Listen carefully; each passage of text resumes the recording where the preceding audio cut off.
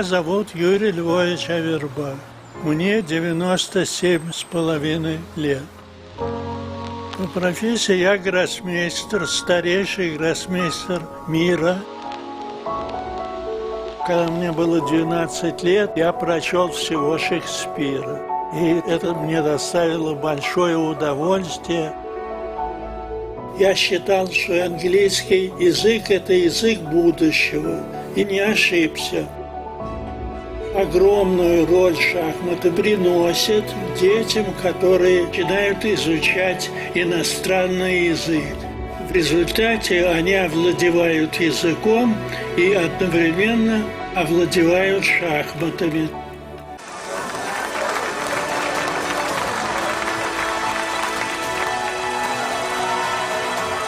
Если ты хочешь оставить след в жизни, ты должен создать что-то.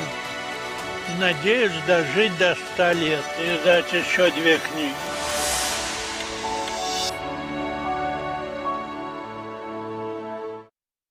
Там, где Европа встречается с Азией, Башкортостан – крупнейший современный центр нефтегазодобычи и нефтехимии, территория мощной энергетики, большого металла и передовой фармацевтики.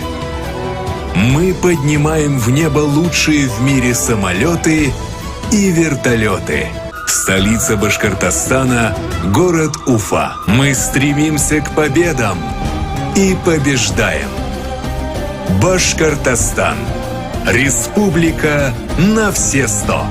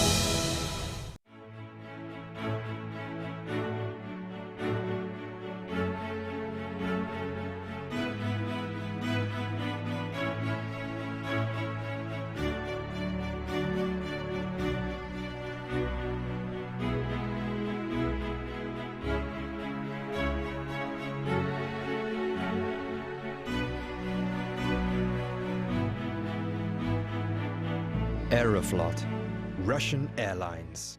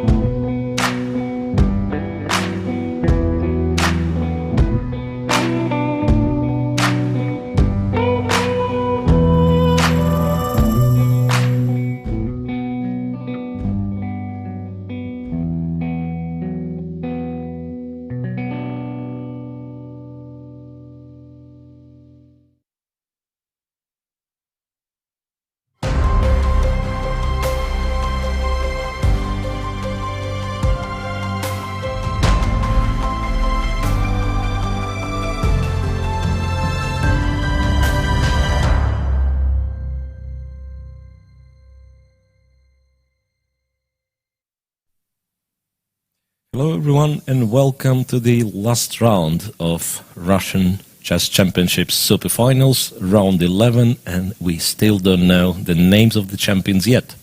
So yeah, the decisive round of, everything. This round will decide everything, and obviously Vitigov and Gunina are the favorites. Are the favorites, but yeah, anything can happen. Anything can happen, including the very long day in the office if there will be a tie. I was checking. I don't think the three-way tie is mathematically well, it is possible, in fact, in the men's tournament, right? If both pursuers win. So now Vitugov is playing Rakhmonov. Let's say he makes a draw, and then both Matlakov and Fedoseev win. You know, it is possible. It is possible. Yeah, it was not possible in the women's section. Right. Three-way tie was not possible in the women's section. So anyway, the possibility of a tiebreak is with us. So anything can happen. I really. honestly expect to see one tiebreak. I don't know in which section, but Yeah. this is very likely, I think. Yeah, so pairings for round 11. Vitugov has the black pieces against Aleksandr Rakhmonov, so I'm curious to see what's going to happen, like in terms of the opening, because there can be a few strategies. Okay, depending on Rakhmonov's mood. If for some reason Rakhmonov woke up and thought, okay, that's the game of his life, he has to play, then Vitugov doesn't have a chance but to play. But that is fairly unlikely. And if Rakhmonov just wants to keep it solid, there can be two strategies. I mean, you can try to equalize immediately, make a quick draw. You know, I mean, if you win, you win. If you don't, the tournament, right? If you don't, at least you'll be fresh for the tiebreak. Or you can try to keep the tension and see what happens in the other games. Right, and honestly, I'm not sure which strategy is a better one, because feels like it makes sense to make a quick draw and head towards possible tiebreaks and be fresh. But on the other hand, if Fedoseev wins, he's well-known monster when it comes to faster time control. So yeah, it's a tricky situation for Nikita. Yeah. Okay, so there is that. Fedoseev with white against Pankratov is a favorite. No questions asked. Yeah, and Fedoseev has only one strategy for this game. Yeah, Fedoseev has only one strategy for this game: play, win, see what happens. Yeah, exactly. And Matlakov with black against Yosipenko is much harder, of course. Right. But who knows? You know, the last round has its special laws, and maybe Matlakov will get the game first, and then we'll see what happens. I think this is what will happen, because I don't think Yosipenko really wants to make his 11th draw. Yeah. So, and Maxim obviously doesn't mind playing a sharper game. So yeah, this will be a very interesting game, I think. Yeah. Aleksandra Goryashkina with white against Dmitry Andreikin. We don't know what's going to happen here. And okay, so we are switching to the women's tournament, where everything is even more straightforward, I want to say. Gunina is leading with 7.5, two pursuers on 7 points. Shuvalova and Ovod, and Gunina plays Shuvalova. That's of course the key game. So Gunina wins, everything finished. Gunina has the white pieces, by the way.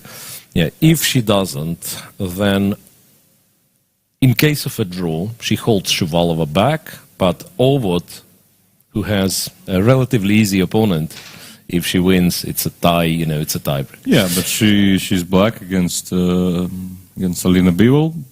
Yeah, I mean, you're right that Alina hasn't been impressive in this tournament at all, but who knows? Yeah. And the situation for Ovod is definitely, new. I don't think she ever actually fought for the championship. So the first place. So even though that's definitely not her first super final, but still, she's probably not used to this kind of situation. So you think she might be nervous, and it's it is understandable, right? Yeah. Interestingly, in the women's tournament, the top three, the pedestal, seems to be pretty much defined. 7.5 for Gunina, 7 for Ovod and Shuvalova. In case either Ovod or Shuvalova loses and Kashlinskaya wins with black, which is a lot of ifs, then there is a possible tie for the second/third, fourth place. Yeah, that's very unlikely. And the question is how the top three players will be placed. Yeah. And yeah, of course, perhaps have to mention that there won't be a tiebreak for medals. I mean, tiebreak playoff for medals. I mean, if you're tied for anything but first, it's just division of prize money, and I don't know, in terms of medals, perhaps the first tiebreak, I believe, is how many games you played as black. Number of black games. And with this, Ovod beats both Shuvalov and Kashlinskaya, just looking at the cross table, right? Because when you're last in the cross table, you've played +1 black, right? I mean, out of 11, you played 6 black, and if you're in the upper half, you played 6 white. So that's pretty much it. So the only chance for Kashlinskaya to get to the third is if Shuvalov loses and then Ovod loses, Ovod it doesn't matter. Ovod still comes second. Right? Yeah, so Kashlinskaya cannot get the second place. But she can get the first. She can get the third somehow, maybe. All right, so those are the pairings. Alina Bivol with Evgenia Ovod and Valentina Gunina with Polina Shuvalova. That's, of course, what we'll be watching closely. All right, and the games have started a few minutes ago, so we can just take a look at something. I have the position from Yesipenko and Matlakov, where at least 10 moves are played already. An English opening, e5, 4 knights develop, g3, d5, c takes, knight takes, the reverse dragon, if you like, and then bishop c5. And the first time it was played, I'm not sure, I mean, on a high level, I mean, because I believe first time it was played, it was, someone maybe 100 years ago, maybe, people were playing this, like, not understanding some tricks and maybe were losing a pawn and somewhere, because it looks like an amateur's move. But then it was played by Grishuk, I think. It was played by Grishuk. Against Lianov, if I'm not mistaken. Yeah.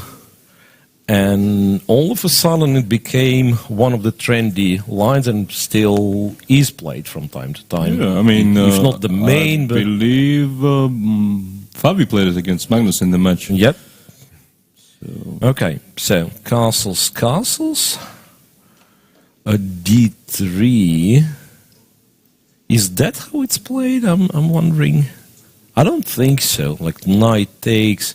There was this super sharp Dubov Nakamura game. I think it also comes from this line, right? Dubov Karyakin as well. So g3, h6 takes on d5, bishop d2.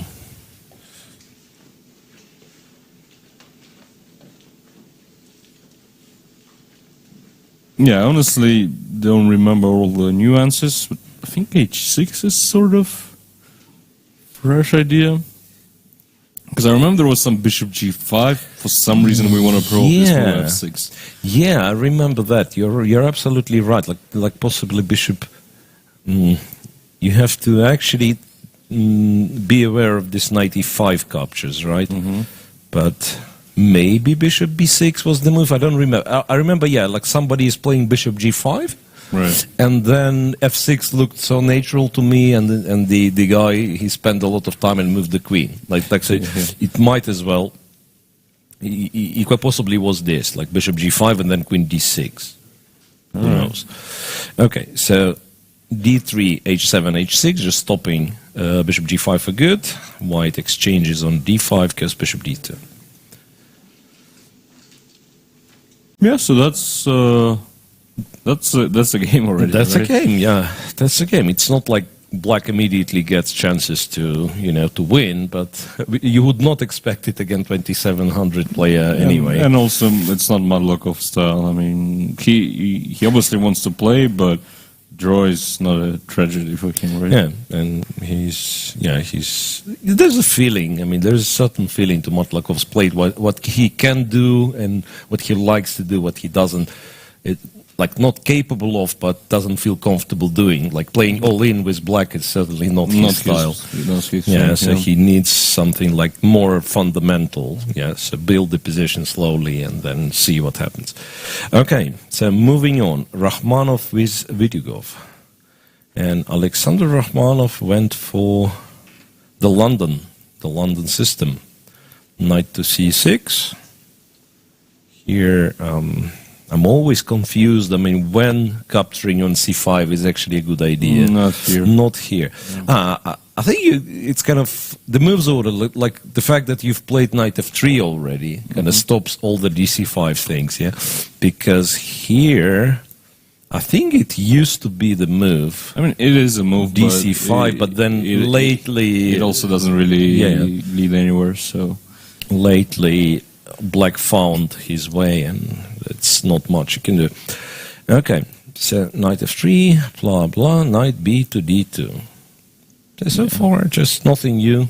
Nothing new, and I'm still really shocked, to be honest, that black hasn't been able to find something clean. You know, like this line we go like e6, bishop d6, and equalize, let's say, or we take on d4 and we equalize. There is no such line for black. It's interesting, yeah, exactly. Like it wasn't considered to be a serious opening for quite some time, and therefore there is no agreement. Black players do all the weird stuff possible, right? And sometimes they equalize, sometimes they don't. And that makes it playable for white. Because if it would be the well-established one line, like, I don't know, in Berlin with rook e1, for example. Remember, people were winning games in Berlin with rook e1, but since, let's say, all this line that nowadays is played was found, I don't think... White has won a single game for, I don't know, for decades. Yeah. E6. Okay. So now you're supposed to go c3. Yeah.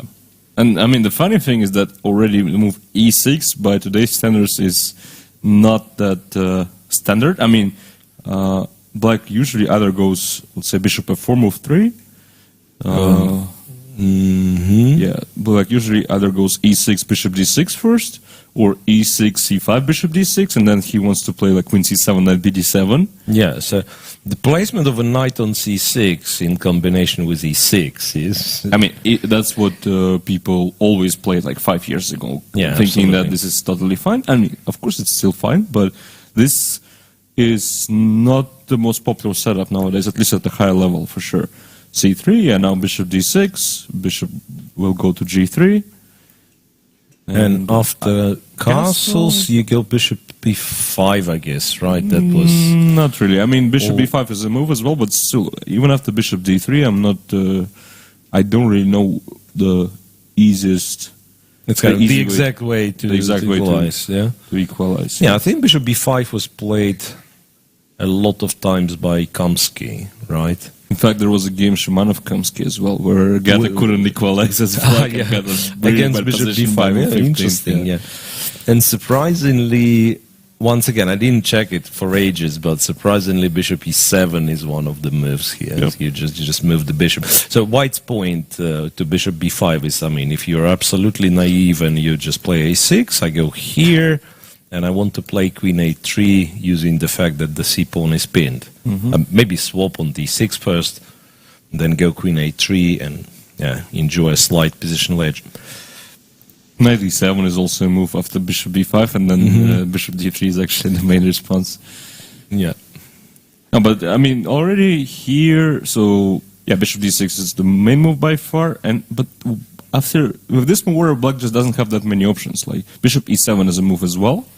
And the idea is actually kind of funny after h3. So we kind of hinting at some at knight h5, h3. Now we go bishop d6, and then there is no bishop g3 anymore. Yeah. So that's kind of smart. But on the other hand, after bishop e7, white has an option of playing knight e5, let's say, and stopping knight h5, and knight e5 is generally a useful move, right? Yeah. Okay. So the fact that Vitigo is thinking. To me, means that he's indecisive a bit. I mean, he wants to play maybe, or keep the position, but at the same time, he doesn't know exactly how to do it. I mean, even if he doesn't, even if he wants to make a quick draw, like how do you make a quick draw? I don't know. I don't have an answer. So London system. Very, very good opening. I mean, it is. As I said, it's really surprising. As long as black can't really find the one and only system which equalizes, it is a good opening. But that's really interesting that this move where used to be considered basically the only mover for black. Yeah, okay, this c takes is also an option as well. And then black wants to go, after e takes, he wants to go knight h5. But this line I always thought is just slightly slightly worse for. I remember something, and then knight h5, f5 in some cases. Let's say bishop g5 is a move, bishop e3 is a move too. I remember, bishop d6, and then you kind of looking at the f4 square, and white can here, play. let's say there is a very interesting move h4, which I don't think it has been played that many times, but definitely an interesting option. Or we can just play bishop d3 as well. Oops, sorry.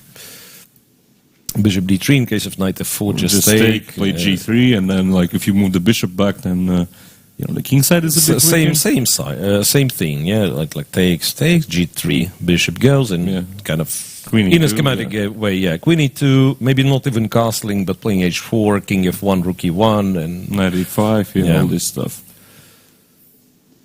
So okay. So cd4, Rachmanov will recapture with the e pawn, I believe, and c takes is also playable, but it's obviously really like c takes. It's a very strange exchange variation.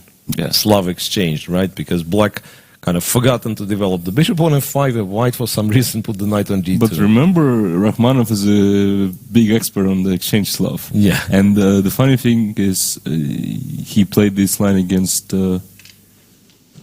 Modelov, right?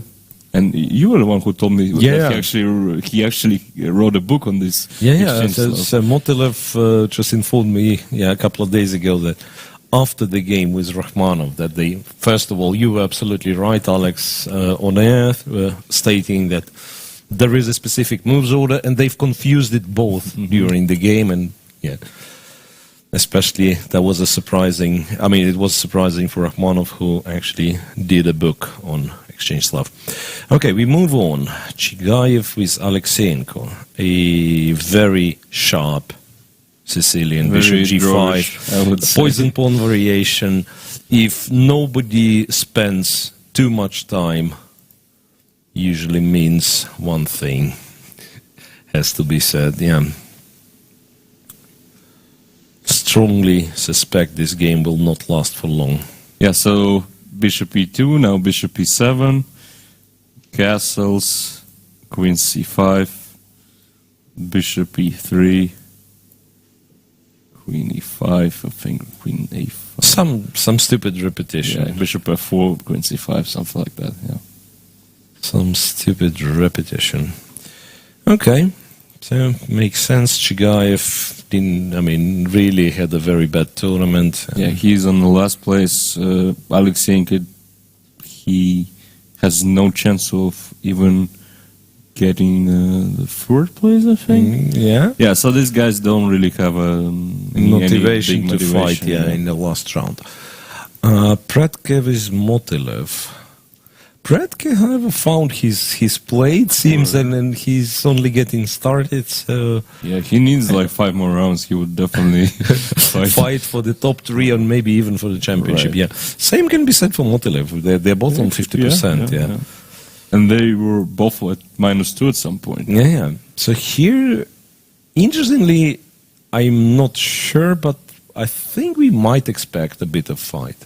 No, this game will be played out for sure. Bishop b2, both castled, bishop f5, queen b3. Yeah, there are two problems with, or rather one problem with queen c2 Slav, and the other problem with queen b3 Slav. Queen b3 Slav, we've seen black can play e6, bishop e7, and so on, and later on b6, bishop a6. And with queen c2, Schlechter line becomes much more playable because of bishop f5 with the tempo, right? That's exactly what. But this e3 bishop e2 is. At least I'm not familiar with this at all. Yeah, bishop e2 is a little bit strange indeed. And it's interesting that we basically get the c6 Grunfeld, g3 c6, but with the bishop on e2 instead of g2. Right? It's more or less the same position, right? In fact, If you'd have it here, and white also lost the tempo. by playing queen c2 and queen b3. Right. Okay. So how on earth can this be better for white? Yeah, h3, h6. Well, actually, the bishop on g2 is not that brilliant in that system. Yeah, that's why black actually plays d5 and c6. Yeah, to block the bishop's Yeah. scope. On the other hand, this is. Well, I mean, black has won a couple of tempi, but it's a Schlechter system, right? Which is not considered to be the most brilliant system for black. Yeah. You know? So Okay, so this will be a long game, I think. this will be a long game. Fedosiev, This game is critical. Fedosiev with white against Pankratov, and you love to see it as Fedosiev, I believe. Oh, bishop g5. This is an anti-Grunfeld. Yeah. Bishop g7, anti-Grunfeld, and then you go knight c3. What's the? No, but now d5. Now you take. Yeah. I think so. Embarrassing. Wait, hold on a Yeah, second. right. Yeah, the knight on f3. This line is good for black. It's embarrassing. Bishop g5. You're trying to say there is no bishop g7. I think there is. I mean, those Grunfeld guys, they've confused us. Yeah. Anyway, h6 was played. Bishop d2. d6. I mean, this is G3, typical man. Fedosiev stuff. I Trying to I give understand, up. Yeah. trying to understand who goes what and so on. Castles, queen c1, and then knight f3, and castles and knight a6. Black didn't do a lot of stupid things. Yeah, like h6, king h7 is not what you normally do in the Benoni, but on the other hand, it's not harmful, at least Not on really, surface. yeah. On the surface, it's not harmful. Controlling g5 square sometimes helps. White playing bishop d2, queen c1 also didn't ruin his position, so it's a Benoni after all. It's a Benoni. And Pankratov has some great experience playing this structure. Yeah. On the other hand, I think Fedosiev, he's comfortable with any structure. The more original it gets, the better. Yeah. No, it's interesting indeed, like especially talking chess with Fedosiev. I mean, I discuss chess from time to time with him, like when we cover things together or just meet.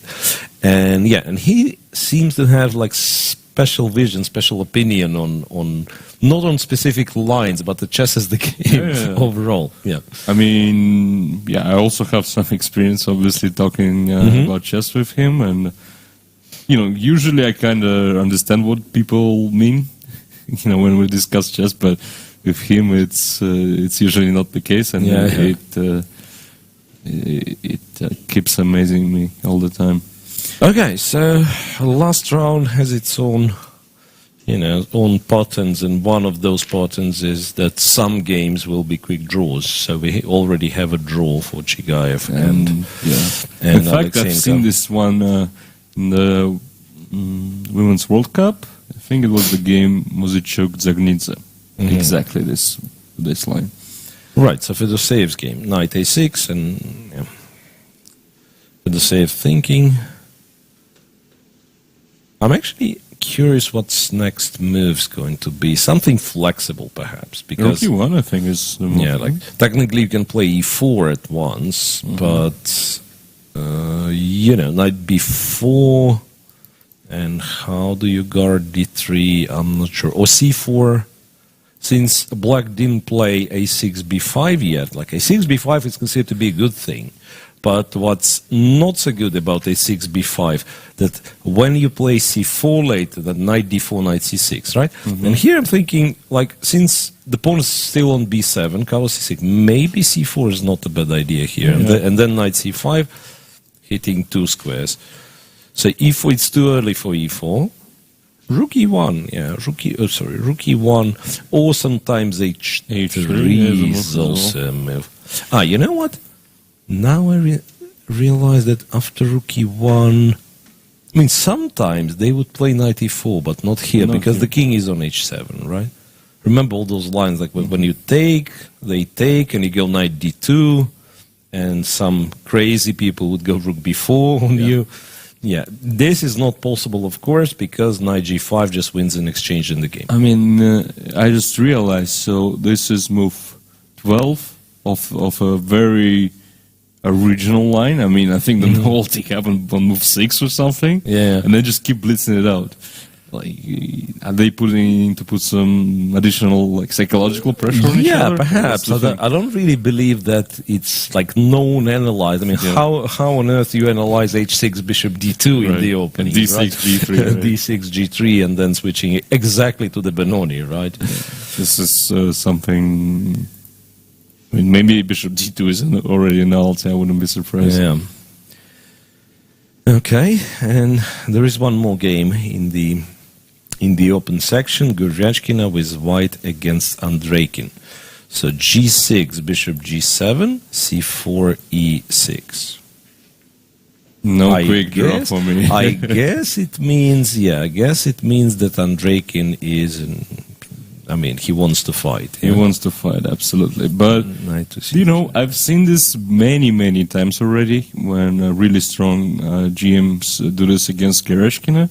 Honestly, I don't really recall any single time this kind of successful attempts. Attempt being successful. So, I don't know. d5. I mean, this line I've played myself. It's actually kind of tricky, but the main point is if white naturally takes on d5 first and then plays e5, then there's some bishop g4, knight f5, knight c6, so we get to attack d4 pawn really quickly. So that's why it's actually a good idea to play e5 without taking to keep the bishop. d5.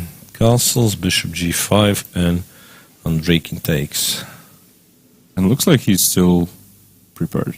He's blitzing it all out. And Goryachkina starts to think. And the only move, okay, maybe not the only move, maybe I'm exaggerating, but one of the moves that I would be thinking in this position. Bishop takes c4? Apart from the natural bishop c4. I mean, if you want to take on c4, you don't think. No, I thought h4 maybe. H4, what do you want to play? I mean, an idea, to consider. Right? Knight e4 as well, But I guess knight e4 is a bit too quick. I mean, you're still undeveloped, the king is in the center, so... But this is definitely in the air, although I don't see anything wrong with taking the pawn on c4. Yeah, I mean, you just take.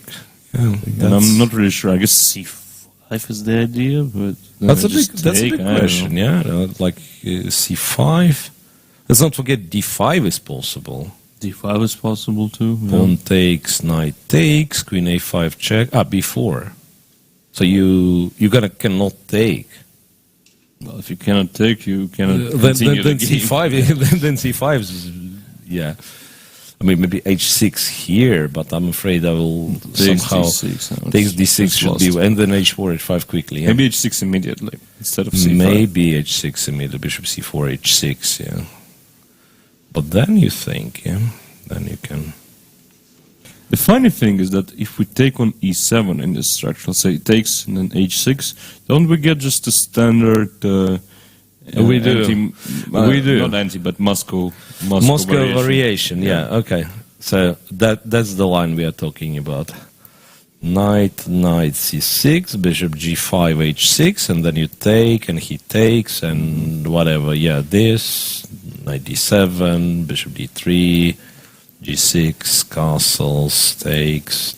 I think queen e7 was considered to be to stop a bit more precise, and then if e4 here, I think e5 is the move, but let's pretend this is played, e5, castle, and here you go. Here you go. Okay, rook e1, rook d8, queen e2, and so on. For some reason, bishop d3 I remember to be more precise, but it doesn't really matter. So, if we compare it to that position, this and this, okay, black didn't play c6, because black's objective is eventually to play c5, so black kind of saves up a tempo on that.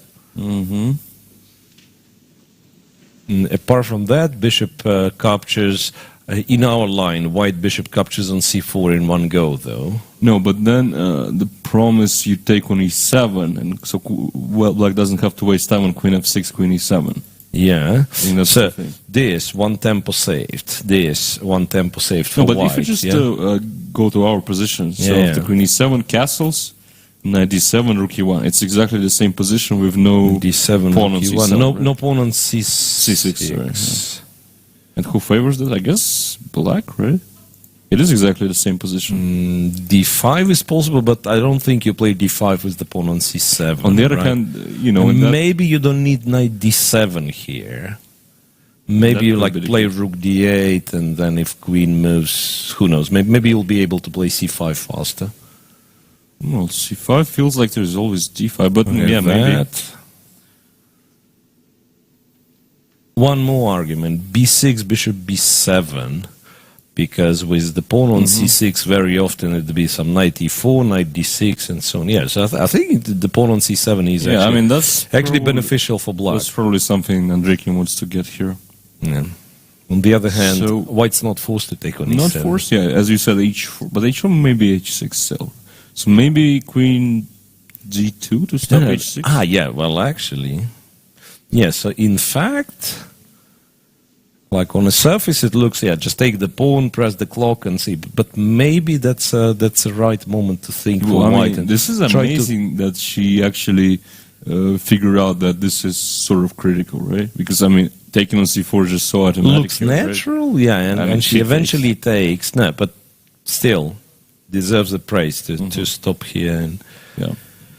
okay, so now what do? We move to women's tournament, and we start with Gunina against Shuvalova, of course. What is that? What is that?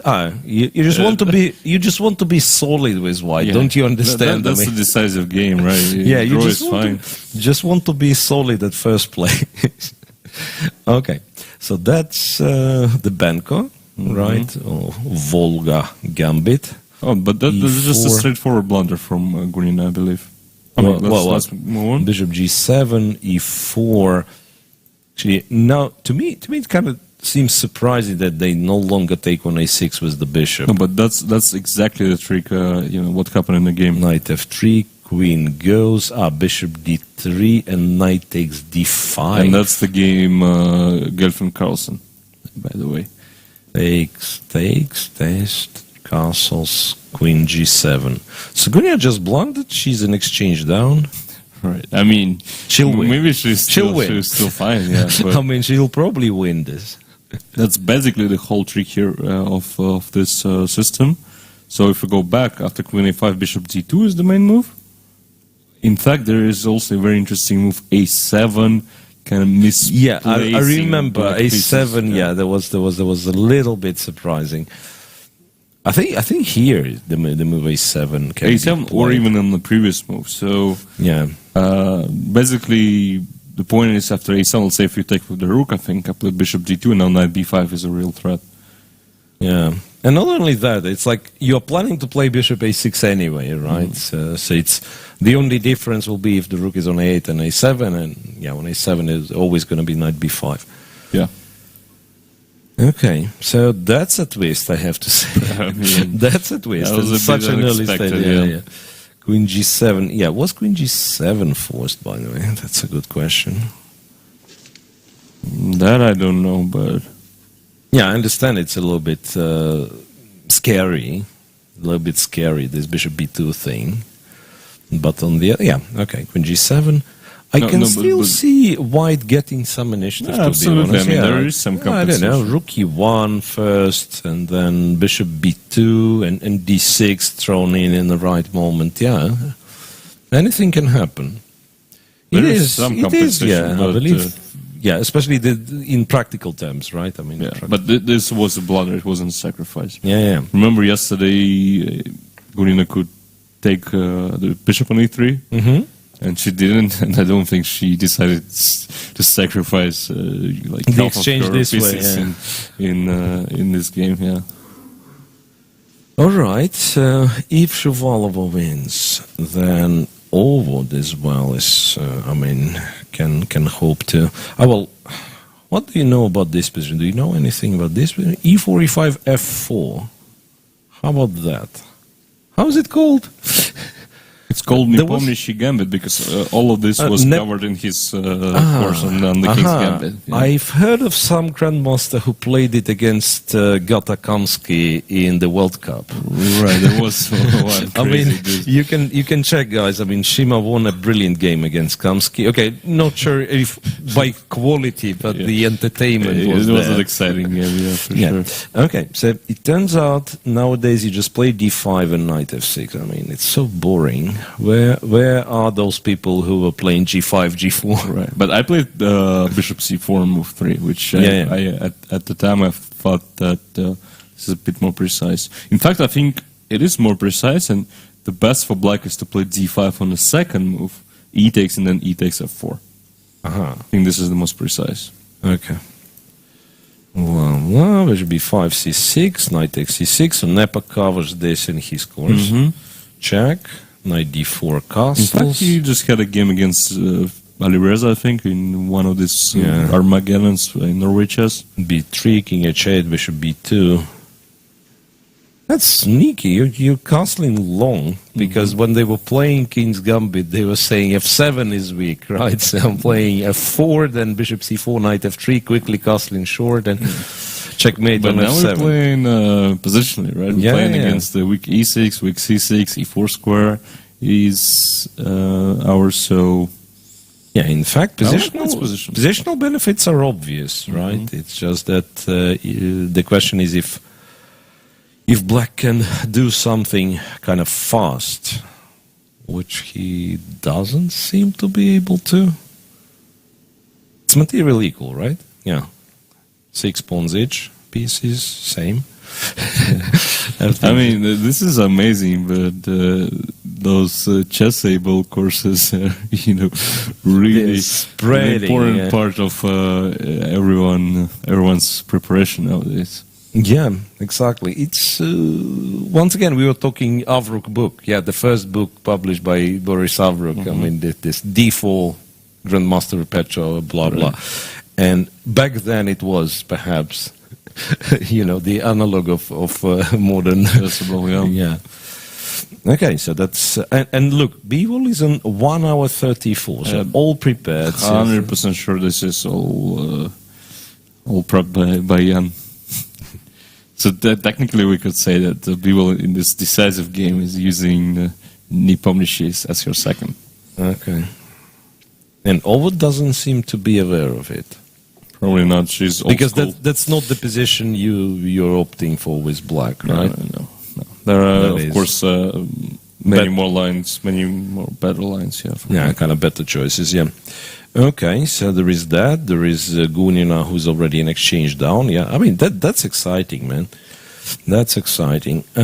Kashlinska, but going in order of placements in a cross table. So Kashlinska is next with black. So she simply, once again, very simple, needs to win and see if she catches up with one of those, on 7 points. Here. That's the line that I don't like how it's named, because they call it a Reti opening, and it's not the Reti. I mean, it's something else. What are we called? King's Indian attack? E4.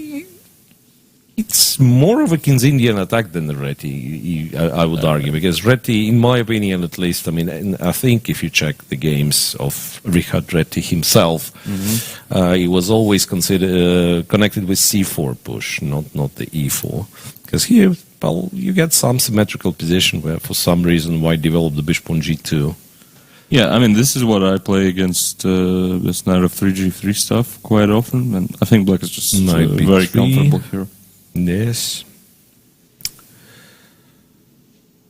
Bishop D2. I know. Well, bishop D2 is one of the moves, I guess. I remember. Maybe Queen E2 is not such a. Was it Queen E1? No, but usually white plays Queen E1 before playing E4 in order to support E4. But here, if you play E4 at once, I don't really see the point of putting the queen on E1, to be honest. To unpin the knight, to go knight H4, knight F5. All right, maybe, yeah. But even then, I'm almost sure that Queen E1 was the move, and I'm less sure, but possibly I had this position as white against Sergei Rublevsky some 12 years back. Kramnik used to play this a lot. That, knight b3, bishop b6. Because interestingly, putting the knight on b3 with the queen on e1 kind of makes more sense, because here you can play bishop d2, and then if black doesn't play a5, you go knight a5 at some point. If black plays a5, then you go a4, and a5 is kind of sometimes a target. Yeah. I'm not criticizing, it's just that it's different positions, right? I mean, I actually have no idea what happens if you put the queen on e2 and knight on b3. Probably will... No, but I agree. I mean, the queen on e2 feels a bit misplaced. Strangely. Yeah, Okay. actually, one of the ideas, obviously, if white is playing this King's Indian type of setup, is to play knight h4 and then not just bring the knight to f5, but play f4. Yeah. Like, again, let's imagine we went queen e1, all the same, yeah, right? in fact, I just had a game against Anand Sigurov a couple of days ago. h4, you are heading here, and if anything, you can go king h2, f4, H1 right? usually King they play, h1, because, that's a diagonal that you're about to weaken with f4, right? So king h1. Okay, but it's still a game, of course, so, It is, but black must be comfortable here. Yep. All right. Moving on. Pogonina with Garifulina. That's some known stuff, right? This seems familiar. It's called the Catalan. Catalan with knight c3. Okay, and knight e5. Don't quite remember what yours. Well, yeah, knight c6. I mean, knight c6 is takes here. the main move. Exchange. Queen a4. Bishop b7. Remember. What I remember that c5 is met with bishop e3. And then we castle long. Yeah. Takes, and then the plan is to castle. Long, yeah. So bishop b7, castle short, bishop d5, bishop g5, queen d7. Does Garifulina know everything? Anything? Anything? Question mark? I mean, I don't think it's equal. You mean the endgame? Even the endgame, yeah. I mean, white has a...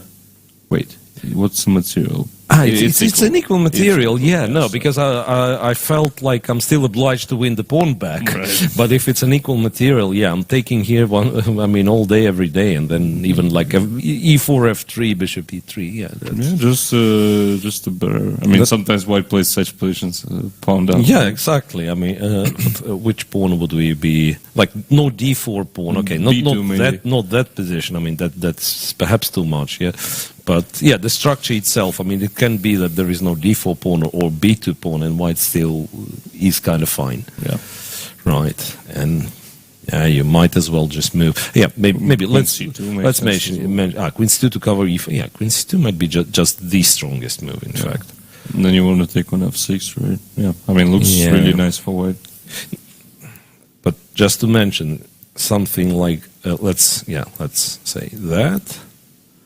Maybe queen c5, you go here. I mean, these opposite colors. I mean, what I wanted to say, bishop e7, you go here, I go f3, for instance, yeah? Queen takes, bishop takes, that's nowhere near equal. You might make a draw, you might lose it. I mean, white, that's how it is. Wins such position very often, yeah. So Leia not up to the standards, I would say, with her preparation in this line. What else? Galyamova with Guseva. That's all. That does seem to be like a sort of a theory with the knight on d4. How does that comes about? g3, bishop a6, b3, check, and back. Knight c3, castles. And this is kind of an old theory, right? Bishop g2. This is where you can play e4, I believe. Oh, wait a second. First of all, castles is not necessarily... I mean, c6 is the alternative, right? Early c6. Yeah, castles, bishop g2, c6, castles, d5. That's some weird setup. That's a really weird setup, indeed. Bishop f4, knight d7. And queen d3. Queen d3. Yeah, I mean, only now we get somewhat normal position. I think there are some lines with queen d3. Yeah, but everything's good about white's position, but the queen is on d3. Yeah. This, now... Rook c1, and for some reason black didn't play c5. But c5, not b5, I think, as well. Yeah, could be. Rook a to c1, d takes c4, b takes c4, knight d5. Well, I don't know. Knight b4 being a threat, okay. That's the idea, yeah, if you move the bishop back. By the way, is not that easy to stop, yeah? I mean, you can go knight d2. You can't move the bishop, that's I'm sure. Bishop d2, knight b4, and it's an important pawn. Queen b1. Queen b1, so that when you take some jump, b4. bishop a2, Queen b2. queen b2, and bishop d5. I don't know if it's the end of the line, yeah? So maybe we should go to d1, let's say, instead of e4. Ah, with the knight. Yeah. We go to d1. But bishop e2, on the other hand, I mean... Yeah, and we just play this position. That's some crazy position. Who knows what's that? I mean, yeah. Okay, so potentially interesting. But not in terms of, not in terms of tournament stages. Unfortunately, no. Yeah, standings. And the last one, Bodnaruk against Giria. And this is the Gioco Piano Italian. I mean, what amazes me, the name stays. Like, Gioco Piano means quiet game. I mean, is there anything quiet about this position? That's the typical Gioco Piano nowadays. Yeah, is there anything quiet about this position? So, how this comes about? It's an early bishop g5. It's actually the Yesipenko line, yeah. The Yesipenko variation. Let's call it that. A4, bishop to a7, knight d2, queen e7. I think I've seen this. This is many exactly times. Gareshkina. Here, knight d7. With knight h7, but I don't think there's any difference. Knight f8, d4, g6, b5, 3, h5, rook e1. Don't know. H3 is a weird move, but the thing is, so if we go back after move bishop g3, move 11. So remember, I think Gareshkina played knight h7, b4, h5, right? And white met this with h4, g4, knight e1. Then the knight came to e3, and the black gets a very unpleasant position, right? Yeah. So apparently, the more precise way of playing this, so instead of h5, not letting white play h4. We just bring the knight to g6 first, and then we play knight h5. f8. And that's what she did. Yeah. That's what she did. And then, after that, h5. Yeah, h3 was kind of not needed, but it means that black would probably have played h5 anyway. If white is forced to play h3, I think this is already very dangerous. Yeah, that's a great position. But I mean, if white, say, moves rook, bishop a2, bishop d3, whatever, not letting this exchange happen, then you probably go h5. Yeah? Still h3. Because h4 you can't really do. You go here. Yeah. Well, I mean, that's just not enough... not deeply enough prepared from Bodnaruk, I think. Yep. Because this position looks great for black, right? After h3, g4. I mean, just go for the mate. Like, what's your move after g4, actually? It's a big question, yeah. H takes, I can take H takes, or bishop takes makes sense. Yeah, like bishop takes, it's more of a, how do you say, like, harmonious play with you developing the bishop, and h4, h3 is still the thing. Queen f6. Or you just take with the pawn, open the file, and say, I'll checkmate you. Yeah. Both are very reasonable claims. Okay, so one more move played in Gunia's game. Rook e1 was met with f6. Yeah, makes sense. I mean, sooner or later, I think black was forced to play f6 anyways. Yeah. And it's weird. It's like white does have the compensation, but the white doesn't have the direct attack, strange. Maybe he doesn't have the compensation after all. Yeah? Yeah. Like d6 is what I was thinking, but then you might as well E6, play I e6 think. or even e5. Well, e5 weakens some squares. We will Bishop g6, e5, bishop maybe. g6, queen d5 is the thing. Yeah, there is also like here you'll play knight c6. Yeah, so d6, e6. And this capture we somehow just turned down without much. Probably bishop g6 isn't bad, but even bishop c4, queen d6, opening the e file is something you don't want to do. But that's what we talked about. That when you have a lot of extra material, you don't need any. You don't have to grab every pawn is offered to you, right? So you just play e6, you keep the position closed, you get the pieces out, you win the game. That's Yeah, simple. exactly. Where's white's Where's the counterposition? counterplay? Yeah, where's the counterplay? Bishop b2 and try to clear this diagonal. Okay, how exactly? This I don't know. Yeah, so And that's once the problem. again, black might not take. I take and I'm playing the bishop exchange, which is obviously in my favor, so my pieces get out. Yeah, you can take. Yeah, tempo. right. That's fair.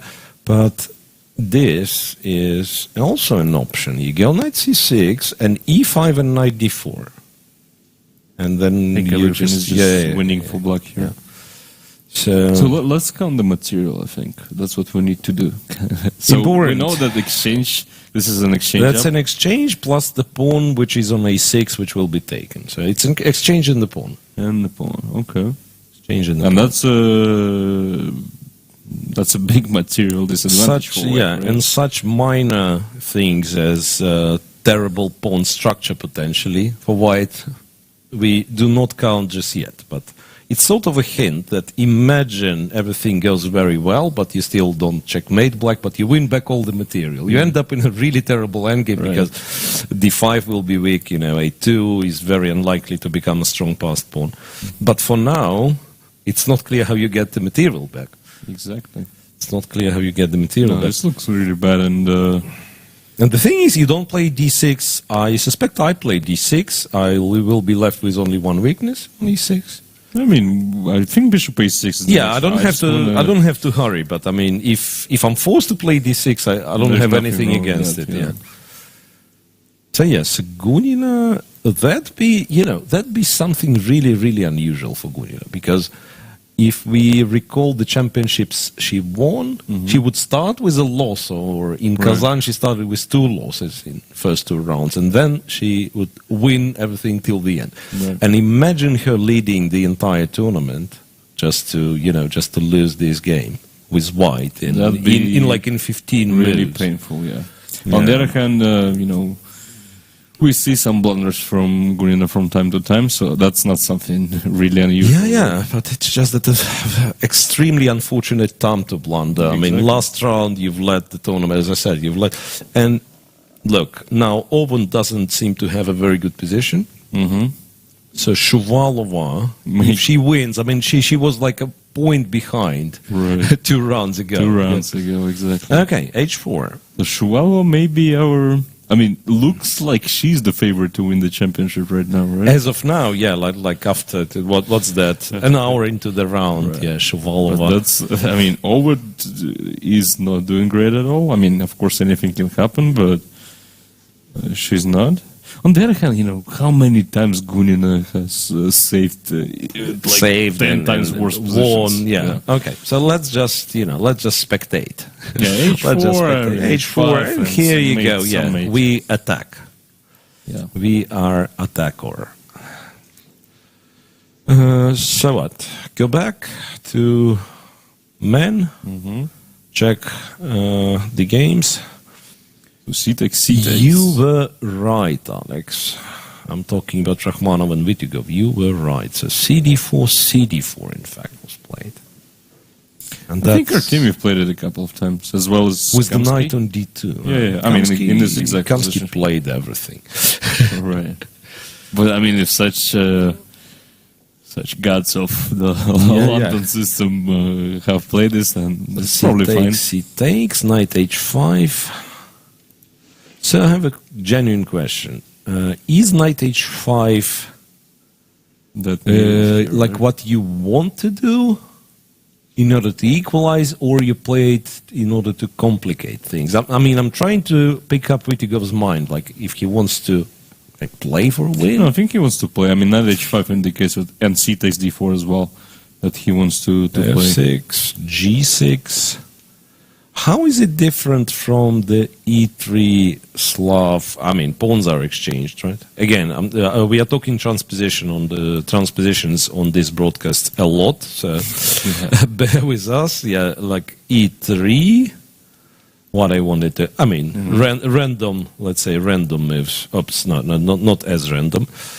E6, queen here, maybe queen, don't know, here, just to get the position. No. You forced me to play F3, right? Yeah, you forced me to play F3, and probably you put the queen on C7, not B6, yeah. G3, king F2, and so on. So, I mean, the structure here, from D file to H file, yeah, if we compare black structure, kind of does look the same. So already exchanged on d4, which probably not the most challenging. Yeah? But, I mean, black's flexible. Black potentially gets a pair of bishops. And the structure in the center is not kind of completely stuck, right? So I can see black later on taking on g3, playing e5, and who knows, maybe getting a game. So you like black? I don't know. Honestly, like if I have to pick the side, do I really pick black? Nah. I mean, I'm definitely going with white here. Just in general, I like this type of position for white. I think the fact that we don't have any pawn weaknesses, we don't have any weakened square as well. We don't have weaknesses. We only have, in general, yeah. We only have strong sides. Yeah. Okay. That's what I like about white's position, and especially I like it now when a3, a5 was included. Now b5 square is basically, I mean, forever in our hands. And if you, as you said, if you like take on g3 and play e5. I always take on e5, play e4. Yeah, this stuff is really weakened. I mean, here it's just bishop. Yeah, but let's imagine we don't have this. But king f7. Yeah, maybe I don't take it. Yeah, so I go here. You're fine with castling, really. Yeah. King g7. Let's queen e2. Queen e2, and let's say black decided to take and go e5. And what Alex is saying, that capture here and e4, and indeed it's kind of a well-known mechanism of meeting black's advance in the center. So if you let me take, it's a juicy e4 square, right? If you go d4, yes, you get this pawn, but white gets all the light squares in the world. Even rook takes c6 deserves some attention here. Yeah. Takes and f4 and knight c4. Yeah, so Nikita just castle instead, but I mean, it doesn't really change much. It doesn't really change the direction this game will take, I think. And don't get me wrong, I don't think that white is even better, but practically speaking, I think it's easier for white to play. Yeah, it's once again, the question becomes, how serious is Nikita in he tries to play for a win? Like if he still switches to let's play accurate, let's try to make a draw. Maybe some bishop d7, like play it modest, play it like it's a real exchange Slav, so you're never better. On the other hand, this is the way to get a worse position and suffer forever. So yeah, I think he's kind of struggling inside, like which direction to take, because you kind of want to be solid. I mean, if you lose, this is a disaster. Yeah. If you don't win, make a draw, it's fine. Okay, yeah. On the other hand, you kind of want to play for a win, because Rachmanov, he's on -2, clearly, hasn't been playing that well, and hasn't won a game yet as well, so it looks like, if you win, you clinch to victory. You don't have to play that unpleasant tie breaks. Potential tie breaks, so who knows? That's. I just thought the rules that you can only make a draw by repetition or offer it after move 40 actually might have something to do with this specific game. Because imagine I'm Rachmanov, I understand my position is kind of good, safe. What do? I mean, I'm forced to play. You try to repeat I'm forced to something. play, no, and accidentally I might even win. I mean, Nikita can't go. I mean, there's no need for him to go in at all. So Yeah. Okay, let's move on.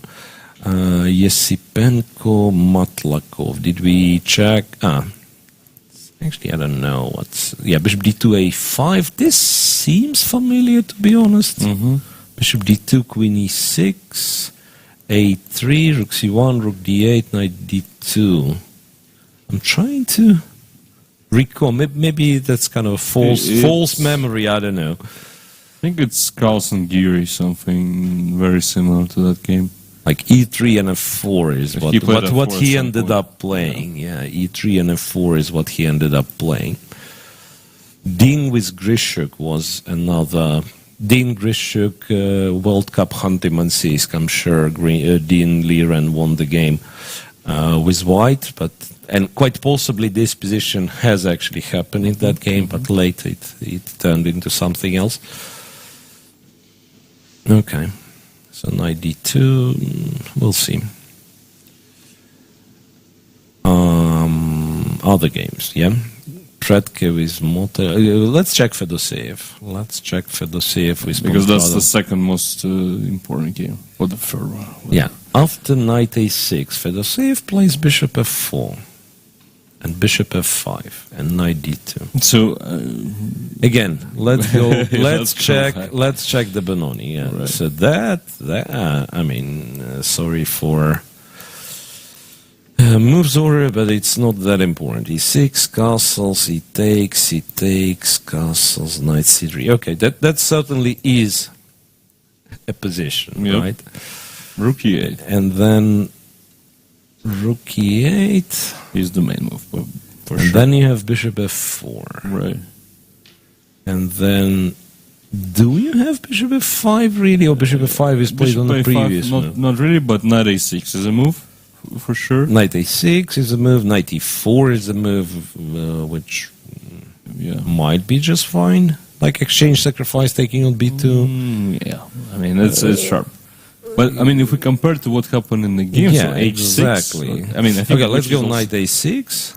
No, let's go h6 first, I think. Or let's go h6 first, yeah. h6... Which, by the queen way, c1. might be a move. It yeah? is a move, for sure. Yeah. Queen c1, king goes, knight d2, bishop f5, and Is the rook on e1? and you've played knight a6. a6, and you are to move. How's that? Two tempi down. Is it even possible? I think it is. I mean, that's the He case. is two tempi But down. he just played in a- bishop g5, bishop g2, bishop f4. Yeah. And h6, which looked like, the weakening. In fact, in this particular line, it is a useful move. g5 by Pankratov. I mean, you don't need to ask him twice. Yeah, I mean, since you've played, E4. I'm puzzled a bit, I have to say. I'm puzzled by the safe prep.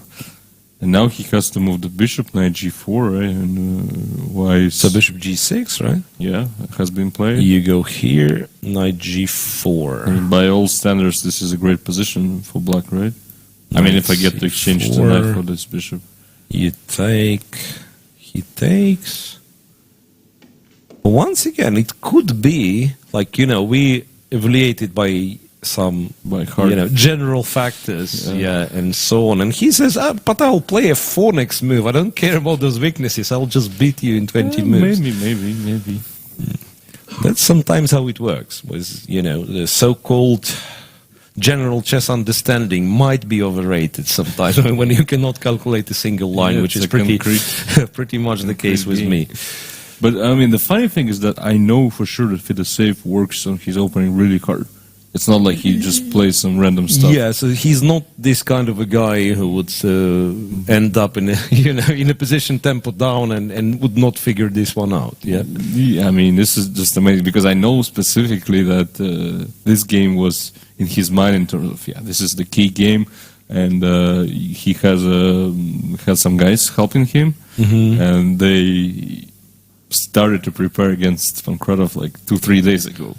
Ages ago. Ages ago, and this is what's. This is what we get. This is what we get. This is what we get. Surprising, to be honest. And hang on a second. Knight g4 is one thing, but there's also knight b4 doesn't really. Knight b4. Knight I just play b4, a3. Thought knight d3, but then knight d3, queen c2, c4.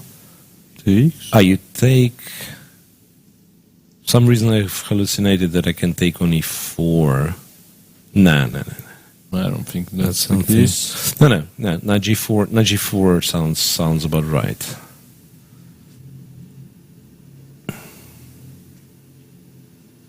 Okay. Anyway, I mean, I don't know if it's good or bad for white, but this seems to be, the opening with very early crisis. Now, the g5 is already played, so it doesn't matter if you're too tempi down something. If you play f4, there will be an immediate clash, right? It might not work, you might lose. There will be no draw in this game, I think. But no quick draw for sure. And I mean, these two guys are the most... Two of the most fighting players in this. One in I would say in Russian chess in general. So good to see such openings, and let's hope that this will keep us entertained. Moving on to Goryachkina and Andreikin. After bishop c4, h6, we guessed it right. Bishop to e3. Knight f5, queen d2, b6, bishop d3, and bishop to b7. Bishop e4 being a threat, perhaps. And for some reason he decided not to take this one. I don't think I know there is knight d5, so there is no such thing as bishop e4. What happens if do you take with the pawn, really, and then you claim that you'll be quick attacking something? I mean, not even attacking. Isn't it like strategically kind of bad for black? I mean, I cannot play c5 immediately, but... And if bishop b7, I may play bishop e4 anyways, right? Yeah, I mean, maybe it's just, really like no weakness, no, yeah. Okay, bishop d3, bishop b7. So now it seems that I can take this guy. You take here... I don't know. I mean, do I take h6? Takes on f3, takes on d4. Yeah, take on f3, take on d4. That's exactly the position that I wish castle long was possible. Right. Yeah, apparently not. I mean, I'm probably not worse with queen e3, right? And so knight c6. I mean, it's annoying. I might end up being worse. Not knight c6 f4. Yeah, probably not worse. Might end up being worse, but anyway, the hope was to somehow attack the black king, and this is not. This is not happening. E takes. There is d5. Yeah, that's very ambitious. It is, but d5. We block the bishop. h6 is hanging. King h7. We guess h4 might be, or even just the problem. Castle long. Well, actually, you can support the pawns. So castle long is also a viable option, right? Go knight d7, and you somehow protect this guy by going bishop f4. I don't know if how serious g5 would be, for instance. How serious g5 would be. And she just took on f5. So she took on f5, As I said, e takes is on the board. I mean, e takes is certainly what you do. d5, you're right. Yeah, d5 seems to be very serious. And wait, I said king h7, we are scared of something, but is there any other move? G5? G5. But then we go here. I mean, G4, knight D4 just... G4, knight D4, I think it's resigns, yeah, exactly, because I understand it's a lot of tactics, but we are talking black playing, like, undeveloped, and also his king is weak, yeah. Not to mention that after G4, it's very likely then I can take the pawn. Right. G takes, I'm fine with that position. I mean, looks like Andrikin is doing the same mistake As the previous guys. Let's describe them as the previous A lot guys. of the He's previous not guys. alone. Yeah, he's not alone. Some, or rather most of them, were able to get away finally. Yeah. Right, but let's count. Not the whole game, but in every game where Garyachkina had chances. She was winning against Yesipenko. She was winning against Fedoseev. Pankratov. She was much better against Pankratov. I don't know if there was the exact moment she was winning, but so she could be somewhere next to pedestal for sure. Yeah, absolutely. I mean, yesterday Matlakov had a very clean game Yeah. against her, so Matlakov that's did a deserved full loss. Yeah, from her. did And outplay Pretke also Garyachkina. did the same thing. So, no, but we talked about it a lot, right? That she just likes some. I mean, she has too much respect for. Speaking her of opponents. games, she had advantage in against Vitigo. You took a plus 3 Plus or plus 2, plus 3. Yeah. Okay, so let's see if this will be converted. I don't know if there is as much of an advantage as we think there is, but let's see if it will be converted. Yeah, I mean, even if I just castle, like, what's your castle long? let's long, say? of course. Yeah. So now I'm threatening this pawn. I do want to take it, yeah. And G5, H4, maybe F4 is something we need to consider always. G5, positions. yeah, but that's why we've played D5 at first place, right? Okay, but let's go back for a second. So, say G5, H4, F4. Because G4, yeah, we agree. I this thought is we the slot. take, no? Just take, F takes, Queen takes, and we claim it's winning. Takes. That's a question. Do we? I mean, I claim it's wouldn't be winning? surprised if that's the case at all. Not even. Maybe you don't need this, right? You just take here. If Bishop D5, castle long, we don't believe it holds. Yeah. It might be. The bishop is an idiot, so I'm threatening to take. Bishop H8, H7. Yeah. If it's not a checkmate, which it is, right? She Then took on H6. she took on H6. Hang on. Don't tell me she's going for that endgame. I mean, not endgame, but that position. You have to take. White takes. Bishop F3. Pawn takes. Queen D4. Maybe F4. Maybe my chicken Queen E3 was stupid. Yeah. F4 and then Rook G1. Rook takes G6. And then there is a danger that she'll take on G6 and make a draw. We talked about my battle a bit. So Yeah. I don't One, mind this scenario at all. 2, 3, 4. On the other hand, it's a long maneuver, but who knows? Not so long, right? And wait, that's 4, but I don't know, 1. This one was the tempo. So Rook D1. Yeah, and Queen C4 probably. Queen C4. Knight D5. I mean, let's see. Okay, so It's actually, I think E4 is needed, yeah? F4 is needed. Yeah, You don't want to absolutely. drop this one with a check because Queen G7, yeah. Absolutely, yeah. So F4 is a must. Yeah. Then, what does Black do? H4, H5, by the way. H4, H5, it's all those maneuvers, like you need 3 moves plus a checkmate. So H4, H5, take on G6, checkmate. Yeah. Rook, bring the rook to H3, checkmate. Rook D1, D3, H3, checkmate. All right, so I mean, Enrique had to take on H6, Queen takes. Now he will take on F3. There is, no other move. there is a little threat of Knight G5. Yeah. So you take on F3, And then he will take on and then D4. And I really hope Queen E3 is not the idea. I don't think Knight C6. Just No, Knight C6 there's castles, castles long always. Yeah. So all that happened. Queen takes D4, I guess. Mm-hmm. And then it's a big question. What do we do? F4 or Queen A3 or... I mean, there are no alternatives. No, I keep forgetting that Queen E5 comes in package with Queen G7. Yeah.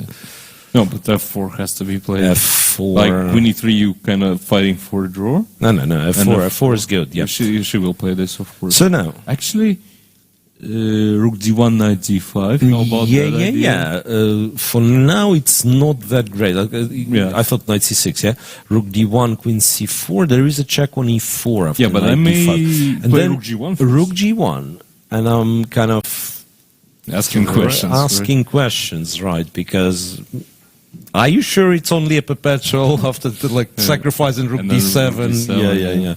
So you are not. And And then knight d5? and knight d5, Just yeah. wins I'm as introducing you to the threat of knight d5. So it's extremely dangerous for black. Okay, rook d8. Extremely, yeah, rook d8. One of the rooks to d8, and then it's a big question if probably I can't really do much. I mean, I always have the perpetual, but I will not be on time. Rook with g3, why this. not? Rook d1. How do I take it? No, wait, if I take first, actually. Yeah, takes, and go rook g3. yeah. So black has exactly two moves to create Knight knight b4. knight d4, knight b4. Rook h3, knight c2. Black's first. All right, but Black's first. f4 is on the board. F4 is on the board. No, I believe that's an exciting game, and that'll be Well, that'll be very. Miro in the Yeah. chat is apparently the biggest Gereshkin fan after myself, obviously, and plus 2.7, plus 2.7, which sounds about right. which sounds like just a checkmate coming, right? 2.7. Yeah, that's what happens when you mess up with Gerechkina. Yeah, I mean, I've seen Move this so 16, many times. dude. Move 16. 2 times Russian champion Dmitry Andreikin. Very solid player, as we all know. Yeah. But Incredible. I mean, he was actually he hasn't been playing that greatly here. He was getting made in 8 moves against Predker. Remember that game? Yeah. Yesterday he saved a very tough game against Fedoseev. All right. Yeah, but we cannot deny the fact that all of those guys, they commit the same psychological mistake. just amazing how for they some do this reason, now. okay, that's the target. I need to beat her with black from the inferior opening. Yeah, exactly. Time good idea. after time, same thing. Good idea. I don't know what else do they need to realize. You could check the previous games. Yeah. Exactly. I mean, I actually talked to Vitigov after the game, and he said, "Like I knew this was because he That was the also, dumbest thing ever. Yeah, but he said that you need to feel it yourself first in order to truly understand it. Yeah, that was the dumbest thing ever. Okay, so let's see how this plays out. But we are already informed it's objectively good, and also since she played it, yeah. Okay, so what we do? Let's go back to women's tournament. Gunina Shuvalova. So after f6, h4. I told you, the pawn will not be taken. d6, h5, knight d7, h takes. Okay, Still fine, right? looks totally fine. Yeah. Still fine. Knight h...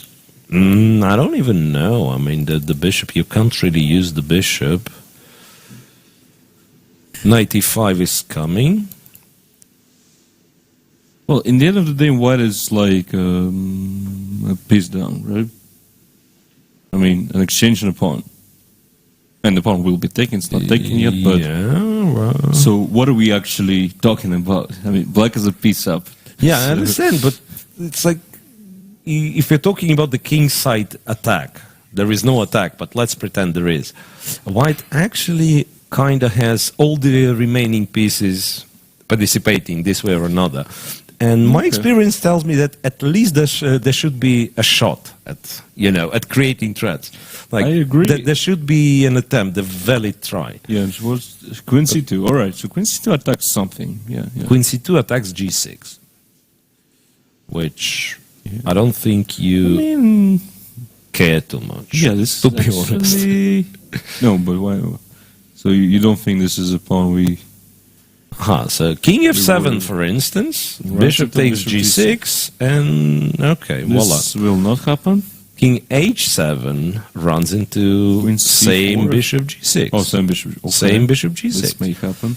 g5 doesn't run into anything so far. but looks ugly. Looks ugly. Looks on the other hand. ugly, I agree. Looks ugly is not a proper evaluation of a move. Right. Looks ugly. I mean, a lot of things look ugly in this life. Yeah, maybe G5 is what you have to do, in fact, and then put the knight on E5 and so on. Honestly, at Queen C2, I was thinking maybe I just play knight E5 immediately, Alex, and then you take a take, you take on G6, you win the pawn back, but then the rook comes to G3. That's the problem. yeah, rook E3, rook G3, but that's exactly what I have to figure out. If I can stop it somehow, I'm fine. If I can't, then yeah. Rook F6, put the bishop on E4. Yeah, I mean, the king is clearly exposed. Yeah, this is something you don't want to do. The king is exposed this way. All right. So, after Queen to C2, G5 looks like the move, but we'll see. We'll see. I can imagine, you know, we were talking that, oh, it's nervous, maybe Gunian's nervous, but Shuvalova, for her, you know, you come to this game, you play with black, you only need a win, and then all of a sudden it appears after 10 moves. I mean, honestly, you know, you'd be nervous, to right? me, personally, this is one of the trickiest situations psychologically. It feels too easy, right? It feels too easy. It feels too easy, and you start to suspect, okay, maybe Yeah. it's a nightmare if I don't win, and Exactly. that's exactly what happens. Exactly. Yeah. That's exactly what happens. I've faced this situation many times, and you know, spoiled a lot of winning positions that way. Because before the game you were kind of kicking, how do I get the game, or how do I get? Yeah, is there a chance I'll be winning? Right. Then all of a sudden, after 10 moves, you're completely winning. Yeah, And specifically against Pankratov, I remember I had like a bunch of games like this where by move 10 I'm winning, and you know, eventually I think I usually won those games, but yeah, I never really felt comfortable there. Okay, so that's a game after Queen C2. That's a game, and you know, G5. Perhaps Black is still better, still fine, but you know, with that many weaknesses and knowing how tricky Gunina can be. No, I'm taking my words back. Yeah, that this is just just a winning position for Black. It's tricky, but yet I still don't like this D6 knight. What was wrong with bishop takes A6? I don't have an explanation. F6, H4. It's like take first and then think later. I mean, you can exchange the bishops, right? If yeah, exactly, and you can take with the rook, and maybe this rook will be useful over the 6th rank later Absolutely. on. And if white, say, moves the bishop, you are free to do all the same, Yeah. but just with one more pawn, with bishop controlling some squares. For with instance, there is no queen C2. rooks connected. Yeah, imagine you follow the same line, knight D7. Knight D7, H takes, and then what? Right, so that's certainly looks like an improved version. Certainly looks like an improved version. Okay, Shuvalova thinking, move 18, she has a huge time advantage, more than half an hour. But yeah, something to be nervous about. Be always overt, right? Knowing that this game may end with all 3 results. Yeah. In all fairness, be always overt. Let's see if overt can win. Who knows? Alrighty, so after bishop b2, and that was exactly the position where we said we like white's chances and so on. Queen e7, intending to swap the bishops after castle. Bishop a3, rook e8, queen c4, knight g4, rook e2, takes on h2. That's brave. I mean, I like it. I don't care if it works or not. f3 takes. Yeah, I would just never do any of this. That's because I wouldn't have enough bravery. You know? That's the spirit, right? And this knight, I mean, it creates havoc, right? Queen c6, knight d4. I believe white objectively is very close to be winning with all those files open, but who knows?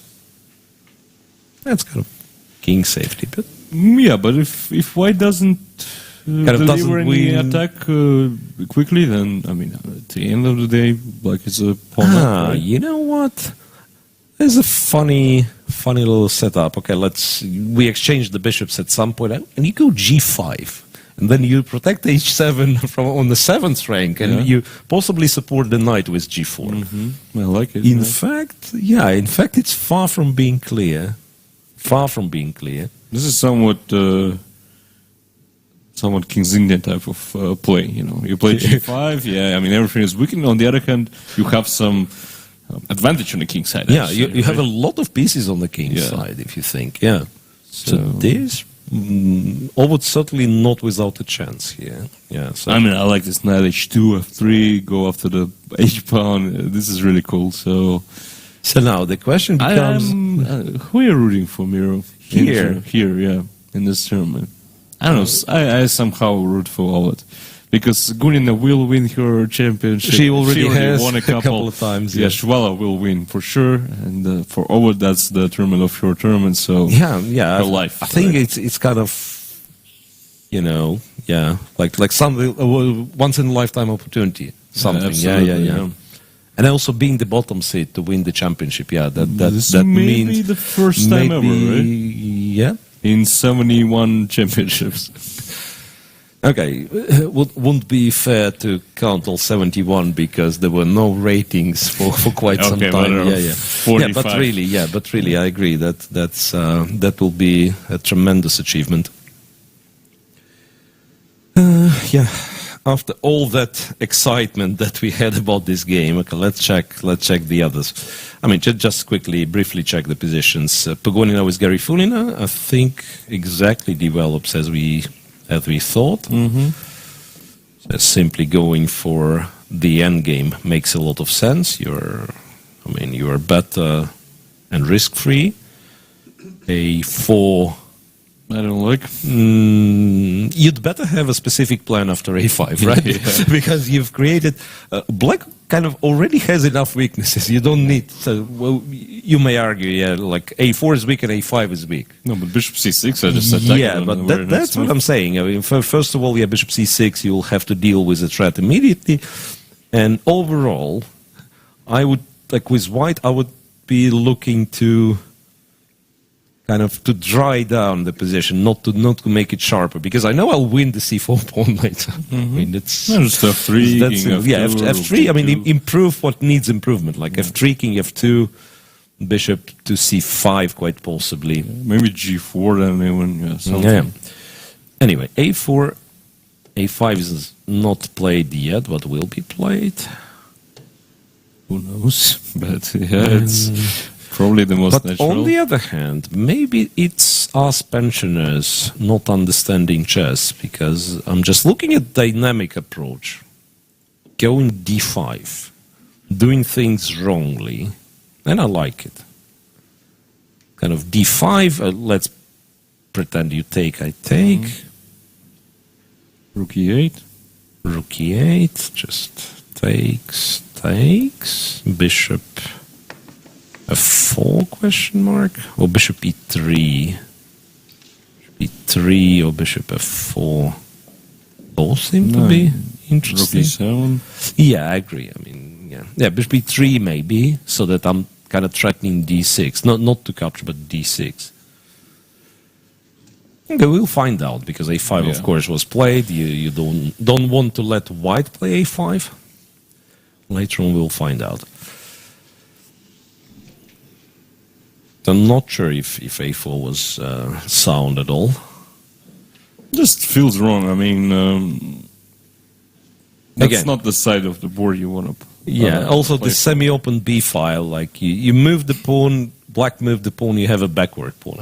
Very simple, simple human logic. Yeah.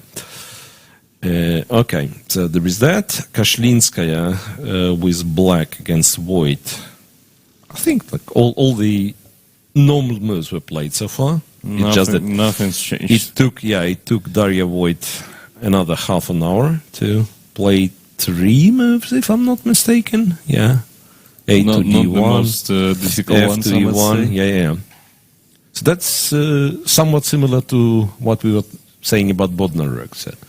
Exactly. Maybe cannot make a decision, because I don't believe you need, in this position, you need half an hour to calculate put this, your rook on to d1. calculate these moves. Yeah, and it's, you know, it's not necessarily a criticism. I understand it. Like you can compare it with Kryschuk's thoughts, because yes, he calculates it deeper and so on, but he could also spend, you know, quite some time thinking about philosophical things, like this rook to d1 or that rook to d1. But I mean, his understanding of chess is so much deeper that in his case it makes sense. But here, I mean, with all due respect, I think rook d1 can be played much faster, and I don't think there is some really deep idea behind it.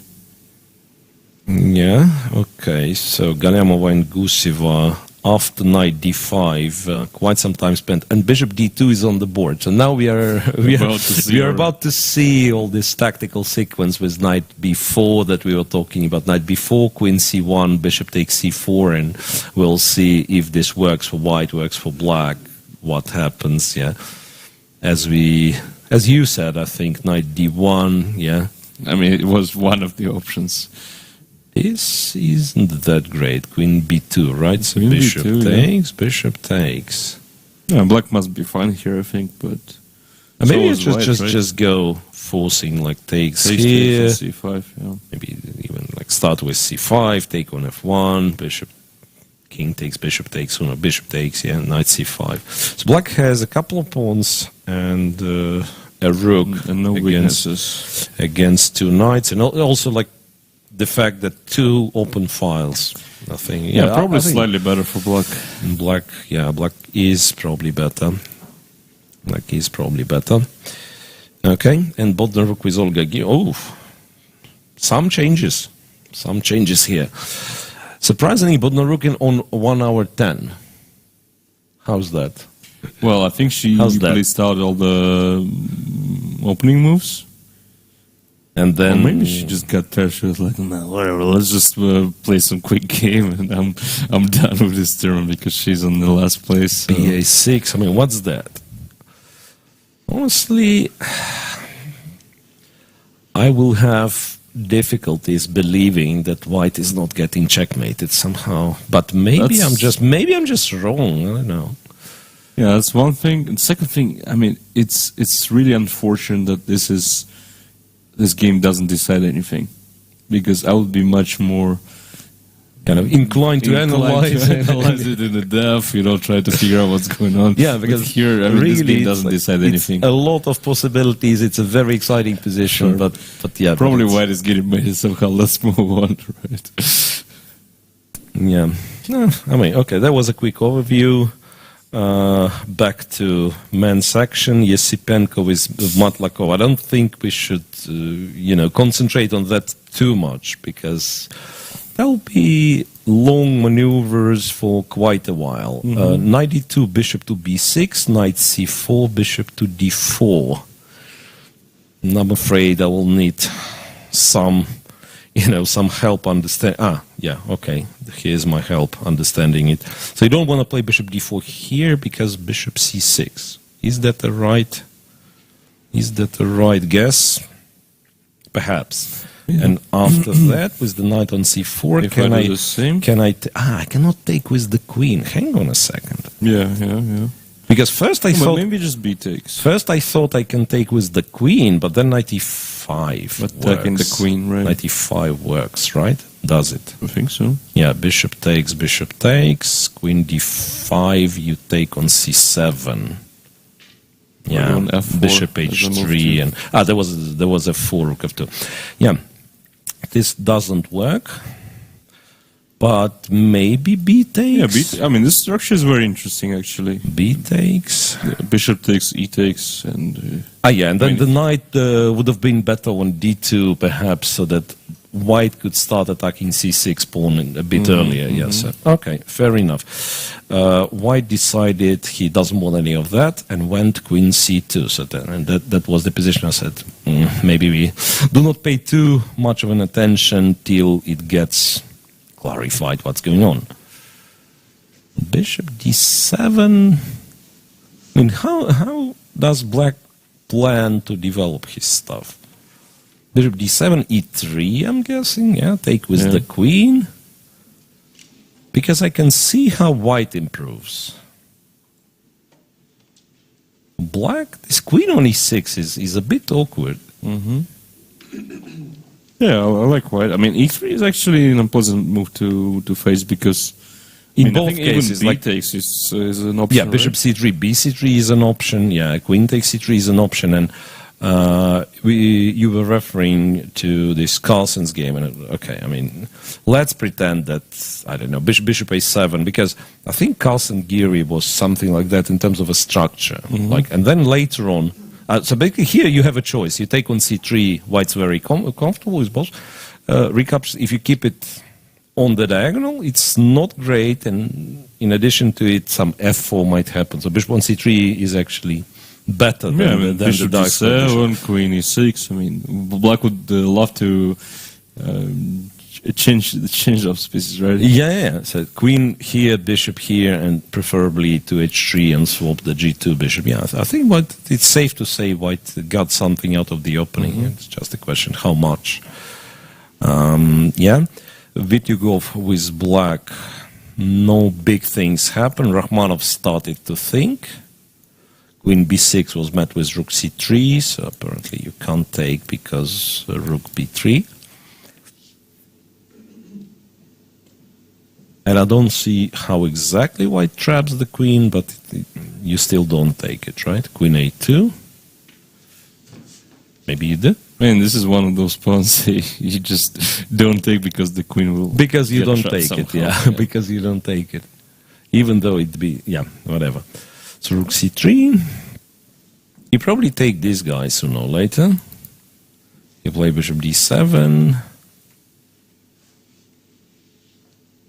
Again, too early to say. What's the idea of rook c3, by the way?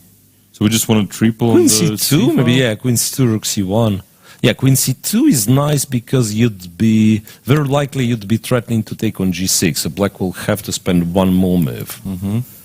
Like, for instance, I go bishop d7, you go here, let's say I've swapped on g3, and maybe I wouldn't mind doing this, but I'm scared of bishop g. I don't know how much I'm scared of bishop g6. No, I think knight b3 is general. It's a general Knight idea b3, for it. yeah. Then why exactly I've played f to c8? Because I think bishop e8, it kind of runs away from knight c5. And Still knight c5. knight c5. Rook c1 for a second. Yeah, this one's saying yes. I'll need to be clever somehow. The queen on b6 has nothing to do there. Yeah, I mean, this is unpleasant, I think. Impressive. Unless e5. Maybe we'll see a masterpiece by Rachmanov finally in this tournament. Positional masterpiece, yeah. So far it's move 14. And yeah, this game develops pretty slowly, we have to say. Game move 14, we to go on 50 minutes, Rachmanov a little bit below that. Predkev is Motilev. The queens got exchanged. 6, cd5, yes, cd5. Queen b3. Bishop d2 immediately. Okay, b4, a6, rook fc1, knight f6.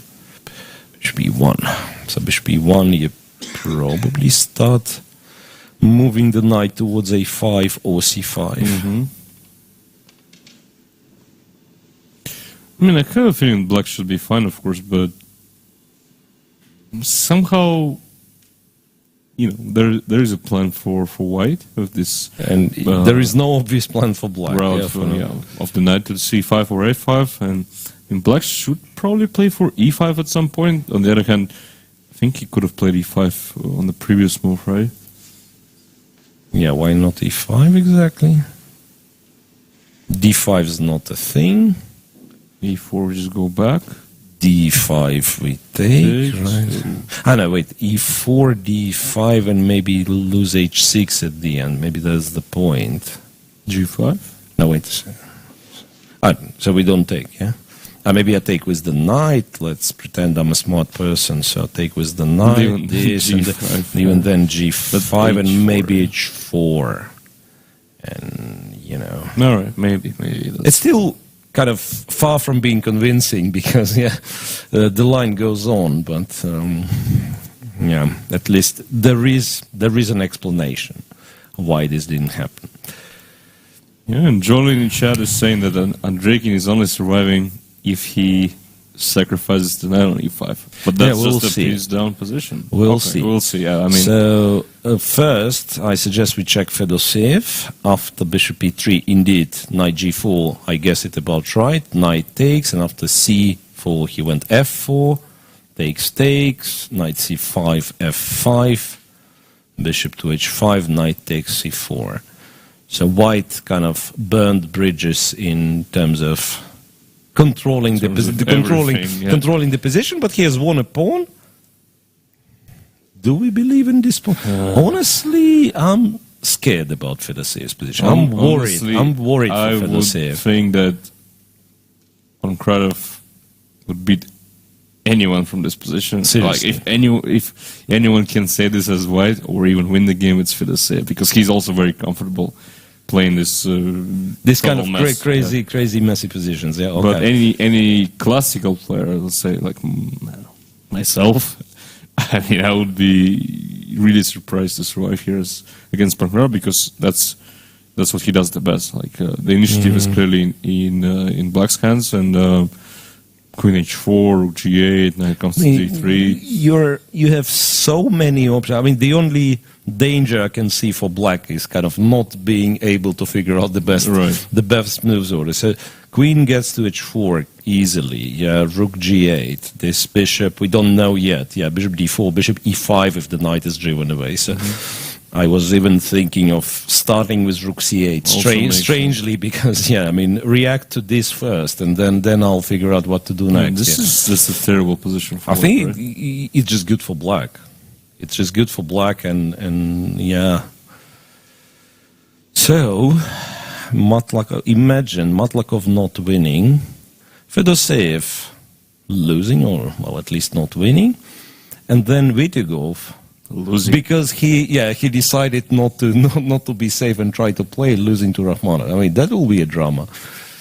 And then what happened? I mean, Matlakov, let's say Matlakov makes a draw, he keeps +2, then there's a tiebreak. Andreikin accidentally wins. I mean, we can stretch the situation to the level of ridiculousness. Yeah. Okay. Goryachkin, Andreikin. So what has happened was f4, knight to c6, and straightforward rook to g1. And now people say that knight takes e5 is the only move, right? I mean, maybe not at this exact point, but like in general, you need to sacrifice that knight. And I mean, so rook d8 was our plan. How exactly do you do it? Yeah, like f8, fd8, let's say. What, rook g3? F8. No, I mean, we exchanged the rooks for some reason in the previous line, remember? Because I was starting with rook d1 first. Trying to get the But if you just walk here and go to h3, and that's the moment you take on e5, apparently, right? Yeah, check, king f1. Resigns. I mean, no. It's a technical position, yeah. No compensation whatsoever, I think. Right? Actually, like, you don't even need to think here as white, right? I mean, I'm sure she sees this rook takes g6 idea, but I'm sure. But please don't. Please don't. Yeah. So if I'm Andreikin, you know what I'm doing? I'm playing rook a to d8. Kind of to make it clear, to telegraph. Now you can take on g6 and make a draw. Please take on g6. Or even, rook a to e8, so that I pretend I'm threatening to take on e5. Yeah, the position's bad. The position is bad.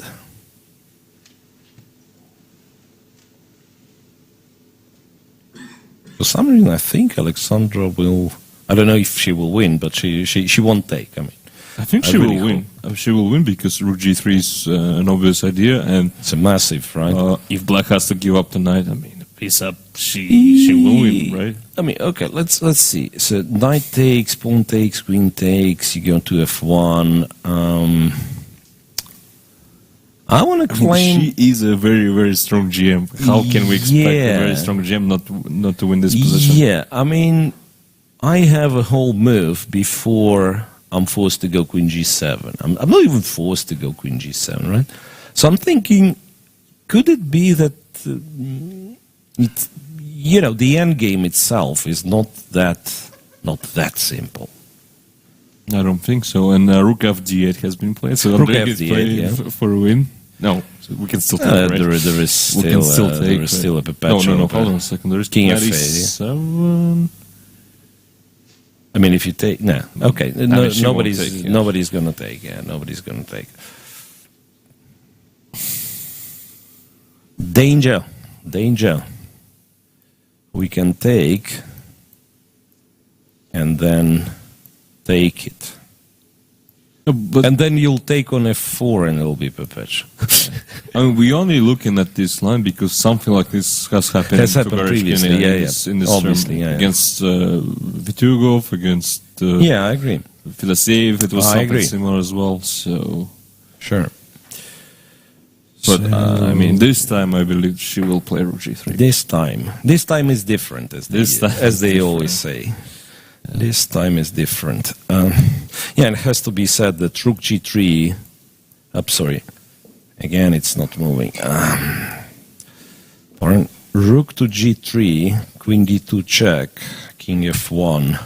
I mean, this doesn't help because Rook H3, and also this doesn't help. I mean, technically, we've dropped a pawn, but Queen F2. Queen F2 is another position piece up. Interestingly, we found the other one.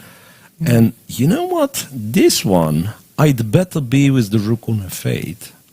I agree. I totally agree. Look, Rook A8. Let's imagine. I mean, probably White has something. I don't think it changes better. Much, but it does. I'm sure it does. So check this. Rook H3. I give a check. Where the king is going? E1. And then, okay. I mean, let me be fancy. Let me pretend I'm playing a queen down. Knight E2. Yeah. Takes, and Rook D4. Okay. This is hanging. Rook E4 is a threat. King F1, Rook D2, take B2, three pawns, Rook stuck on H6. That's different.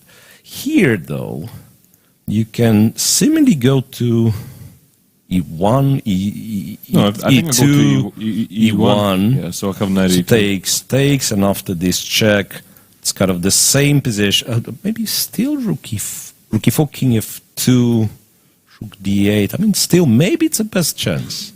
Could be. I mean, that looks like the only chance, right? Yeah, because the other one, where we were just taking on E5 twice, looked much worse. Yeah, I agree. So, the question is, do I want to play something else, like as White? Do I want more advantage than this? And do I have an option for that? Well, yeah, that's the question. Do you have any alternatives? Rook G6 is still... I mean, Rook G, in terms of, trying to win the game. Rook G6 is still an alternative. Yeah. Okay. So, I'll tell you what. We had a very quick draw, but other than that, it's a very entertaining round. I mean, even in some games which technically do not matter, there are very interesting, very exciting positions. So, yeah, grateful for the players who kept their energy till round 11, yeah? Okay, so I think maybe today it'll be a little bit early that we run away for a few minutes. And because this will probably be a longer day for us. Yeah, I mean, we are almost guaranteed. I mean, I think your theory of us having at least one tie break. On the other hand, as for now, what's the situation? So let's evaluate that in terms of tie breaks. In terms of potential tie breaks. Vidugov, Queen B3, draw. Take on B3. I mean, you probably survive. I don't know. You probably survive. He won't win this game, but he won't lose. Yeah, so Vidugov is not winning. He's on +3. Matlakov, very unlikely that he wins. But who knows? I mean, the game's still on, right? Very unlikely that he wins. Fedoseev, I think very likely to lose this game. he's either wins or loses. Yeah, there is no third option involved. Yeah, queen f6, by the way, so queen might go to d4 as well. e5? e5 is a good move. And then So? knowing Pankratov, Rook takes? I think he'd rather take with the rook than allow this. Yeah, knight e4. And yeah, by the way, maybe we have to mention for someone Rook who c8 still. might not. Yeah, it's probably still good. So this structure, why we got excited, because this e5 pawn sacrifice and then a blockade on e4 is well known to It be. blocks the rook, blocks the bishop on g7, gives white a pass pawn on d file, but here rook That's c8 a is still very non-motif, yeah, but rook d8 is annoying, yeah. Rook c8, sorry. Rook c8 is annoying. So we can imagine a situation. Dvidigov makes a draw and nobody catches up with him. For women's tournament, Gunina, yeah, actually g5 was not played, knight e5 was played. Exchange, rook f6, bishop e4. And the position that didn't like this I position at all. started looking at first and then said, no, that looks too dangerous. So this too dangerous position just happened. I mean, maybe objectively. I mean, I'm not sure. I'm not sure if it's objectively good for black. But even if it is, like a threat of rook e3, rook g3 Especially against Gunina, yeah. against Gunina. So let's imagine this. It cannot finish in a draw. I mean, it's either. Because if maybe white some gets perpetual. maybe some perpetual. Okay, white gets the king, but it's only enough of the perpetual. And then Ovod wins. Why not? She's a pawn up. G5, king G7. It's much better now, yeah. G5, king G7, rook F4, G4. I mean, we definitely don't see any major attack for white. Yeah. Right? And otherwise, white is just a pawn down, and yeah. black has no. I'm pretty serious. I mean, that's sometimes. I don't know what stops you from doing this, but like playing in such positions, like, you know, the idea that the king is weak, you do not move the pawns from your king. In fact, if I play two moves, g5, king g7, my king is kind of safer. Yeah, but like, you know, you learn as a kid that you're not supposed You don't to move the pawns, and you're in not front of your moving. king, Yeah. yeah. No, but seriously, right after the opening, some round here it looked white super comfortable, and there will hardly be a chance for black to win. Now I'd be surprised if white objectively keeps the balance. I think black is just better. Pawn up, yeah. Yeah, I think black is just better. So here, if Gunina doesn't win, then there is a fair We chance. just don't know what's going to happen in the Gunina's game. Yeah, because exactly. she may win, she but may look, lose. Yeah. if Ovod wins, Yeah. let's go with statistics approach. Ovod wins, and then 2 out of 3 results in Gunina game lead us to a tie. Yeah, but the draw is much less likely to be to be the result, right? Yeah. Okay. So anyway, this seems to be an exciting round, yeah. And I think we go for a short break and go back to continue with round 11. After the break, we stay all the way till the time trouble's finished, and I think much longer than that. So stay tuned, guys. It's gonna be fun.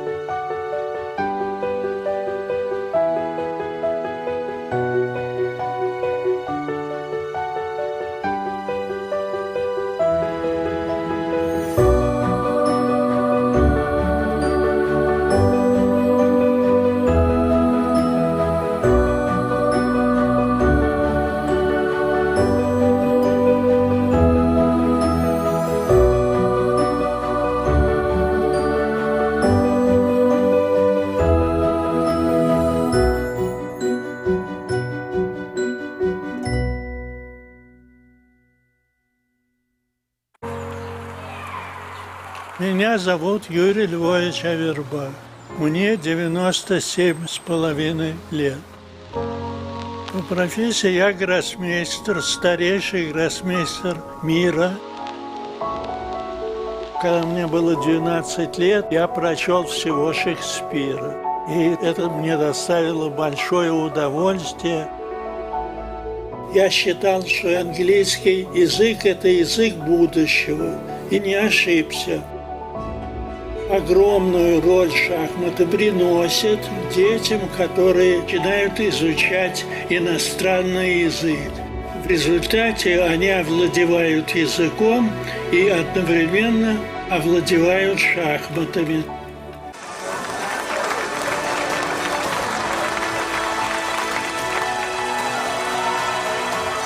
Если ты хочешь оставить след в жизни, ты должен создать что-то. Надеюсь дожить до 100 лет и издать еще 2 книги.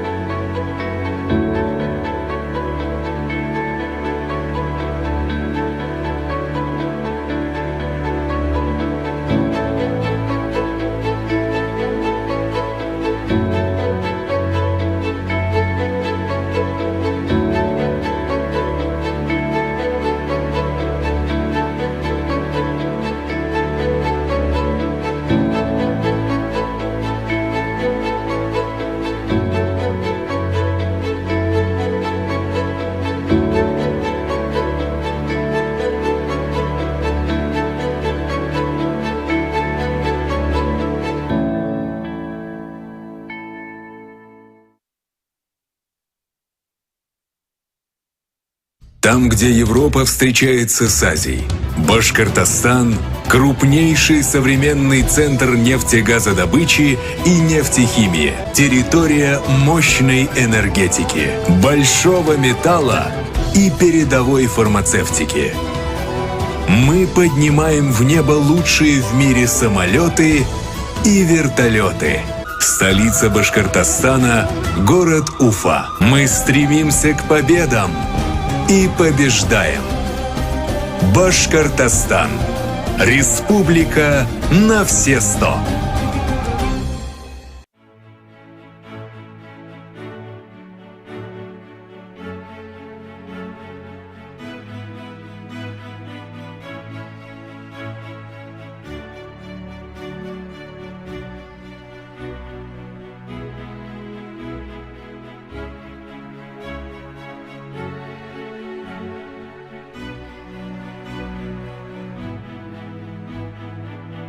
Aeroflot, Russian Airlines.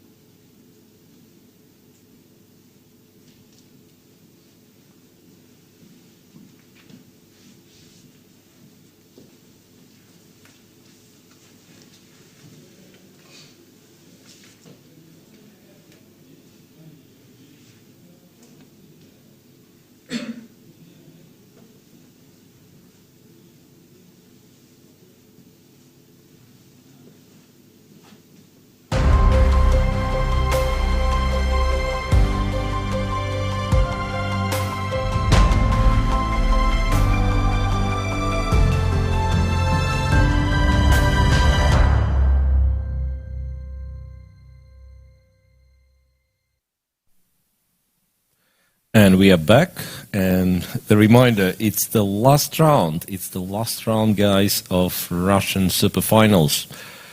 No, let's say no big changes, I wanted to say, during the break, but Goryachkina's win was not to happen. Was not to happen, and I just had a very brief talk with both Goryachkin and Andreikin, and we both thought that the game was actually very clean. Interesting. So Andreikin in the final position. So yeah, we'll show it right now. Yeah, you could see the pairings. Yeah, everything in the women's section is still going. In men's section, it's 2 draws. Chigayev, Aleksandr, very quick draw, and then Goryachkin and Andreikin just made the draw during the break. Okay, so final Rook G1 is what we've seen. Yeah, Rook F to D8, Rook G3. Knight to b4. Knight was to b4 played. was played, and the game ended with rook g6 and, the perpetual, because now the knight went away and nothing stops white from checking. Okay, so after knight b4, white had to play king f1. Apparently, yeah. And if knight d3, I guess that's a little bit hard move to play. not No, exactly. not- Andrikin said he saw that and he knew this was winning for white. So his idea was actually to play queen to c4 check. Queen to c4 check, where if I go here, it's We play rook d3, apparently. rook d3 and stop white from going to h3 for now. Yeah, so if f3... f3... I mean, he just mentioned that he's in time to bring the queen to f8, but I'm not sure what did he actually mean by that. Maybe check now? Check on d2, king And now goes, knight d3. and now knight d3, Actually, this looks winning for black, right? Yeah, because knight f2 is a... Or f4 is hanging as well. Yeah, so probably f3 is not the move after rook d3. And if f3 is not a move, then what's the move? I don't know. That's a good question. Yeah. Okay. Anyway, so that's a draw. Andreikin. Oh, you know what? Maybe. So, if we continue that line after King f1, one more time. maybe I go king g1 first. Wait a second. So we go here, go king f1. Yeah, queen c4, king Queen g1. c4, king g1. If rook goes here, We go f3 now. f3, and then it's a check, and queen Yeah. queen f8. But okay, king h1. I mean, white is winning. We know that white should be winning, right? So rook takes g6 now. Maybe this line is just game over for black. Check. Queen g7 and say queen just- f5. Queen f5. Rook f8 you have, right? Yeah. I don't know if I need f5. But maybe queen e6. Queen e6 check. If king goes rook g1. Yeah. And if queen f7, rook g1 anyways. Yeah, so this is how white wins, yeah? I guess so. Wait, does he? King h8, rook g1, queen f8, and then you go back, yeah? Queen g6, yeah. Rook d7, wait a second. So this. There is a feeling it has to be winning for white, but maybe rook g6, h6, queen g6, like rook g6 probably wins. Probably. All right. So at least now it's sort of understandable, right? Yeah. Anyway, so it wasn't a straightforward win as we thought. Yeah. And Gurachkina went with. We were rook confused g6. by this +3 evaluation. Okay, so Andreikin finishes on +1, right? Yeah. So basically, first three places, I wanted to say decided, but not really, because Fedoseev can lose and also Matlakov can lose. Let's check them one by one. Yesipenko with Matlakov. So all that happened. Took on But he took on c3 c3. first, so that was probably smart. Remember, we were looking at some weird bishop d7 stuff? And then the knight was getting stuck on c6. Yeah, so he takes, he goes knight d4, he goes f6, e3, knight b3. And then white started to think for some reason. Rook d1 seemingly being the natural move. And then I want to play c5? d4, yeah, c5. Can I? The queen is protected, right? So this I can't actually take because rook takes, queen takes, pawn takes, and the queen is. And some big Oops, development sorry. apparently in the Ovid's game, at least. Yeah, we'll see. We'll see right now. Yeah, rook. Yeah, so now it's a question. Yeah, what do you do? And then c5 is going to be played. Yeah, Ovod with Bivol. Let's see what's the development. Not so big. No, just moves. Yeah, some moves. Just some moves, yeah. Rook f6, rook h3. So she didn't play g5. Maybe there was no time to play g5. Knight e2, rook f5. Rook f4, knight e2, rook f5. Taking on h6 doesn't work. Doesn't work, yeah. But now at least this is an idea sometimes, which will black should watch out kind for. of don't like how we are under constant threat of rook h6, and also the knight on f3 is, a bit in the air. Not even sure.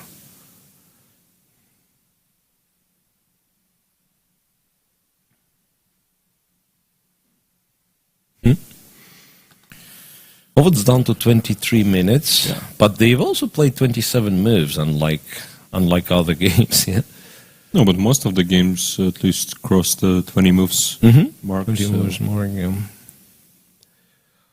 All right, yeah. Still, Ovot is a pawn up. Still, she probably has better chance. Queen f6, knight g5, maybe something like that will be, and then rook f3. Yeah. So basically, black just needs to, distinguish the initiative, right? And white's, I don't know, initiative, how do you call it? The attack.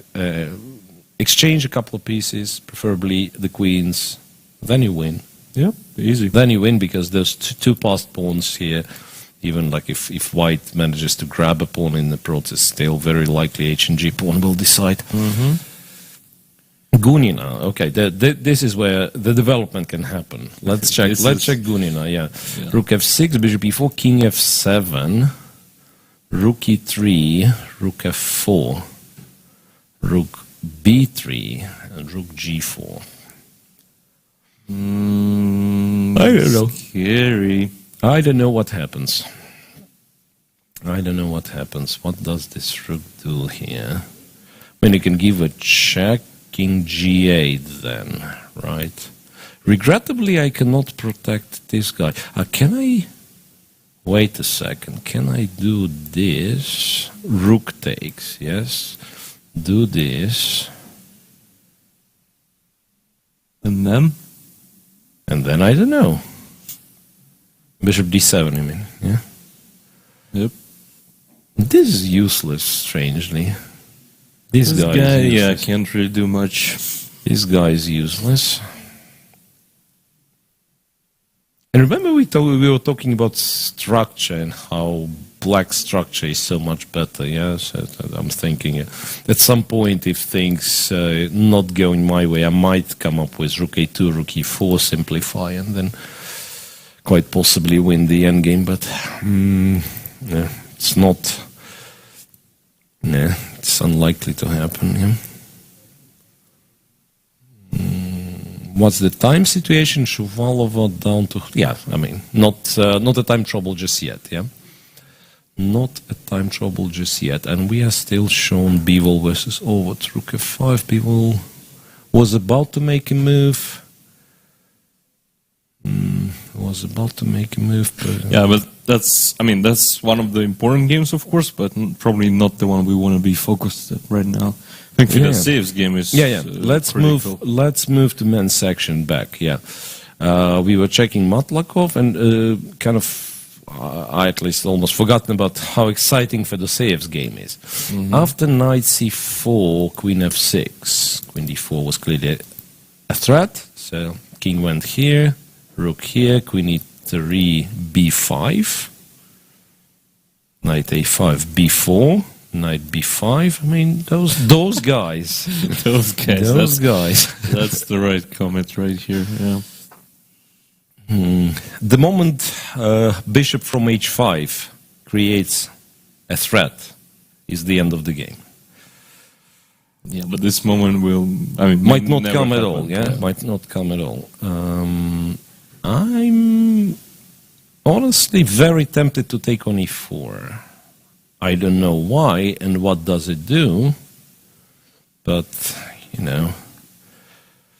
so takes on e4, bishop takes e4, queen h4, rook f4, right? Because I thought the h6, and it kind of paralyzes my brain at least, f6 check, but you can take on e4, right? The other move I was thinking of was rook c2. Yeah, I mean, I'm a piece down, but these guys are not doing all that much in terms of protecting the king side, and I do have some pieces to add to attack on h2. I don't know, really. Honestly, won't be surprised if this is winning for white or for black. Yeah, or for black. Yeah. Anything. I mean, this is... What a mess. Absolute what mess. a mess. It's very hard, really, to come up with, like logical explanations to the position like that, right? There's no it's logical. just calculation. Pure calculation, yeah. Yeah. I mean, the only thing we could say, I guess, is that okay, white is a pawn up, but even strategically, black is doing great.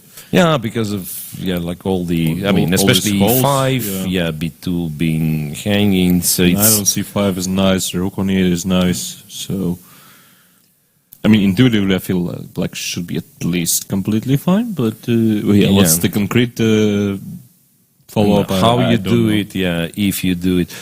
By the way, takes rook c5 might be winning a piece back. Yeah, but then at least I get some time to I agree. To bring my rook into play. So rook c2 is a bit more aggressive, I would say. It is. The good thing for Pankratov is that he doesn't have anything to lose, basically, right? Yeah, that's fair to say. I actually want to come with a logical explanation, because I went for this line in my... There was no calculation. I mean, why I'm suggesting this line...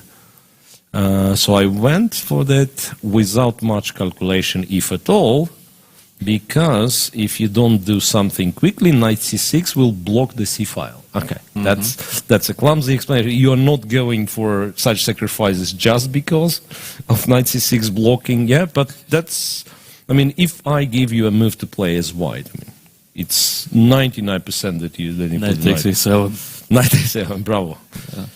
Young Krzysztof Duda. Yeah. So, I'm starting to be optimistic for Fedoseev for whatever reason. You said Pankratov will beat anyone, but not Fedoseev. Right? But yeah, if someone saves it or even wins it as white, it's Fedoseev, because he navigates these positions. At least as good as Pankratov. So. Okay, so there is that game. Then we have Pretke Motilev, which... What's that? Sacrifice happened. So, remember a couple of moves ago, we were talking how this knight is getting to a5, yeah? Motilev went e5, this, bishop c8, bishop a6. And then this move, and b5. Yeah, that's a standard type of sacrifice, right? Yeah, that's a very typical sacrifice. And I wonder how good it is in this specific case. For whom?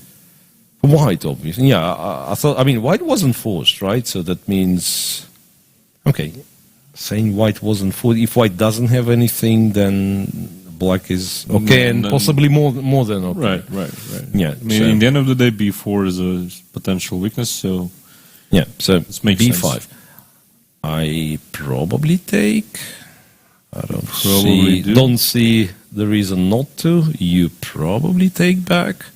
You're threatening bishop a5, right? But I think knight d5 I'm on time with. Yeah, and then... b2's knight hanging. c3. And back to c3, right?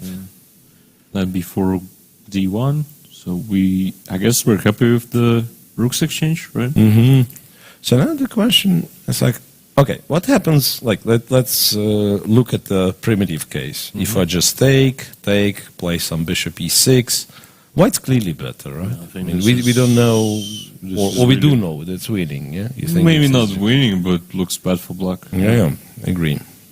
So that brings us to the conclusion that after knight c3, we need to invent something. I mean, black's advantage is that he has more pieces. So you keep pieces. Yeah. So you keep actually, knight c3 is particularly lousy move, because even if, let's say, if I'm fine with knight's exchange, I should play bishop e6, knight takes. Yes, I'm not letting you play bishop c3. Yeah, I think something like that is very likely knight to c3, happen. and then knight b4 makes sense. It's just a lot of jumping. So my feeling would be that black practically never wins such positions if white is careful, right? Yeah. But a fair chance that black will save. Absolutely, and that's why I like this bishop a6, because now it's basically a two-result game, unless obviously some blunder happens, but we should not expect it from Bredke, who, the first half of the tournament he wasn't playing too well, but isn't he like a winner of the second half so far? Quite possibly, like if we consider. I mean, he scored 2.5 out of 3 in the last 3 rounds. So it's hard to beat that. It is. It's hard to beat that. What are the other games? Yesipenko, Matlakov. Look, Matlakov isn't even thinking of going c5. So rook c to d1, queen f7. So d4, nobody cares about. Yeah, but why would we care that much? So takes, and then, like, what's the next What's move, right? next? No, I want to play d5, yeah? It's plain and simple. Bishop g4?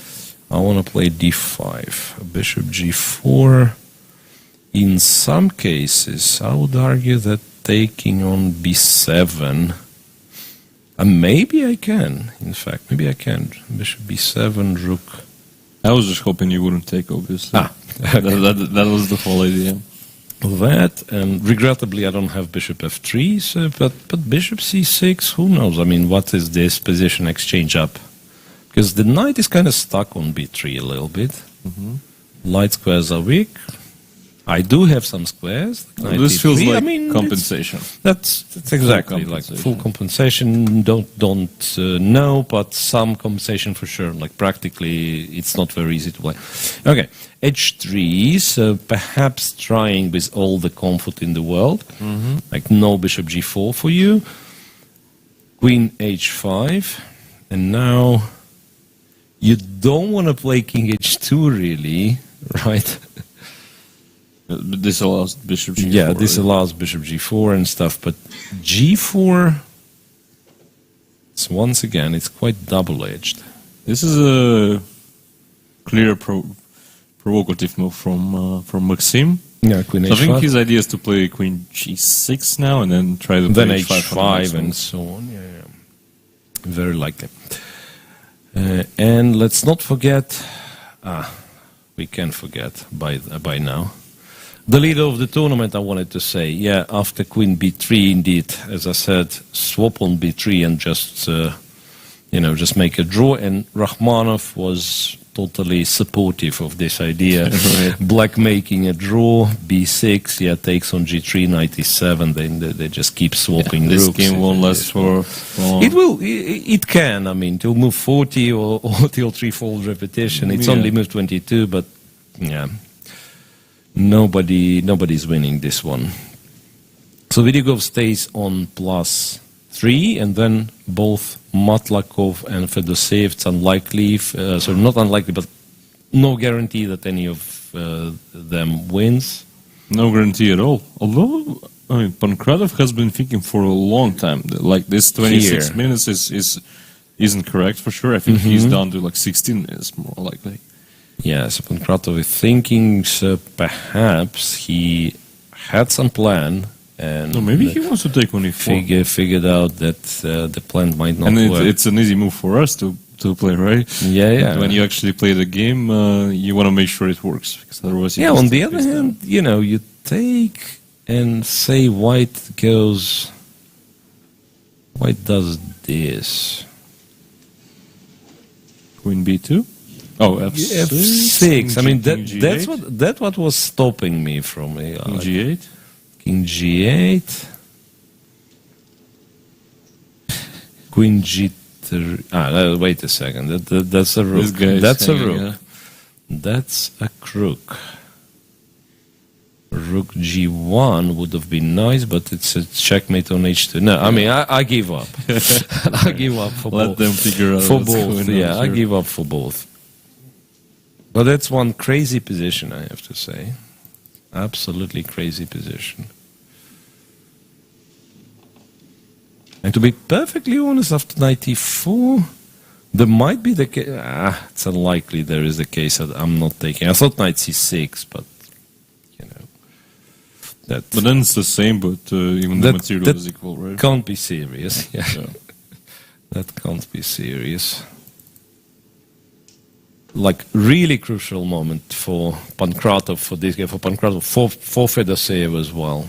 Yeah, you're right. I mean, if black doesn't take now, the next move is knight c6, and you just won't get another opportunity to take on e4. Right? And it looks, like the white, in fact. Let's say I play knight c6, I play rook f2, I play rook g1, all of a sudden I'm attacking. Fedoseev will win this game. I think he will win this game. He's just too good. confident, Too good. too confident. Yeah, there is something about Fedoseev, like the way he plays, the way he makes moves. It's like at least against these guys. I don't know if he's always like that. Maybe he's playing against when he was playing Magnus, for instance, at the World Cup, when the match he got crushed. I'm not sure he felt the same and he was behaving the same. But yeah, with these guys, more or less the same, I must say. With these guys, he's like telegraphing. I'm the boss. Everything's under control. I was in Sochi as well, and was in touch with Fedoseev when he made it to the semifinals, right? Mm-hmm. And I must say he didn't feel like he was a huge underdog against Karyakin or. No, wait a second. Was he semi? I think it was. No, he made it to the semifinal. He lost to quarterfinals. No, because he lost to Magnus. No, he lost to Karyakin, and then he lost to Magnus. There was the other match, the not needed match for the third place. Yes, Exactly. Because I remember him with he lost to Karyakin and to Magnus, exactly. Mm-hmm. So he was in the semifinal. All right, so no move from Pankratov. Do we have moves? Let's check the ladies. I mean, I understand that's a very exciting game, but maybe there is something else going on. Yeah, let's see. Like Gunina Shuvalova, rook g4, queen e2. Kind of hinting at the check from f3, right? Rook takes and rook b8. And what is that? I don't like it. I mean, actually, what do you do? I mean, you don't play this. Rook a4, maybe a move, but rook a4, yeah. There's also a check. Beg your pardon. There is also a check. Queen f6. Queen f6, and then you still take e4, you don't take f3. Yeah, but this is getting dangerous for black. Yeah, but that's... It might as well be that everything is just under control, but Yeah. That's sharp, that's very sharp with a lot of tricks, and that's typically where Gunina does well. Mm-hmm. We'll just quickly do an overview on the ladies' tournament. So Ovod with b-ball. Ovod is exchanging the rooks. Rook g4, rook h5. But, even though in a little bit strange manner. I mean, why not if it works? Yeah. All right, Pankratov has just played queen h4. So how about rook f4, right? Mm-hmm. Because if you don't play rook f4, it feels... wait. So this is not a move. This is not a move. Playing knight c6. e4 is hanging. Yeah, okay. Is it rook f4? Knight e4, rook f4. You are not wrong. Rook f4 is good. Good to know. Queen g5 though, yeah. Oh, queen g5. Then you take you take with the bishop. Yeah. You take with the bishop. Strange. Anything can happen. Yeah.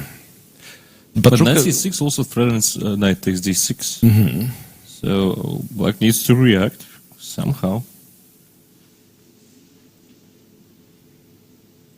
and you also have queen h3, right? I mean, I was looking at, that's a ridiculous line, but still, takes, bishop e5, threatening, and I thought h3, I don't know what I was thinking. h3, knight e4, you just take him. But there was also the fact that after bishop e5, there is queen h3. Okay. Confused. I don't know, I'm confused. And also rook f4, we didn't really have an answer. What We happens? didn't really Queen refute, g5 or f6 comes to mind, to be honest. Just I don't know what forward, just to open the f file and see. f6 actually looks really risky for black, I think. 6 bishop F6, okay, f6, f7 is rook protected. f4 now, maybe? f4, queen g5. f7 is protected though. No, but then d6 is hanging all these lines, right? I mean, maybe. Okay, whatever. Yeah. Let them think. Let them think. Now it's for the 10 minutes left for Pankratov when he made this move. Yeah, as I said, he was spending a lot of time. And now it's quite possible. What move is that? 26? All right. 26. I mean, for that position, you need much more time than 10 minutes. Yeah, right? fair enough. Fair enough. So we'll see what Fedoseev comes up with. But yeah, now I think it's anybody's game. Rachmanov is still thinking after that, which I don't quite understand. Yeah, he likes to think. So why not? Likes to think. I mean, if anyone is better, I think it's black, right? After the exchange? Yeah. No, I don't think. Maybe I don't no think one it's is the better, case. yeah. It's just no one's better. So yeah, Yesipenko goes knight d2. So nobody's interested in this d4. Black is not trying to stop it. White is not playing d4. Interesting. But it's not like Matlakov doesn't have a chance of winning this game, especially after provoking h3, g4, you know? Once black plays h5, I mean, maybe not right now, but in general, I mean, it's awkward for white, right? Yeah.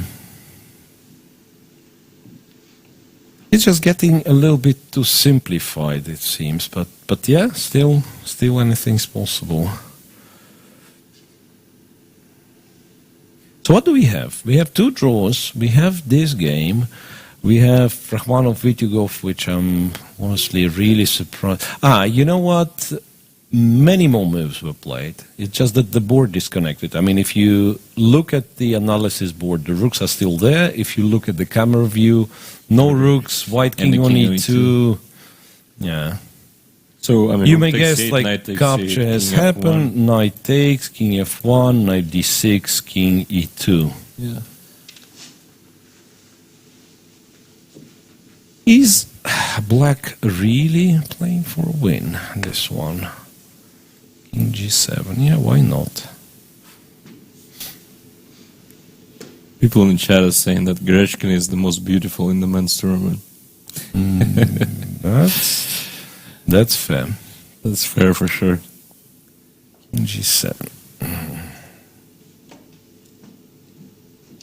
Yeah, I mean, Not much the most, to talk about. not the most. I mean, important. maybe if Vityugov is actually trying, then we will come back to it a couple of hours later when he actually makes some progress. Or doesn't. Or doesn't, yeah. But I'd be surprised to see this game. Yeah, same here. I mean, the goal now is to find some simple line which leads to a clear draw, right? Yeah. So that Yesipenko's game, Crazy Pankratov's game, and Predke Motilev, which is this. So instead of knight c3, rook c2 d1, trying to use and abuse E4 is- the pins. Yeah, e4. I'll take the rook. No, I mean rook b1, but then bishop f6, right? Bishop f6. Yeah.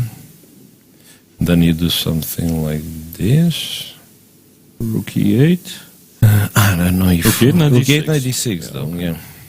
I think it's a smart choice. I mean, you kind of sacrifice the b pawn, but you make sure all your pieces active, and once again, you still don't risk anything, right? Or maybe just, I don't know, maybe just winning. No, here it might be just winning. Bishop f5 with the tempo. Okay. No, well, what was wrong with e6 again? E4, sorry. Here, e4, knight f4. And maybe now takes and Now play you bishop a5. take and play bishop a5. Knight a7 is a threat, knight d6 is a threat. Yeah, at least for now we can stop here. I don't know. Right, okay. Women's tournament, Gunina. Rook b8, rook a4, f3.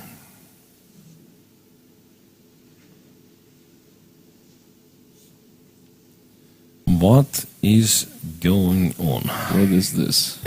But the thing now is, even if I take on e4, say, and I don't get mated, remember we were talking about all these strategic disadvantages. In That's this what I position. thought. I mean, okay, probably you don't take, but I mean, just to illustrate that this endgame, it's an opposite colored bishop's endgame with equal number of pawns, and black is winning. Black is And I just think it's winning completely winning. because all the pawns are All the pawns falling. will fall. Yeah.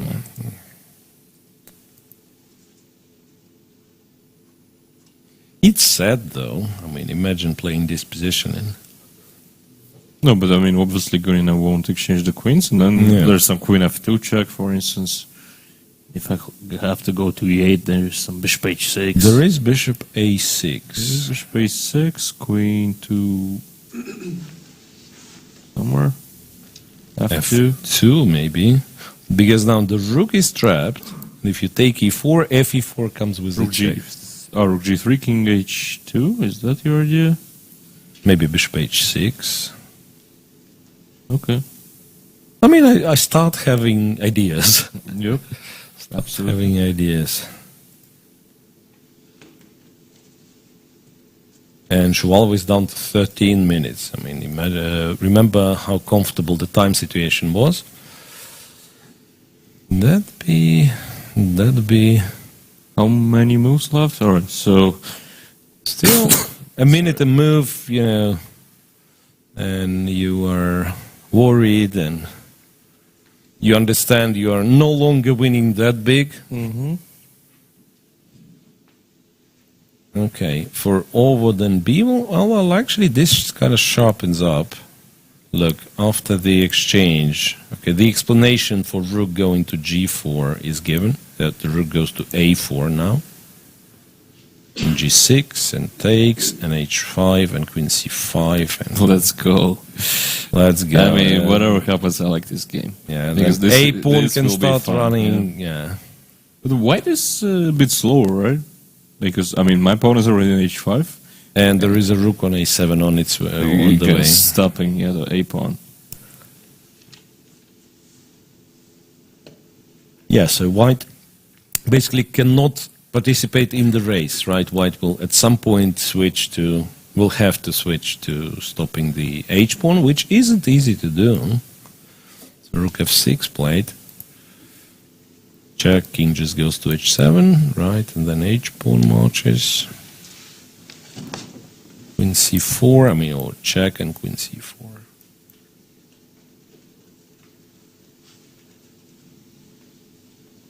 That f7, right? Queen, Maybe. check here, yeah. Rook. Maybe rook F7. There's knight D2 threatening, yeah.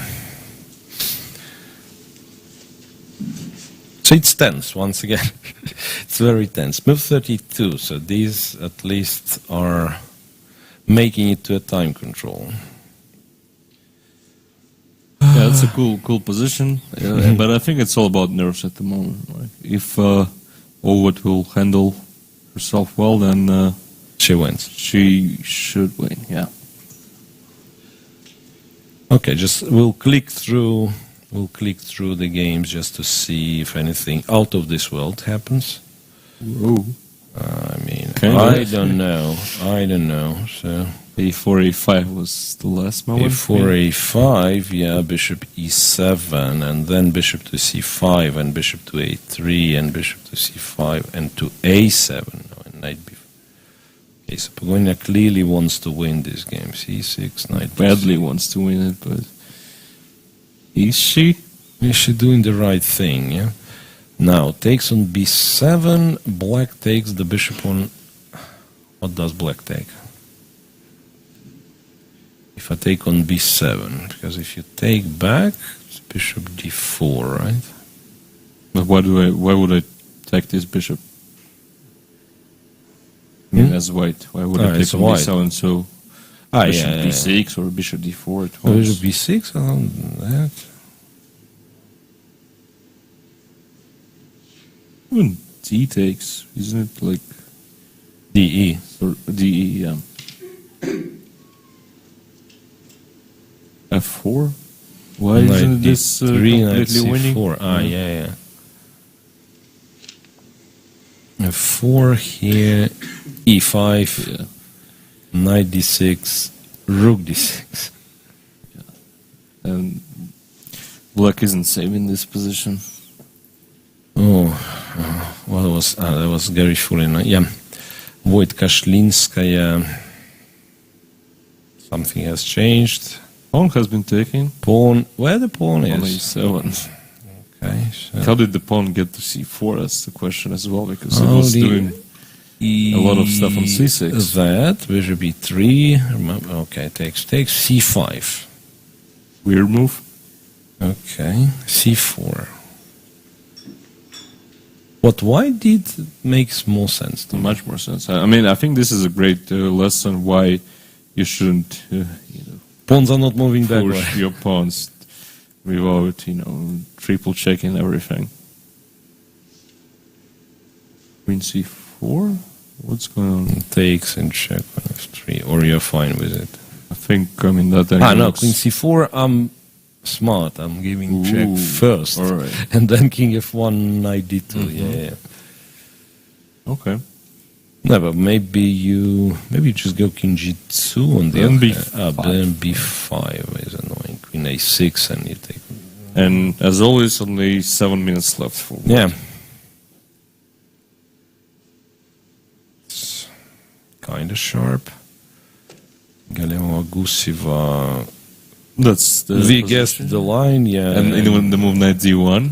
Yeah, and That's black open. is better indeed. But white's still fighting. Bodnar Rogiria, I mean, I don't know. Exactly as you said. Yeah. Exactly as you said. I mean, it's probably an exciting game. It's just that it's absolutely impossible to force yourself to look at this. It looks kind of bad for white, to be honest. Going back. So, to Fedoseev and Pankratov. Rook to F4, Queen G5. Who cares? H4, back to F6. So black pays 2 tempi for seemingly weakening white's position, of course. I mean, to force H4 and... Okay, rook on F4 doesn't really hurt. But 2 tempi are 2 tempi, knight to C6. And the knight lands on C6, and that's a big achievement for white, I should say, right? This knight is very annoying. Although, so if A6 now, you just go back to D4? Maybe. I know it's a little bit I don't really like sad. black's position anymore. I mean, these knights are stabilizing everything for white. The pawn is still there, and the bishop on H5 is still not that great. So yeah, we provoked H4, but we wasted two tempi on that. And I mean, I think in such sharp position, you kind of need to come up with something more concrete. The time is a very, very valuable resource. 5 minutes left for Pankratov. I mean, maybe that's his trick in this position, to force Fedoseev to play, to try to put some pressure on the clock as well. Then maybe to make a mistake. Maybe he'll make a mistake, yeah. But at this point, I mean, first of all, I think White's position is already at least fine. Yeah. Secondly, the way it was before. Okay, I mean, he can take on b2. Maybe that's Rook g1, maybe, I don't know. g1, yeah, and say bishop e5. If knight takes, queen takes. Who knows what's that, right? All right, agreed. Yeah, this is If knight takes a7, knight d3. I mean, stuff like that. Knight d3, rook e1, yeah. Rook where? f1? Rook f1. But then rook c3. Rook c3, just knight c6, yeah. Queen f6. d5. Queen d5, yeah. This is round 11, right? Everyone is tired to calculate such. Yeah, we sharp are stuff. especially tired. Because in a way, yeah, a couple of days ago I was asked by, I don't remember who that was. I mean, one of the players said, like, what do you find harder, to play yourself or to commentate? Mm-hmm. Of course, you're not preparing for the commentary as much as you prepare for the game, right? You're not nervous or less nervous in the process, but you have to stay till the every game. Yeah. Till the end of every game, every No easy days, round. yeah, in the office. But with playing, you can kind of, let's make a quick draw. right. I think physically it's more or less the same because, you kind of, after a long game, you're usually sort of exhausted. Mm-hmm. And here it's kind of the case. But, of course, it's not as nervous. Yeah, absolutely. That's That's probably the key difference. Mental tiredness or something. Yeah, it's not. You know what I could try to do? Get rid of this rook. And why is it a And good take idea? b2. Just because. Rook somewhere and bishop f6. Somehow I don't like how it went for Pankov. Yeah, and I mean, I think he had better. It's better the first options. time ever I see him in a time trouble, to be honest. Literally, I've never seen him be in time trouble. And here, 2 minutes for 10 moves? That's serious for this position. Mhm. Absolutely. I mean, he's also generally a very confident player, but I think when he's facing even more confident player, rook takes c6 c6 happened. play, Right, yeah. right. Not necessarily meaning that it's a good move. Yeah, but it's in Pankov style for sure.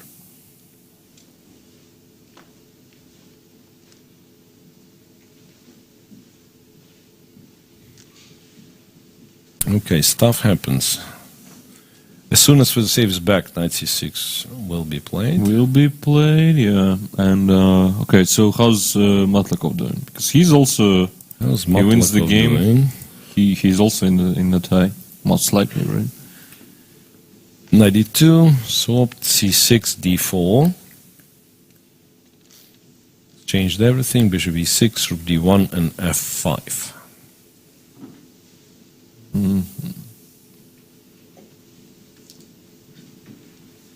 Well, honestly, unlikely that he will win this position, but I don't think he's any worse here.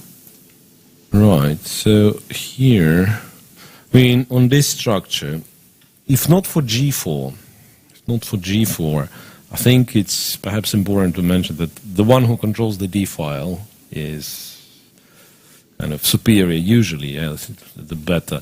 But g4 being a target, f5, and the position opens up, and in that case, the possession of d file is not the number. If it's not the only open file in the position, Yeah, I mean, kind of changes. Also, the bishop on g2 is not that great for now. I mean, kind of the problem for Black here is that he can't move the rook yet because a4 will hang, A4 right? is hanging. I mean, maybe not now because of bishop b3, but in general, it's a bit annoying, I think. Okay, so gf5, what does white do? Move the king, move the rook to g1?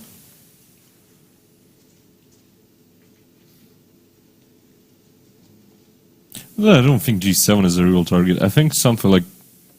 So, how do you take back with the queen? Well, let's assume.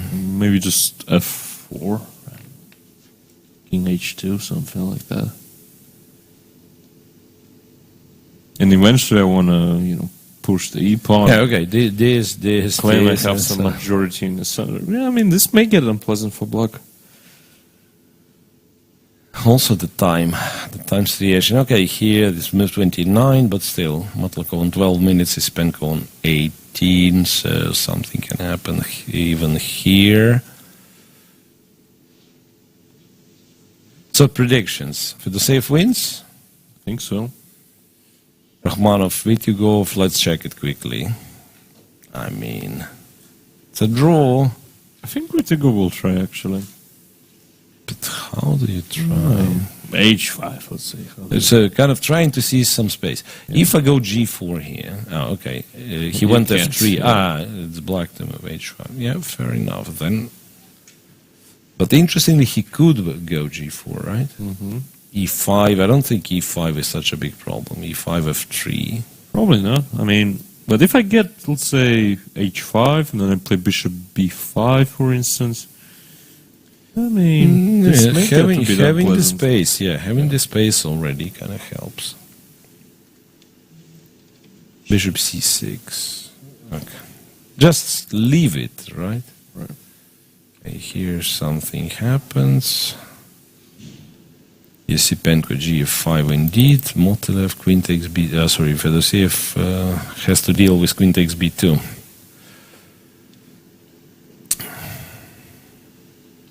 Well, I expect Rook G1 from him and try to go for some attack. Because if not for attack, I mean, black is still doing great positioning, right?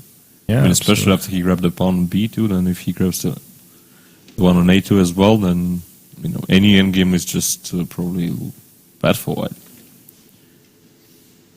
But what do you do here? Really play Bishop F6?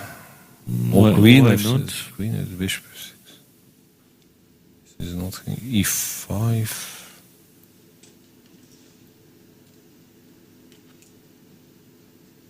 Even Bishop takes.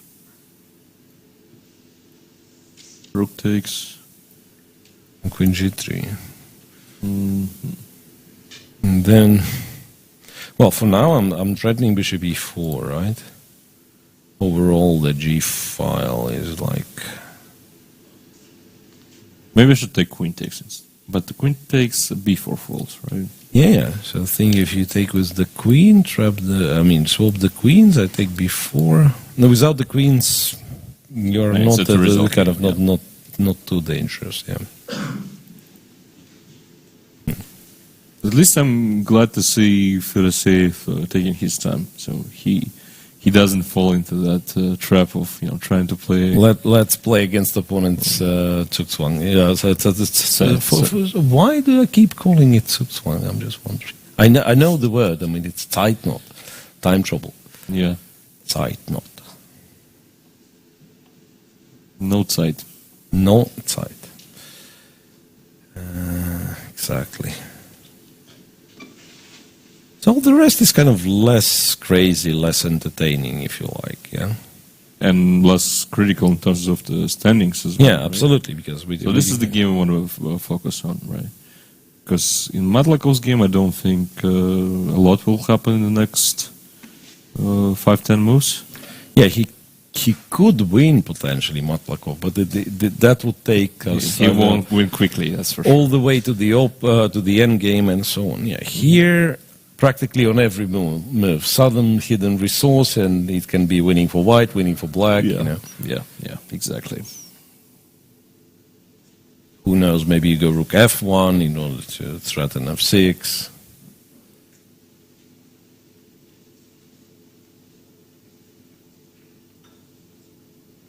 Bit surprised he went for that line and then he's thinking, but on the other hand. And what else could he do, right? I don't think he actually had an alternative there.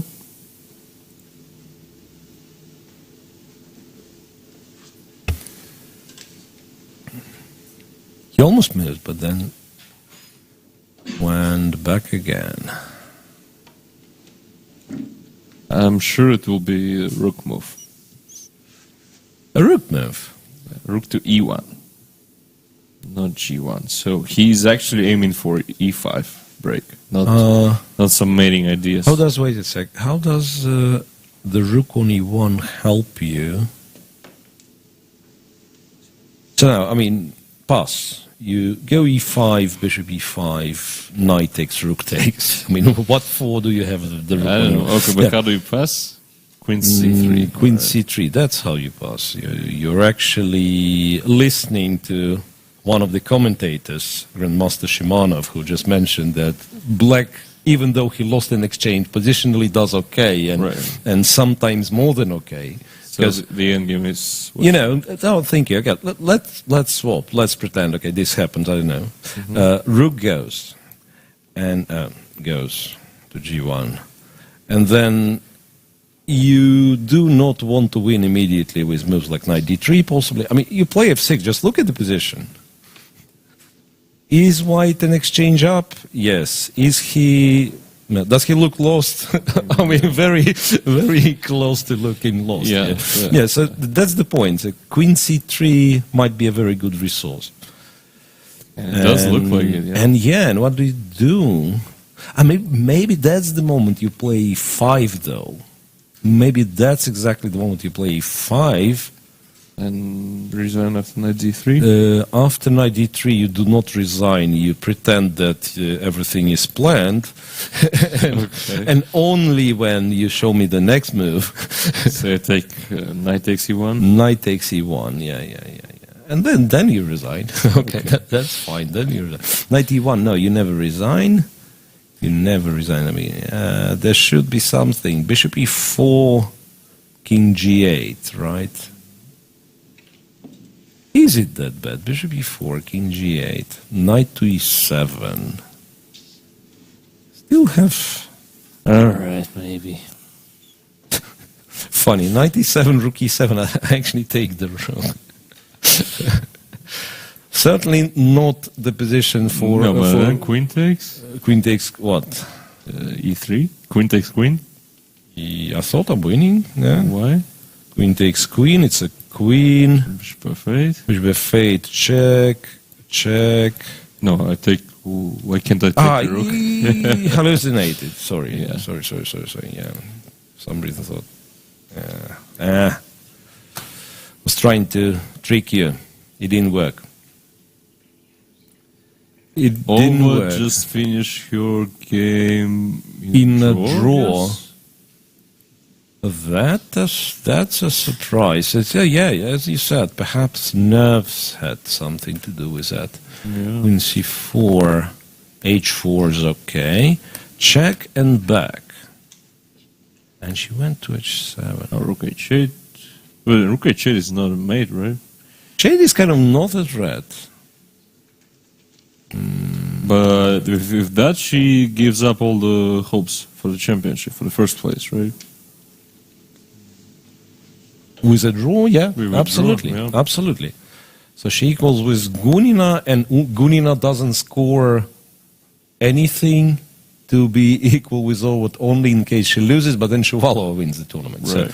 So Ovot makes it, I think Ovot secures the third place, and in case if Gunina wins, even the second place. But all the hope for the championship is gone. But that means no tiebreaks, right? That automatically means no tiebreaks in the women's tournament. Right. Yeah. It's a draw for Evgenij Ovot. Still, congratulations on such a great Phenomenal result. performance, yeah. Absolutely. And she also, I mean, we should mention that the top 3 players from this super final automatically qualify for the next super final. Yeah, absolutely. And that's obviously very important for Albert because she doesn't have enough rating to be invited for the super final. Wait a second. I mean, there is still a discussion, it seems. Even though there is like a drawn analysis board, kings are in the middle, so it's kind of an official, I don't know, result or whatever it is. But Evgenij is trying to convince the arbiter there wasn't a threefold repetition. So look, h4, that's the position on the board. No, but King H7. Queen G8. King H7. King H7. No, it's all good now. You figured it King out. H7. So maybe she's got confused. I know a lot of people get confused, so that you have to repeat the position 3 times, not the move. Because King H7 only happened 2 times. So first, H4 was the move, and that's the first time this position is on the board. And 2 more times it happens where black plays King H6 to H7. So maybe that's the explanation. But anyway, now it is officially a draw, and as we agreed, there can't be any tiebreak in a women's tournament anymore. And who will be the winner is still the question. Yes, black's structure is good and all, but Gunina attacking. I mean, what if Rook B8? How do you avoid the... Now, Gunina can speculate on the perpetual, Beg your pardon, what's if Bishop G5? Why didn't you resign? Bishop D7. Check from B8 first, then from H5, I think. Just win. Yeah. I think I just... Bishop G5, I think I just win. And, I win to such an extent that I won't take on E1. I just give King H2. I mean, this is hanging. Bishop D7, it's this check. And this check. And, check from F8. It's an extra queen.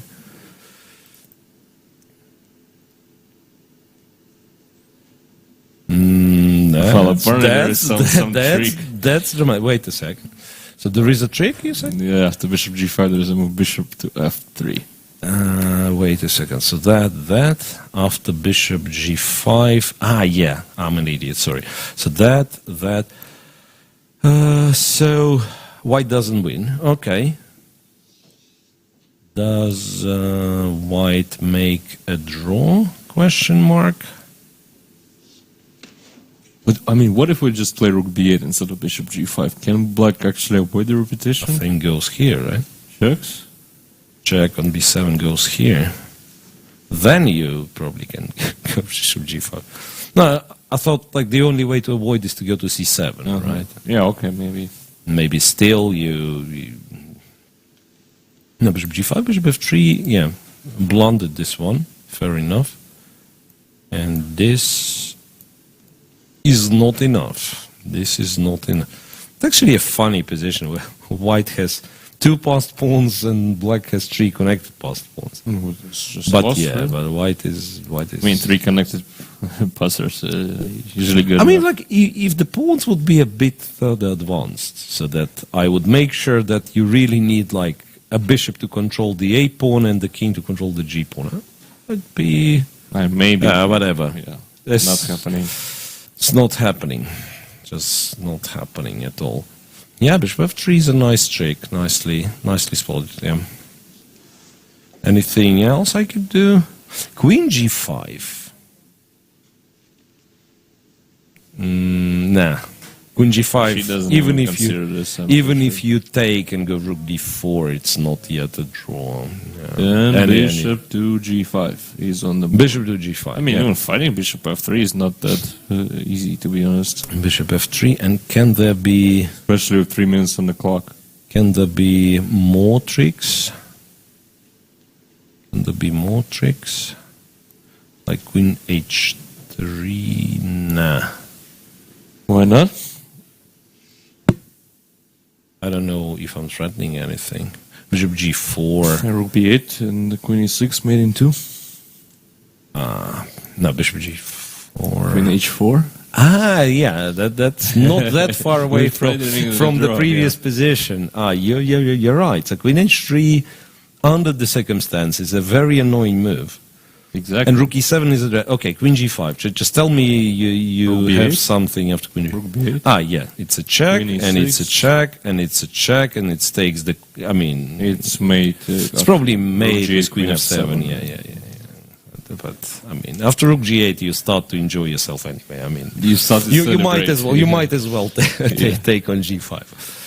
Right. Okay. So. And Gunina is exactly the player who'll find all that. First of all, she will. Secondly, I'm not sure if Shuvalova. If Shuvalova finds, and imagine No, she just played bishop f3, I believe. imagine Shuvalova kicking herself for that. Yeah, I mean she that's must be really that's an disappointed. incredible miss. That's an absolutely incredible miss. Moreover, she doesn't even get a second place, right? Because Ovid has more blocks, right? Ovid has a better tiebreak. Ovid has a better tiebreak. Interestingly, though, remember at some point Shuvalova kind of fell off, and there was a feeling like she will not be. Oh no, and I'm confusing. No, she was always. She hasn't lost a game, always, so yeah, I don't always think she doing was good. far behind. Yeah. Yeah, she was always doing good. Yeah. So Valentina, Queen H3 brings you the championship. I don't know if any other move does.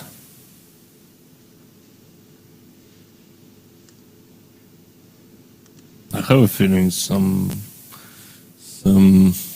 It's not over. You mean something. it's not over, right? Yeah, It's not over. not really. I was saying that Queen H3 is probably not the only move, but I'm not sure. I mean, Queen H3 is the most forcing. All right, Queen. Yeah, you move the queen H3, and you move it to H3.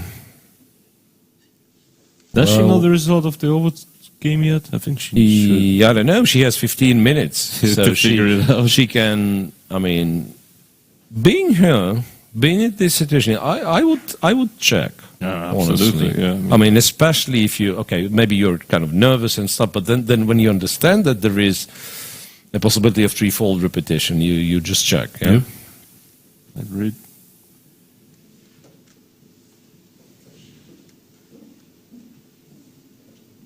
Yeah, so I mean, Shuvalova is visibly unhappy with her position. Okay. Other games. Especially after such opening, right? Yeah. I don't know what was the evaluation in computer terms that this position with an extra exchange. Yeah, Must be But even- winning, I guess. Must be winning. I mean, when your opponent blunders, you exchange a pawn on move 10 in the most decisive game, and you fail to score. Yeah, this must be really painful. Okay. Any chance to? Yeah, she goes bishop g4. Queen Yes, H4 bishop quickly. g4 and queen h4 quickly, or stand up and check what. Not necessarily what the result is. Do they but have even, the screens in the playing hall to see if if the the other game games? has finished? Yeah, I don't think so. But she can You just know. look around, right? Yeah, absolutely. Yeah.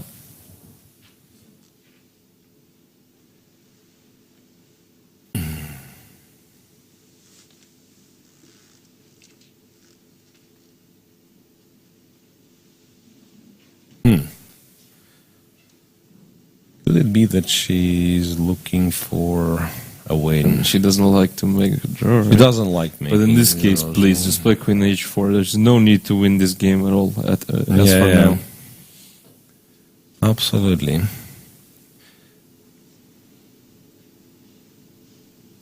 It's interesting, yeah, that at some point they kept winning game after game after game, but Gunina, it will mean that she finishes on 2 draws and still nobody catches up with her because one draw was against Ovid and the other one was against Shuvalova. Right. That's, I mean, Ovid also couldn't win today, yeah, that's... but she didn't lose a single game, man. That's just fantastic. Queen goes to h4. That's second time. So Second time Shuvalova this is position. repeating. I mean, come on. I mean, you want to be the champion or not? Do you want to win the tournament, Valentina? Yeah. For the at least third time, and I mean, Mm-hmm. at least third time, possibly more. Who holds the record in women's Championships. Yeah. To my shame, I don't know. I mean, it's very easy to remember who holds the record in men's championships. It's one and only Peter Swidler. With 8 Who- wins. With 8 wins. Can you imagine winning the same tournament 8 times and not just? Right. Is there any tournament, Alex, that you won 8 times? Well, Maybe like kids regional Blitz something. Arena, I don't know. That's yeah. I'm guessing no, certainly not for me. I can see. I'm checking the other games, and okay, nothing. Well, Nothing. Matlakov Really. delivered checks. So Yeah. maybe something's going on here. Matlakov gives check to Yosipenko. What's going on? Okay, so captured on f5, rook d2, king h2. I mean, I'm not sure how relevant all that is. Like, you play queen b6 and then you return back to d4. I mean, I guess he figured out that the queen has not much So, to like, do on queen d6. had nothing to do. But, I mean, if you ask me who's playing for a win, Yeah, it's white for certainly white, Yeah. right? I mean, if you want a draw, here's your draw. To just trade. And there is Yeah. no reason for him at all to fight for a draw in this position. So Yes. I think he will play f4. I don't see You do anything wrong play with f4, right? You do play f4. I see big changes in Fedosev's position. Big changes in Fedosev's position.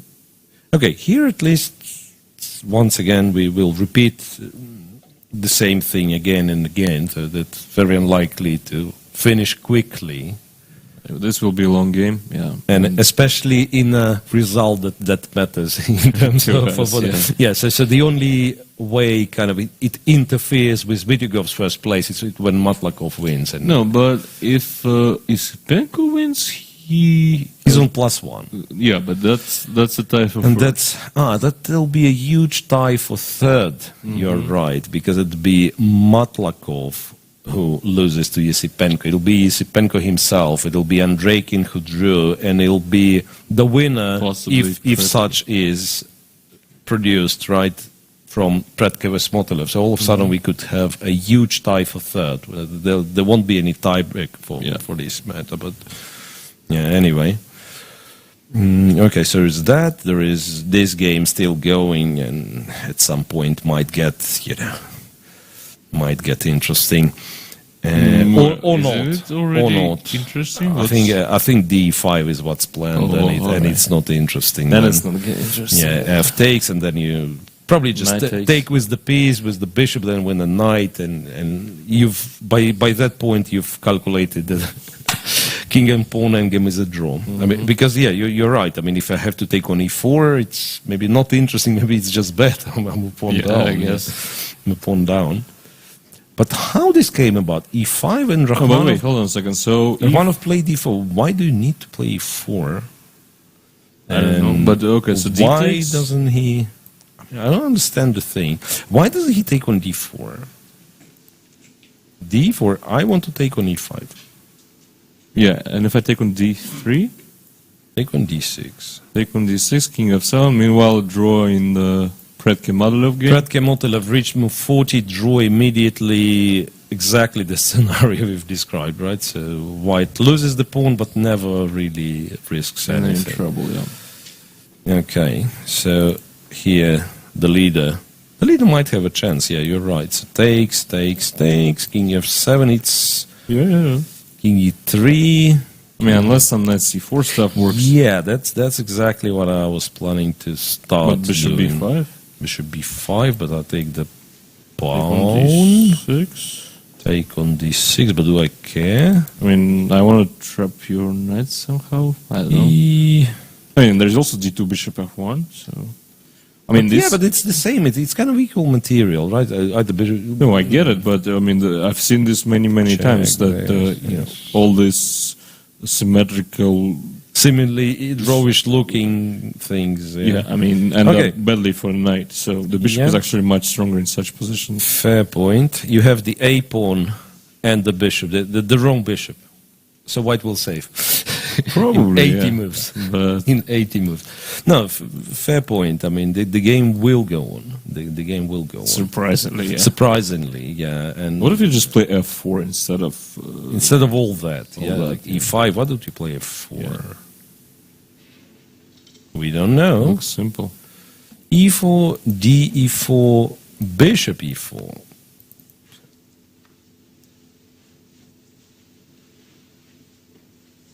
I'm confused. What is going on?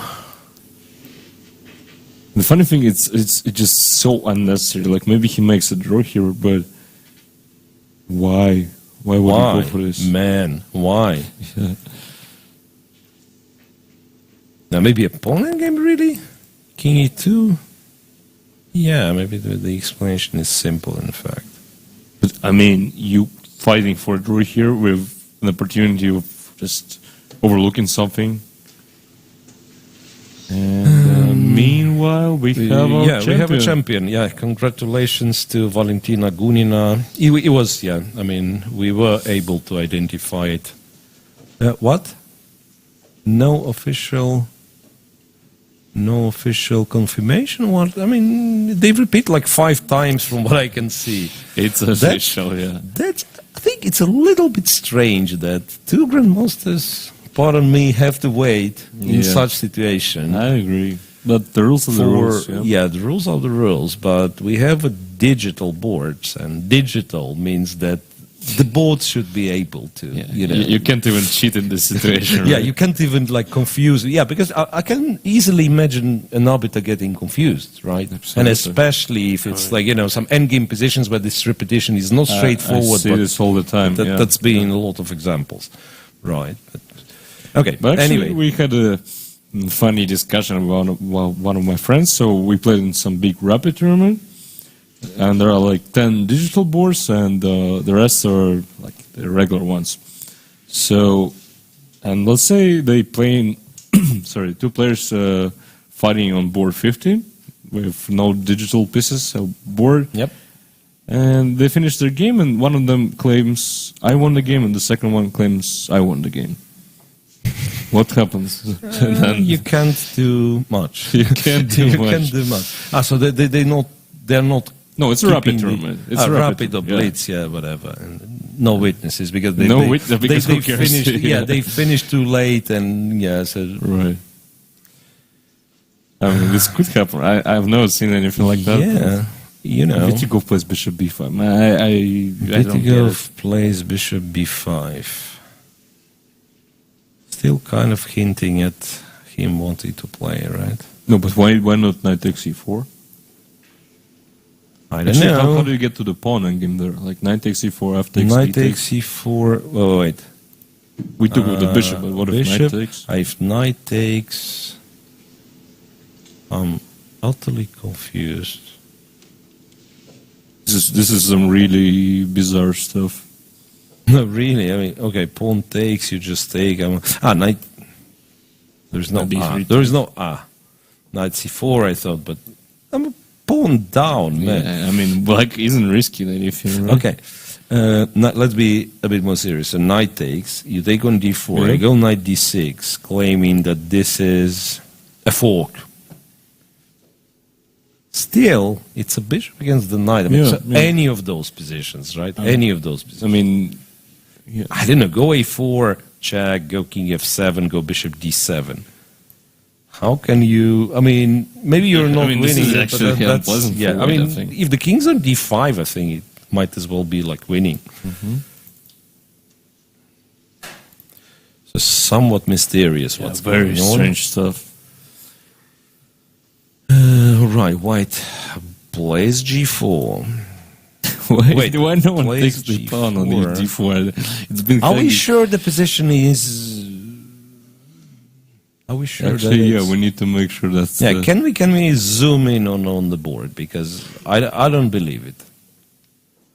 There is no pawn on d4. There is no pawn on d4. Okay. All right. Yeah. Okay, so d5 fe5 happened ages ago. Yeah, and then e4. Then it kind of makes sense. Of okay, course. so the moment e5 was played. Okay, finally. Yeah.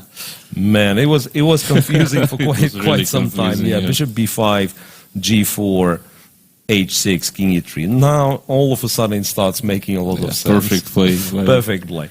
And then you go knight c4, because otherwise white goes bishop d3, and he is slightly better because of the structure. You go knight c4, you swap the knights, you agree a draw.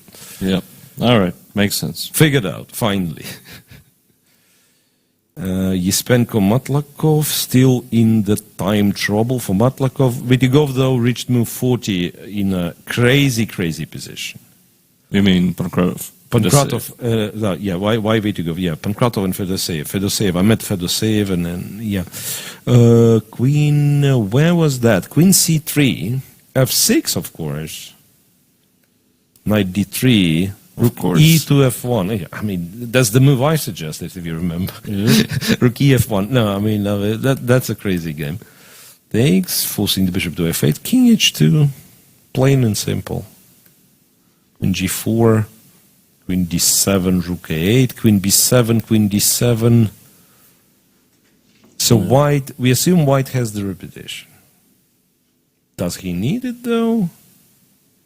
I mean, he will never take it, even if he does, because yeah, right. You're win, absolutely right. He needs to win. He needs to win. So he just repeated to get to the time control. Mm-hmm. The safe is shaking. How do you do it? How do you play for a win here? Yeah, It's a good question.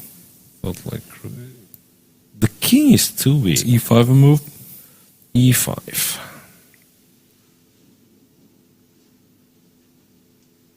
Maybe, but what's the follow-up? But just to take the square, yeah, and then D6, knight E7, kind of to take this guy. Why don't?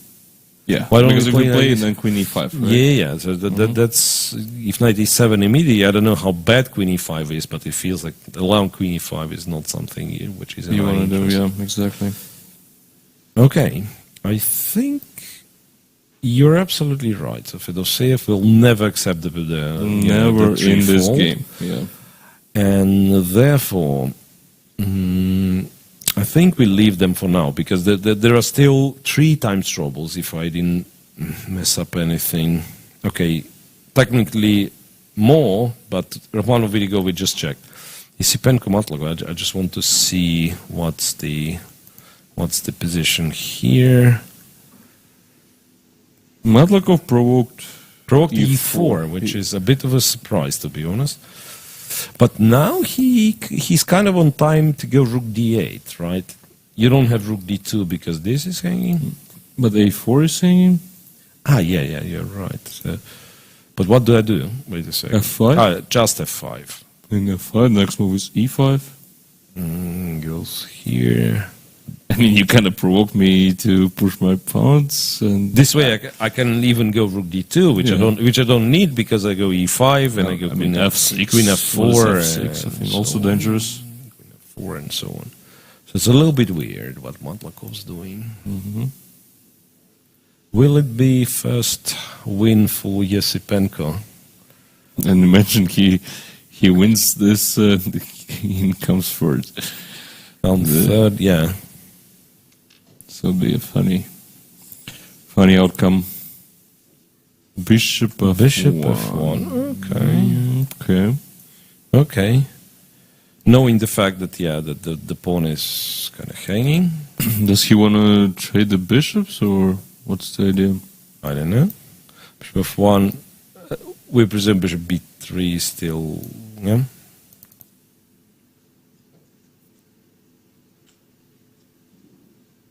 That's kind of very strange.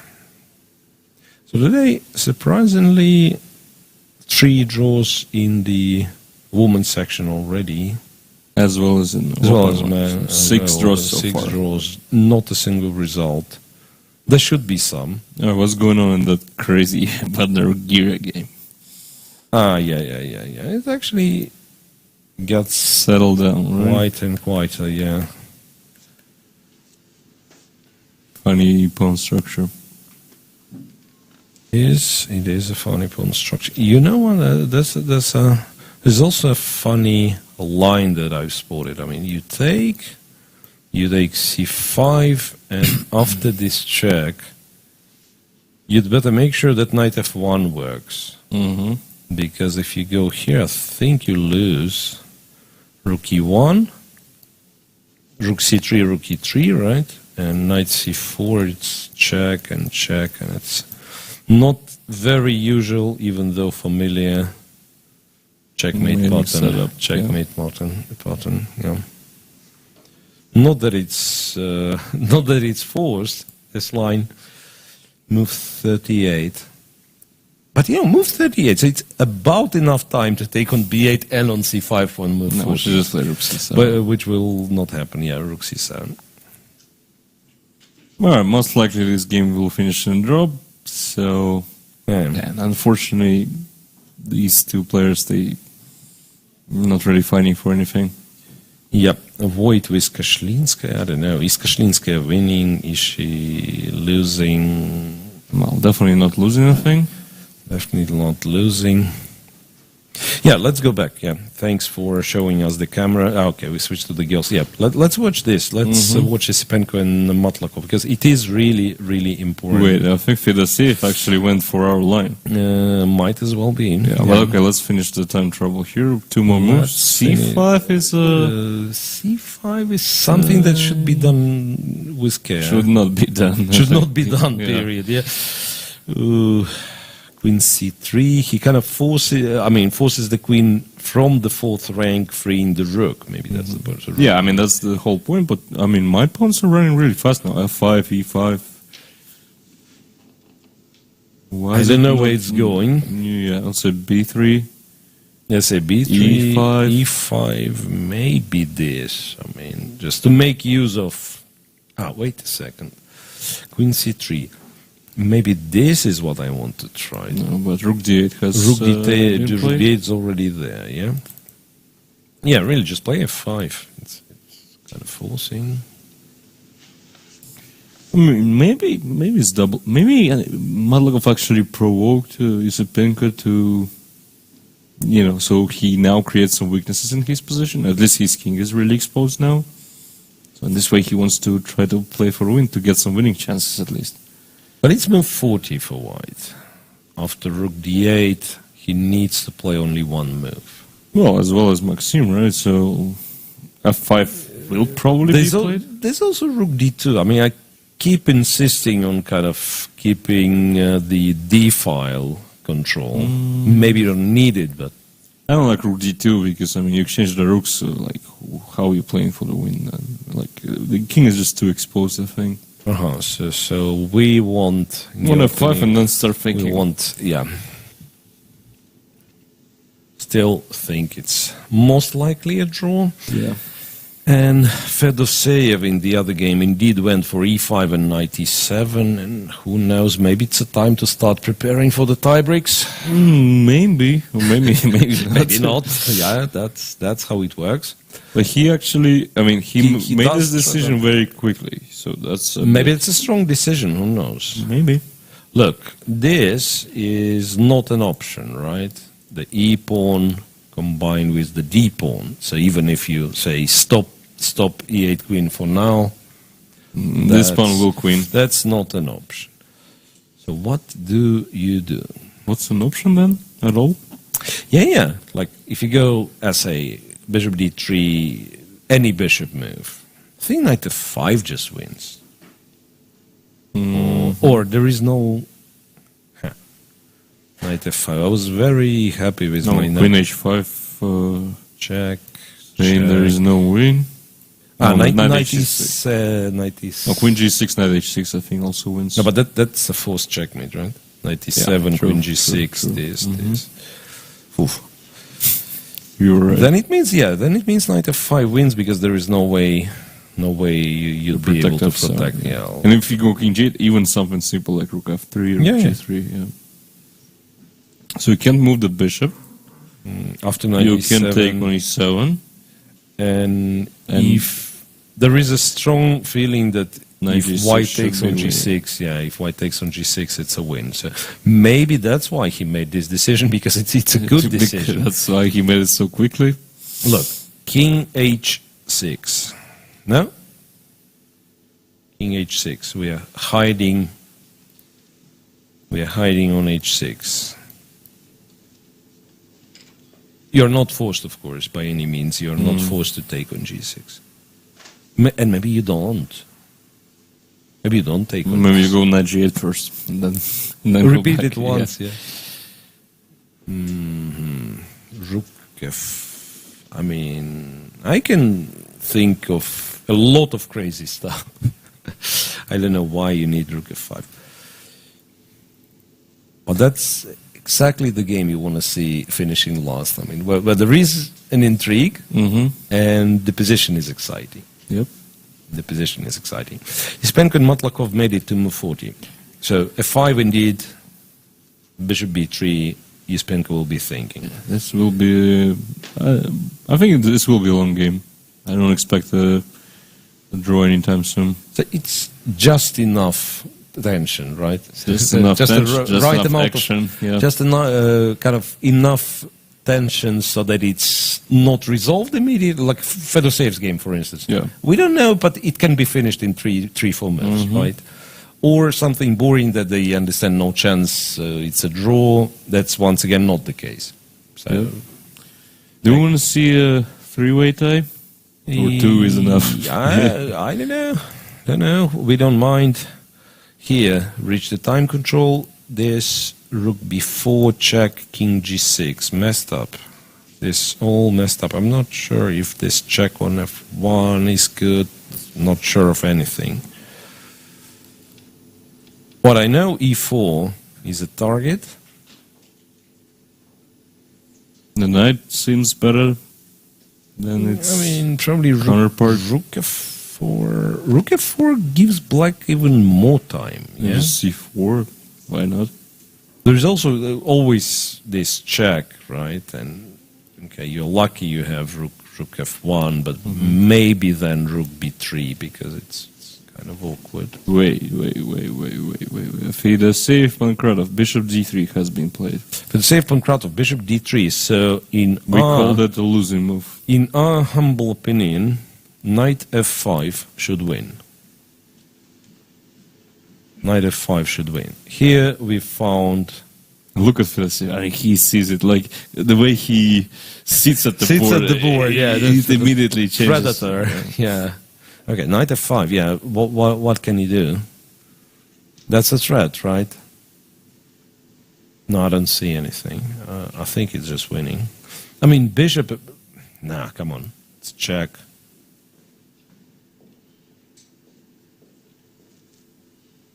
Would you believe in this? No. I mean, you check, you take everything with the check, rook g1. No. No, I'm just kind of surprised Pankratov spent like 4 minutes, 5 minutes, and made a losing but move. he blunders quite often. I mean, he's one of the very few really high-level players who actually blunder a lot, like that kind of simple stuff. Like, this is the case when I play him. Pogonina Garifulina agreed a draw. Yeah. A lot of draws for the ladies. And we are left with two games which, pardon me, do not matter a great deal. Oh, well, Kashlinska, yeah, even if she wins, she doesn't get to the pedestal. So we are left with two games here which do not matter much. I mean, imagine, let's say this one will be like a 5 hours one. 6 hours one. 6 hours one, and then everyone is waiting for this game to finish to start the tiebreaks. And then we start the tiebreaks. Yesipenko plays f6 on move 41, so it might as well. Well, the move itself is very natural, but I think on the other hand, like you want to spend, at least to me, it's not the most obvious decision to make, right? So I'm surprised he played it that quickly. Yeah, okay, we'll see. Doesn't make it any bad, but I mean there were some other options as well, right? E5. Fedoseev, on the other hand, did not play. I think he's just. Of course, I mean shocked. that's the moment when you want to double check, triple check everything, because he will. Honestly, Rook f3 looks kind of winning as well. Rook f3, yeah, but I can imagine some e4 happening, and then Queen f5. Queen f5 is then. Yeah, Rook f3 wins, perhaps. I can't think of anything else. Does it win? Yeah, I mean, I don't see it. What's the play What's for black? the catch? Yeah, what's the catch?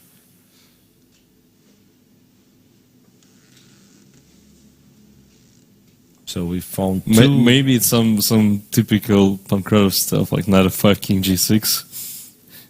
Like, why not? 5, king g6, why not? Why not? Because we combine both ideas. I mean, we combine both. F6 will be taken when you give a check, and the game goes on. Yeah, the game goes on, Absolutely So unclear. fancy knight f5 isn't the move then, okay.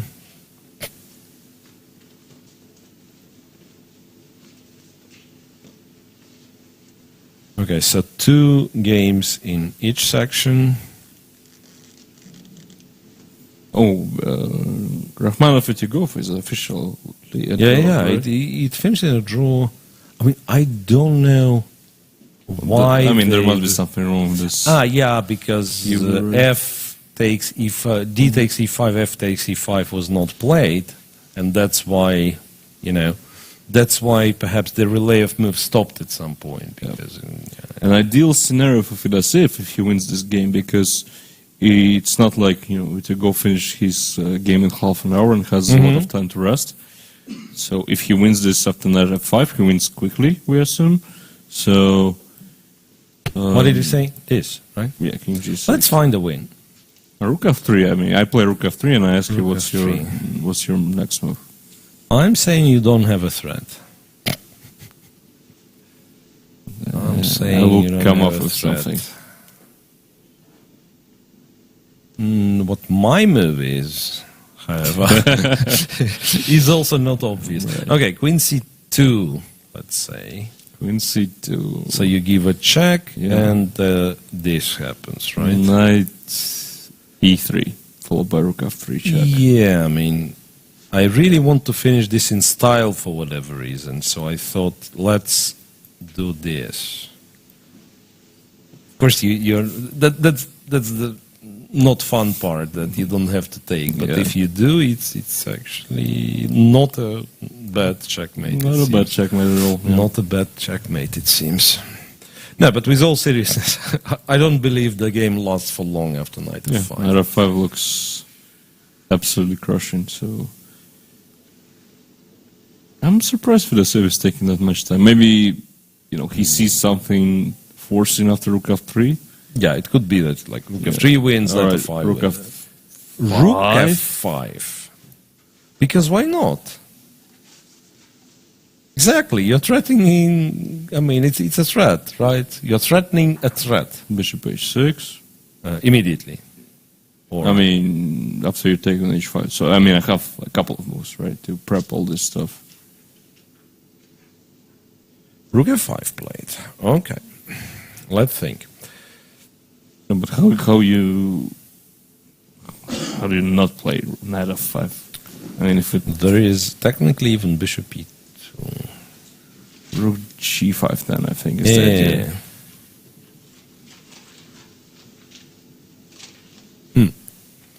Interesting. But I guess his idea is to take on h5 and then play queen g4.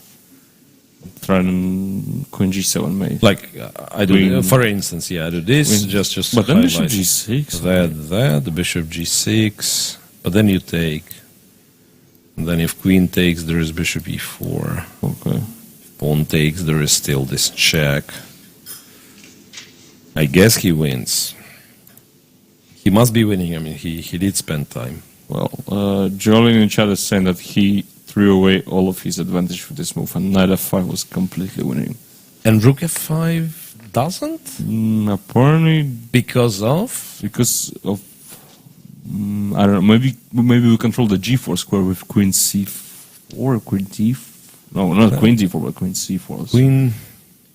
Why d4. c4 and not d4? Because it runs into knight f5. Although maybe then there's some check, right? Yeah, queen to fourth rank, I kind of like it because you threatening this, Shocking. and with rook on h5 you have this. Mm-hmm. It is shocking. Imagine how happy Vitugov is right now. I'm not sure if he's happy. I mean, first of all, I'm not sure if he's following the game. He is following, yeah. Come on. Like every move with the engine, with 3 engines running. I mean, three different engines. One is enough. But I wouldn't be happy, to be honest. I would be like, shaking all the time.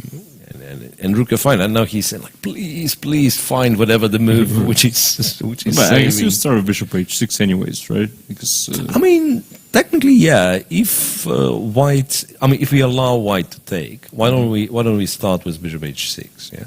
Mm-hmm. Whoa. But how is that? I mean, I'm not trying to to show off, but how is that I see knight f5? I mean, in a position where equally I could play queen f5. Right. To be honest, I don't care that much. And I don't know if he spotted it or so. Just rook f5 is better. And but he has half an hour. Yeah, I think he was just he saw that rook f5 idea instantly. He was too focused on that idea, and he convinced himself that it's winning. Yeah, it could be. It happens. The case, I'm sure. It happens. I mean, probably he's strong enough player to understand that this has to be winning. Yeah, exactly. But that would be an horrible miss if this doesn't win. I mean, if he doesn't win it, we will have a long game for sure. This one, Matlakov. Who will play for a win? I don't know. We don't know that yet, yeah. Okay. I don't know. Here, we might as well have a long game. Hopefully not. Yeah, I don't want this one to be the last one, that's for sure. Do you want this one to be the last one? Because now the queens are getting... I mean, why was that? Check.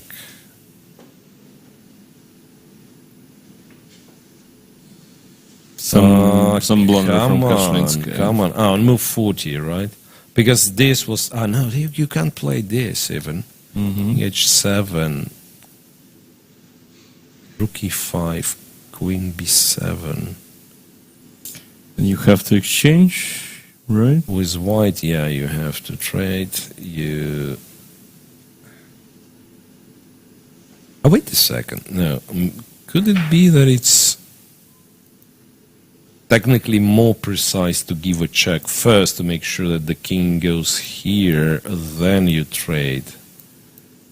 No, but that runs into rook b1 93 check. Right? Yeah. I have to control that.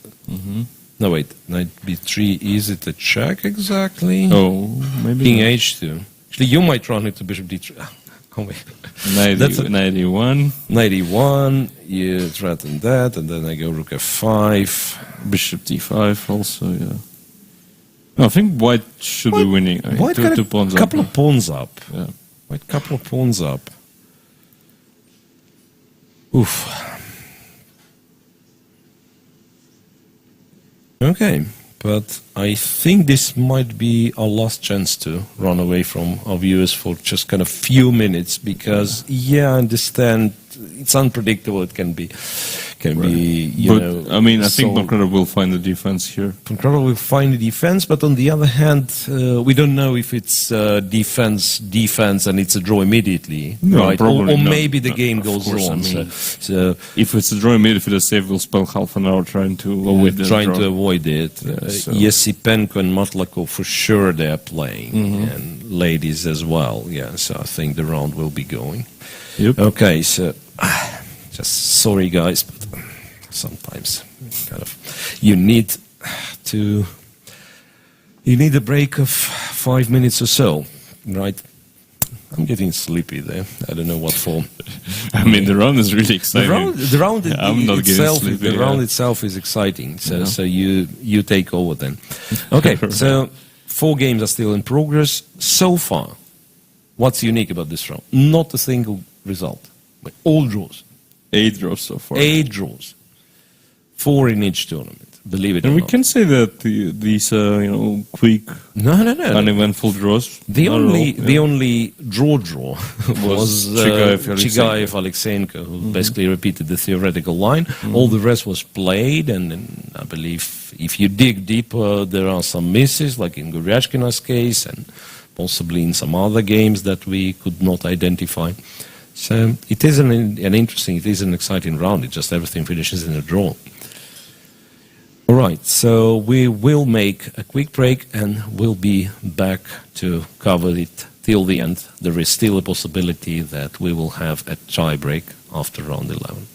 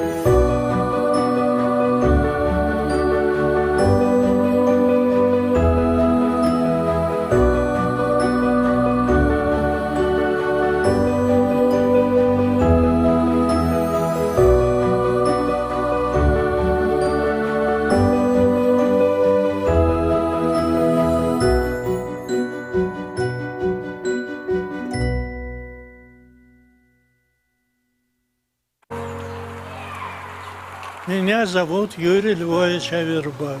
Мне 97,5 лет. По профессии я гроссмейстер, старейший гроссмейстер мира. Когда мне было 12 лет, я прочел всего Шекспира. И это мне доставило большое удовольствие. Я считал, что английский язык – это язык будущего. И не ошибся. Огромную роль шахматы приносят детям, которые начинают изучать иностранный язык. В результате они овладевают языком и одновременно овладевают шахматами.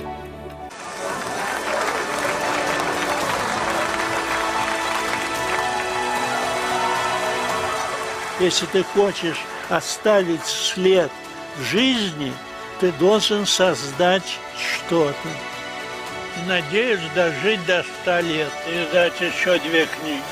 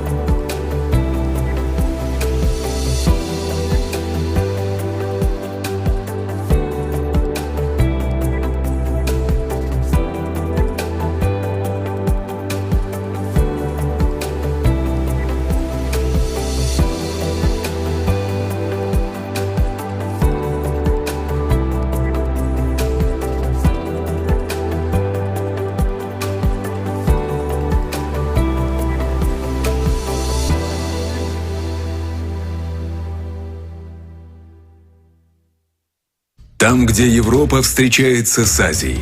Башкортостан – крупнейший современный центр нефтегазодобычи и нефтехимии. Территория мощной энергетики, большого металла и передовой фармацевтики. Мы поднимаем в небо лучшие в мире самолеты и вертолеты. Столица Башкортостана – город Уфа. Мы стремимся к победам и побеждаем. Башкортостан. Республика на все 100.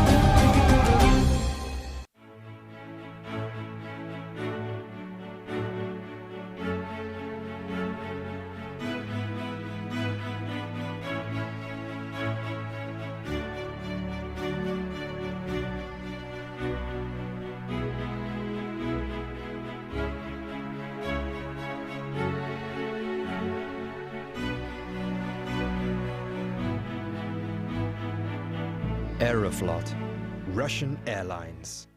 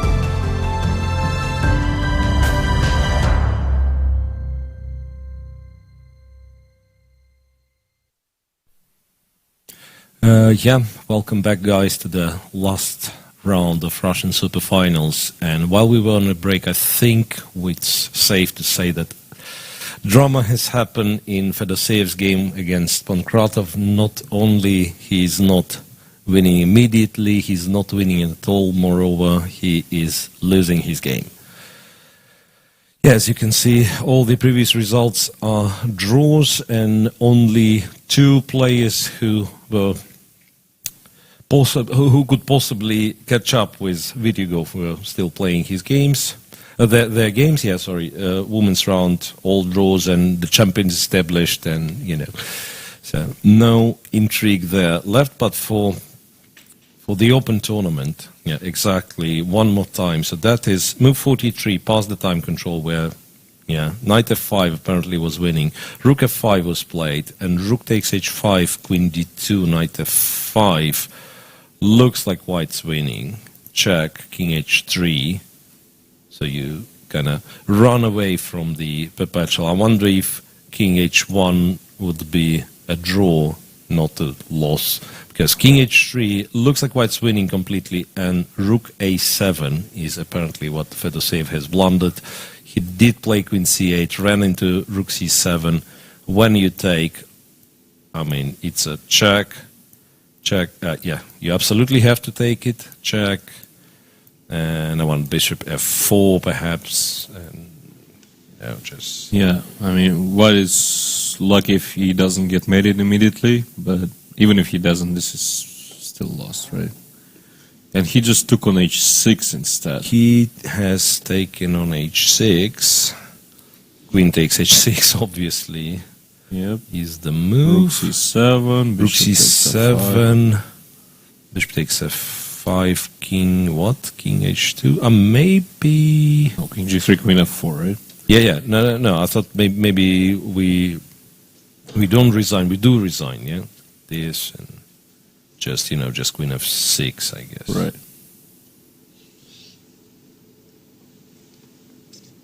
Some technique will be needed, perhaps, after d6, but with king being that weak, it's really hard to believe. Yeah. What is it? 2 pawns up for black? 2 pawns up, yeah. The d pawn is a little bit scary. Okay, we'll see. At least this keeps the game going, yeah. At least wait a second. Queen d4 was played. Queen d4, king h2. Queen d4, kind of making sure that you can repeat, right? Just king g6. King g6. I don't think it's repeating as black. Once repeated once, yeah. But Pankratov, exactly as you said, he plays it very fast. Check on king g6, and it is strong. Now that you see it on the board, it is strong. There's no danger to the king anymore. In fact, maybe he doesn't even take this pawn after g4. Maybe he just plays e4. E4, yeah, to block the bishop. Well, that's, what a twist. What a twist. So, a question from Christopher. How can Gareshkina get stronger so she can do better against the big boys? She hasn't done that bad, but it seems a lack of experience against 2,700 players. Yeah, but I think that's what we were talking about. No, that's exactly the thing. She needs to get more games against these guys, and she needs to win one game, I think, so she can actually believe in herself and start winning the games against. Yeah, that's the feeling, because she came close a few times in this tournament, like ridiculously several close. times. Yeah, Yeah, ridiculously close. And but she definitely underscored in this tournament, that's for sure. And still, she's not taking. Do you win the bet, by the way? I mean, just tell me, or it's still. It's all about the tie breaks now. I don't know, to be honest. Really? Yeah. So she's tying with Rachmanov, and it's all about this Rachmanov burger thing. and- I don't know. You have Chigaev, the clear last, Clear and she last, ties with yeah. Rachmanov. Yeah. For those who missed it, Alex had the bet that Koryachkina is not taking last two places in this Exactly. tournament, and she underscored quite a bit. And still, I mean, this will be so unfortunate if I lose, because she was never in the last two places in this tournament, like not a single round. Yeah. Okay, so King G6, D6. Once again, Fedoseev simply says, "Yeah, I don't have a choice. I have to push it." No, but E4 looks simple enough, right? Then you just move your pawn, right? Mm-hmm. Then you just move your. I mean, pawn. unlike white pawn, this pawn actually runs very fast. Yeah, I think. Okay, I mean, what I could try to do is Queen D8, but then you just take on F6. Mm-hmm. Yeah, take on F6. Check Queen G7. Very, very tragic. Oh, wait a second. Queen G7. But I'm in time to. Takes. Yeah, Bishop H3. I just go take. E3. I just think take. Right? King F6. Takes. No, Bishop E4 maybe. Bishop E4. Yeah, I thought so, but Bishop D7 Yeah, should this be is winning winning, yeah. comfortably. Bishop here, then F5, then King gets there, and then 2 versus 1 on the queen side, and actually the A2 pawn fixated on the light square might matter. And I believe it's not the most precise. Well, actually, just go to H6. Anything Come on, wins, yeah. just go to H6. Yeah. So this has got to be winning. D6, E4 played. By the way, Matlakov finally made the move against Yesipenko, F6 and Rook to D4. Wow. So he spent more than 20 minutes. Yeah. On this move. So that probably means that Black's position is actually much more dangerous when we fought. Rook D4, kind of stopping Bishop C4, cutting off the queen from this diagonal. But how about Rook G2, G5 perhaps? That actually, what's the evaluation? Okay, come on. We said a lot of words about this, but after Rook D4, I'm no longer sure that white is completely safe. On the other hand, with pawn on F6, of course, it's dangerous for black. I mean, kind of dangerous for both. No, white's probably safe. Okay, white's probably safe. But how do you? Yeah. Okay. So if you take this, simply king takes. Yeah. And maybe it's not that simple. What happens if I take? I keep taking. I mean, in my calculation, I keep taking with the queen, forgetting about Rook G2. So I presume King G7, Queen F3 is very dangerous, if not just lost. Queen E7. Queen E7, check. King H8, right? The bishop is still alive. I mean, maybe it doesn't really even look this. Yeah. Oh wait, Queen F4 double attack on what? Because Queen B8, you still go to H7, Right. yeah. Or Rook D8. Yeah. Yeah. Okay. So now it's Yesipenko's turn to spend 20 minutes. Mm-hmm. Now it's Yesipenko's turn. He spent more than 10 already. He did spend more than 10, yeah. So that's why, because it felt like a lot of action happened in Fedoseyev's game. We do not look at the women's tournament for now, but a lot of action happens there. And this game kind of frozen. But in fact, yeah, it was Matlakov spending 20 plus minutes, and now it's Yesipenko's turn. He spent, you say, more than 10 and probably will spend more. Okay, I mean, out of curiosity. Oof. This, I'll come up with a bold prediction. This will be a draw. It will be a long draw. Long draw, you think? Mm-hmm. But it's Gira who plays with... you mean she can try to play for a win or what? I don't think anyone is playing for a win here, But they'll just play. Okay. All right, Rook G2. Rook G2 makes sense. Yeah, I mean, just quickly, we'll show the other game where Voigt, I think, is no longer winning. G5 by Matlakov. Yeah. I'm switching to this game. Yeah, I believe Fedoseev is lost now. Rook G2, but what do you do, right? You kind of have to do G5. Yeah. I guess so, yeah. G5, and then what Yesipenko's doing? H4, right? Mm-hmm. H4, threatening to take.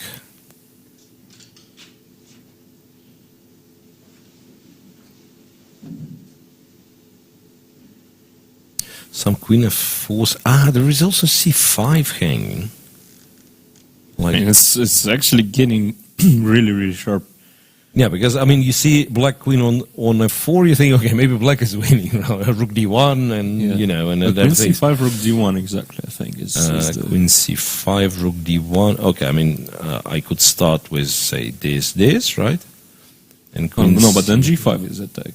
yeah. So maybe I don't want to take on. So the moment I take on g5, Although I'm not sure what I d1.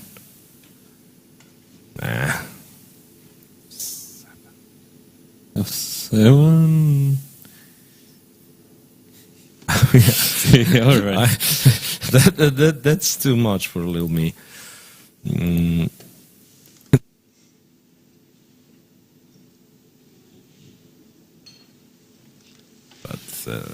Who knows? After what has happened in Fedoseyev's game, you know, anything is possible.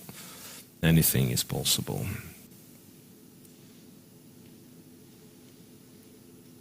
Hold on a second. So if Yesipenko wins, that's a big tie for the second place, actually. Biggest tie ever. Not that biggest tie. Biggest. Andreikin, Fedoseev, Matlakov, And Yesipenko. And Yesipenko, which is 4 players. Mm-hmm. And Aleksandr might regret not playing, because theoretically, spending like nearly half a tournament on 50%, he could have died for the second part. Mm-hmm. Yesipenko spending all of his tournament on 50%. Yeah. Making draws. Okay, Bodnar Rugira, Rook E1, Rook endgame, not 4 Rooks endgame. Here.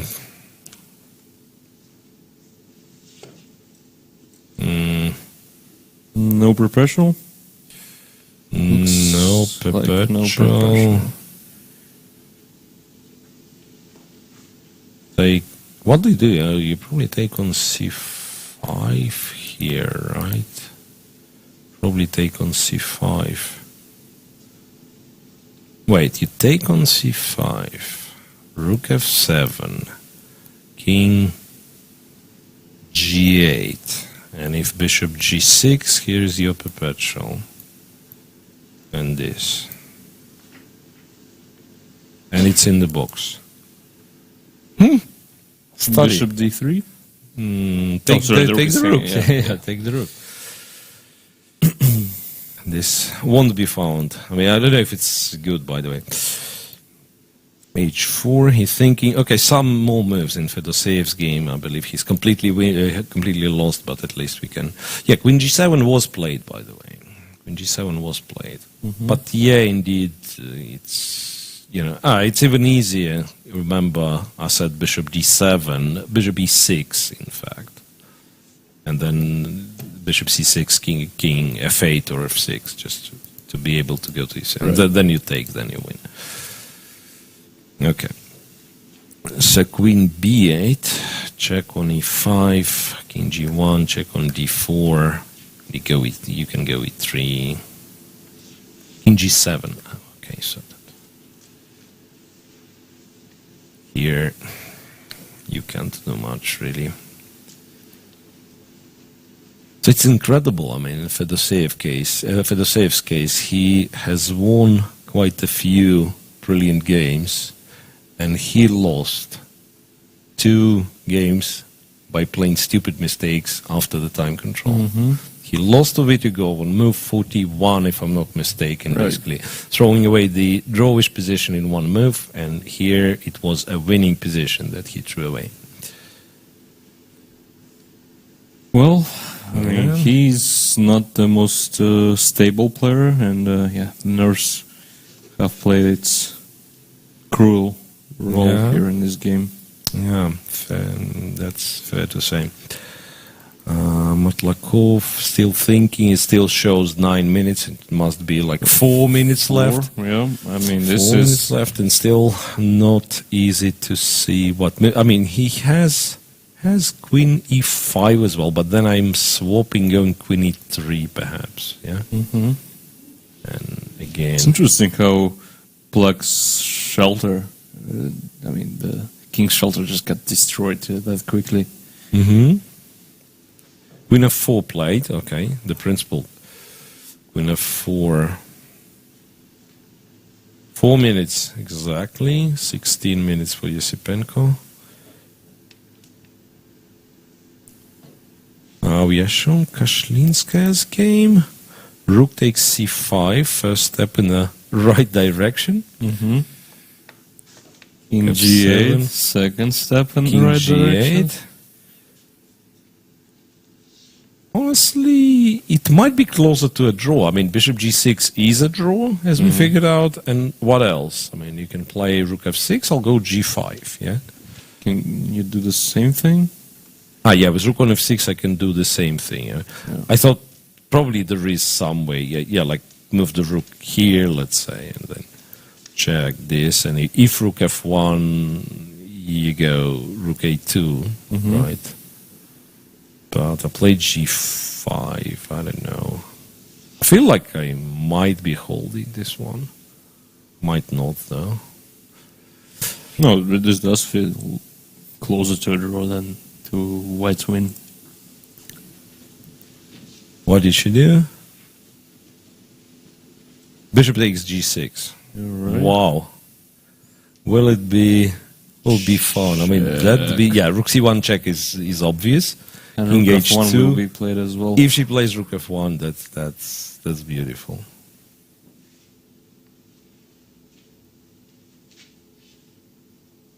Rook F1 played, yes. So Alina Kashlinskaya makes a draw, and I think she secured like 4th position already. But so it's very simple. Gunina then. So all draws in the women's section. All draws in the women's section. Can you believe it? Bodnar-Gira, it is a well-known drawish position after all. Right? I guess so. It's G2 pawn, not the B7 pawn. We have the board right, yeah? Yeah, I was for a second I was thinking maybe with the pawn D7 is still a draw, but probably not. Yeah. But amazing how they still play it. I mean, what's... So the king is cut now. So The king can't attack the G2 pawn anymore. Yeah? So we can freely play for the win. It's a problem. Okay. I mean, not this game, please. Not this game, please.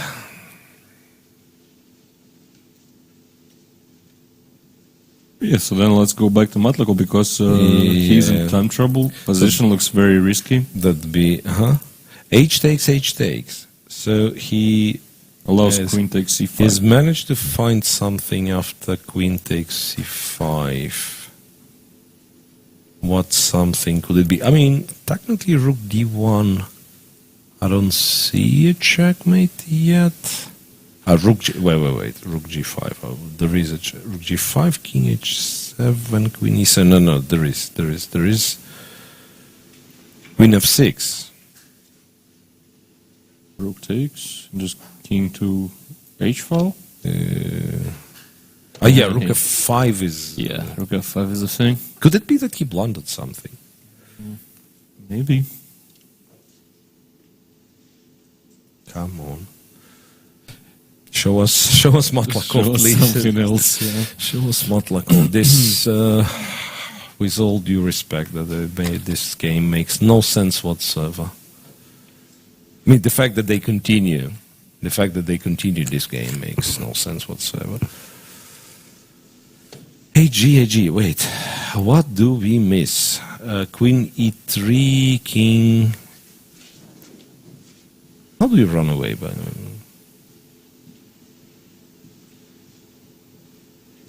That? That's a good question. Yeah, for some reason, for an obvious reason that the queen was on c3 and there was no check. Yeah, I'm getting confused. For an obvious reason that the queen was on c3 and there was no check. Yeah, it seems that we don't have that camera. Wojtkoszlinska will be a draw. This will be a draw. Fedoseev moves on and on and on. The pawn's on e5. The pawn's on e3. And still, white is unable to move the d-pawn. To do anything. Yeah. So if I check... On g5, bishop g6, I guess. Queen Yes. e7 then.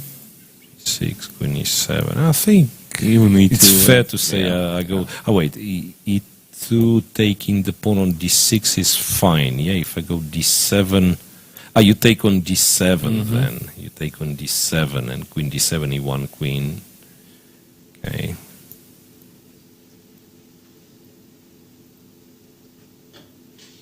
Here and also cover. No checks. It's Yeah. probably not really needed, but yeah, no checks. Should win. Yeah, and Nispenko just took on c5, so we may see a... Nispenko captured on c5, queen e3 check. That'd be a big surprise.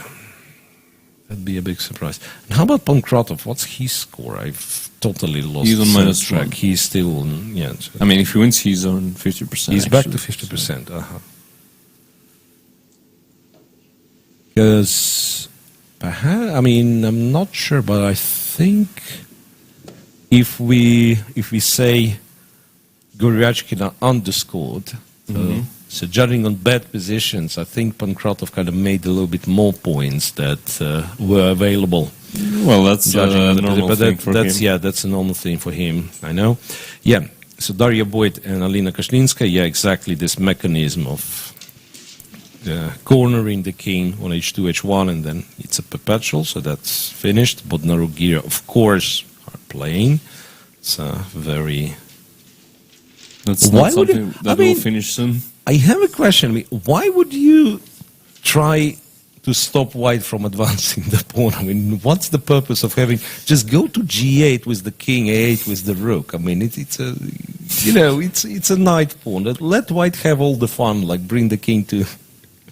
But bring the that's a king- principal thing to do. Principal thing to do. Not allow So I suggest then it's principal thing to do not to follow this game for now. What did Pankratov? Yeah. D7, queen d7, queen e3. So that's the position, 2 pawns down. I mean, Yeah, very little chance for the save here. back on d6.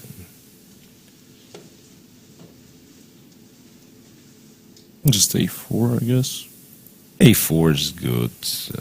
I mean, some people, some old guys would prefer to play queen f3 to control, all the squares on long diagonal. But doesn't matter. Yeah. Some people I mean, want it all. So B3 just wins. B3 takes A3, I mean. Yeah.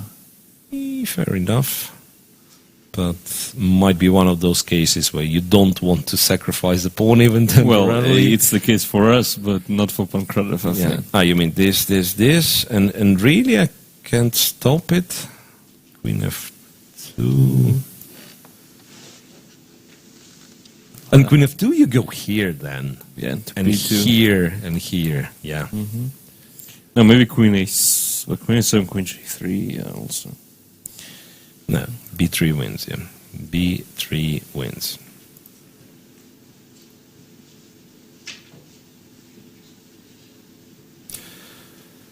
I bet the last game we will be left with will be this rook ending.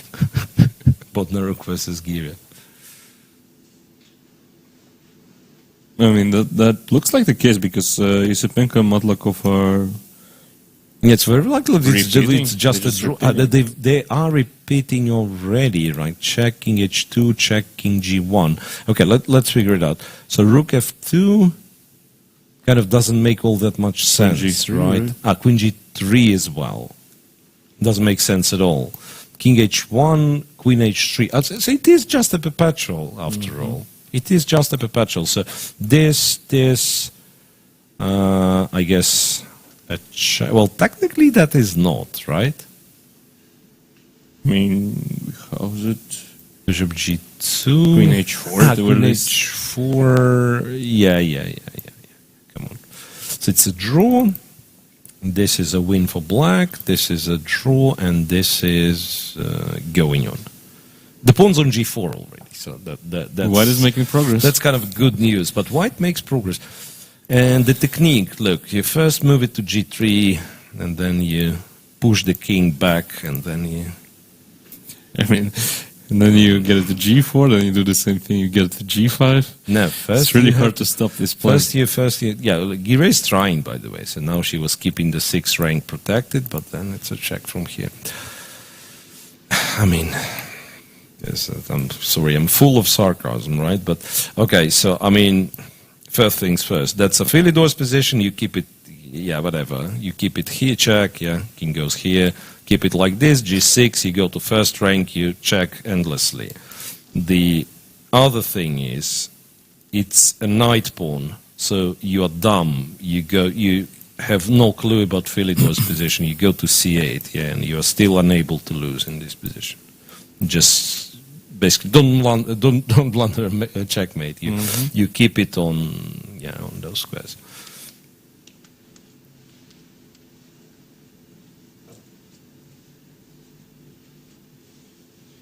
But for the time being, Like they just haven't had enough chess in this room. Yep. Right, Ispenka did play Bishop F2, Rook F2, but it's just the same, right? Check.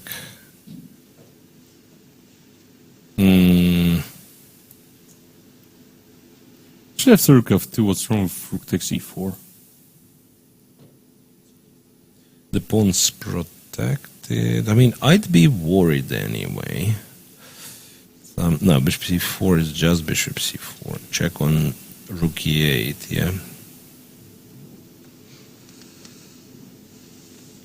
Bishop C4, check. Is this a thing? King H7? Yeah. Check and to G6, and my rook is pinned, right?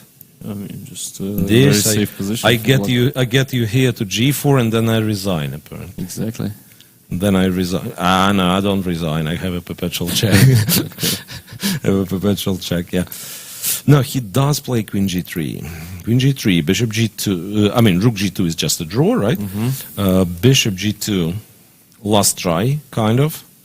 Check here, Rook here. Is this a draw? Is this a draw? I mean, I can just take and play Queen F4, right? I mean, F4. win the pawn. I win this one. Even though it doesn't feel completely safe after E5, yeah, you might lose Queen it. F7. I don't. Yeah. Fair enough. But it's so interesting that it's Yasipenko who, he wants to try. And if Malakov saves, It's a draw. It's a draw. We were wrong. It's a Surprising. draw. And not even a 50 moves draw.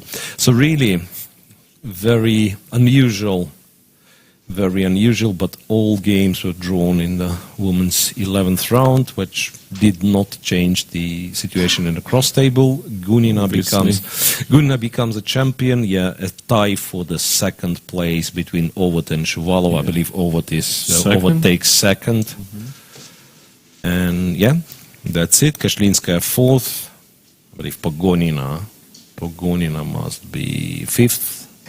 And so on. We will show it at the end of... Gonina, Garifulina, and Galamova. We'll show it at the very end of our broadcast. So Queen G3 and Fedoseev. What's going on? Queen F6. Okay, Bishop C4, Queen C3, Queen F4, B3. Pawn takes.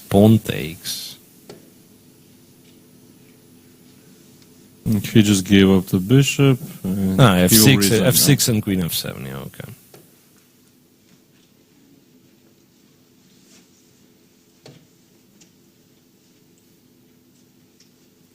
Interesting, for the save, he's been in the lead for the whole tournament and only +1. His final result is only +1 and not that impressive, really. Okay, so... Yeah, this is...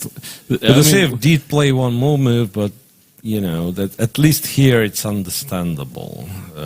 How disappointed he is, even though, of course, he's not hoping to save this game. Yeah. Let us be fair. He's not hoping to save this game. Not hoping to. There's nothing to analyze, basically, right? Here, though, in Yasipenko with Matlakov, no straight up perpetual check after that. No straight up perpetual check. I don't know if there is a straightforward draw.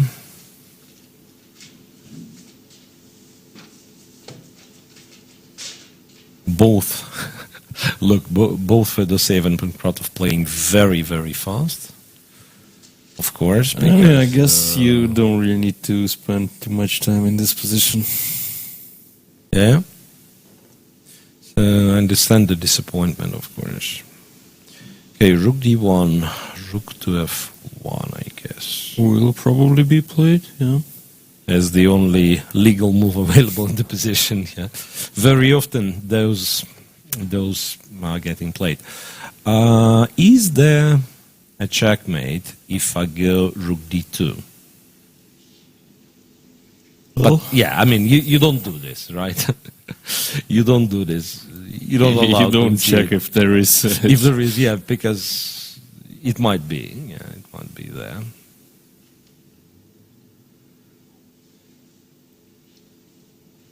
So once again, what we said, this is enough, yeah? Check here. If Queen F2, well, actually, if Queen F2. I would just take King F7, right? E5? King E6. 5, King E6. Ah. I thought I'm taking this, which I do, but then you take E5 and yeah.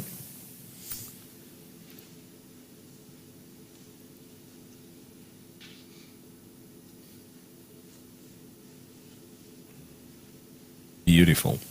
Fedoseev is still playing. Fedoseev is still playing, yeah. Moreover, spending time because he's almost stalemated. Stalemated. No, checkmated he's not interested in. Stalemated, however... Okay. And you still have 2 squares to go to. Yeah. And also you don't have a single check. And wait a second. Queen E5, King H3, King G6. Yeah, introducing Queen H5 and also making sure there are no stalemate tricks. Because let's say you'd go here and possibly by some miracle there is something. I understand that, okay. No, I mean, see.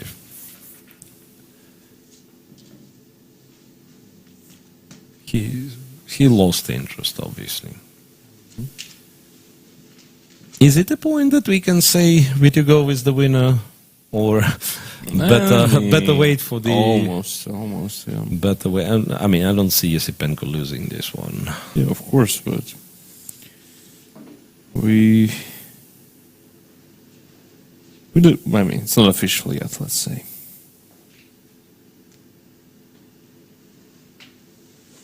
Could have been all draws, right? Could have been all draws, but this game, Fedoseev would have a different result. That was also a possibility.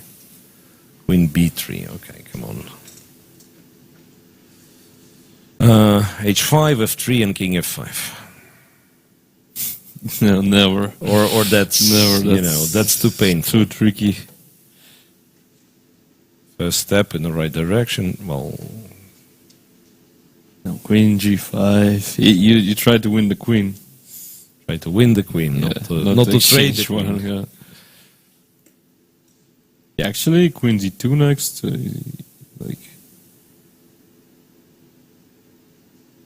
mean, maybe there's.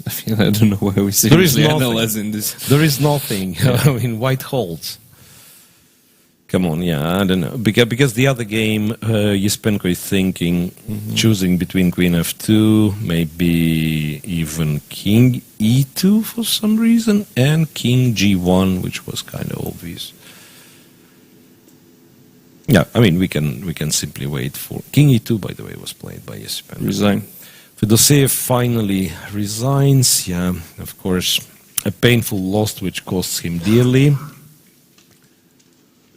I mean, I don't even know what to say. This will be hard to recover from. People been to such situations when, Everyone has been in such situation, but that's the pain of, a chess player. Like, sometimes you have to face something like this. Okay, and very likely it'll be the only decisive game today. All draws in the women's section. Pankratov wins, which means Fedoseev is only on +1. Now Matlakov, in case he makes a draw, takes clear second. Clear second, not bad. Vitugov, I think I would already say Vitugov's the champion. I don't see black winning. And if Yasipenko wins, it's a huge tie for the second. Right.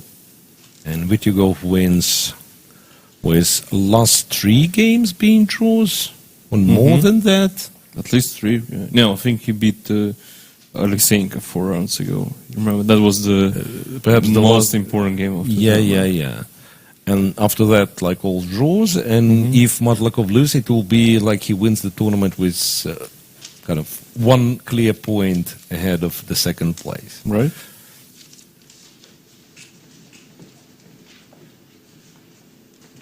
E5.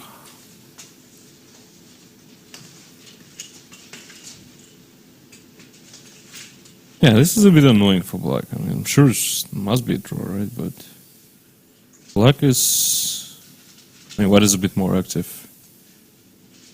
Actually, if we win on the pawn on b7, I mean, it's a pawn, and you right? do, right? I mean, because I was thinking, like, let's go to f4, there inevitably going to be some checks, but we just go check, right?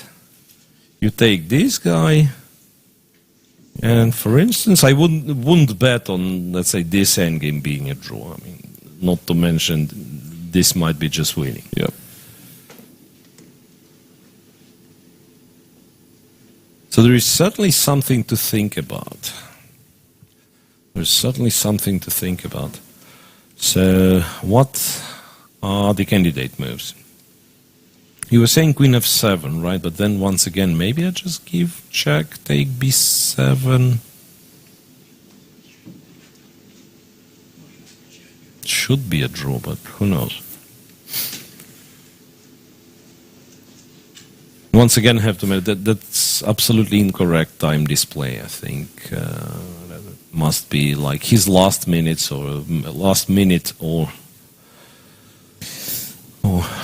certainly less than 2 minutes. Matlakov has. You know what I'm doing now? I'm calculating that burger thing.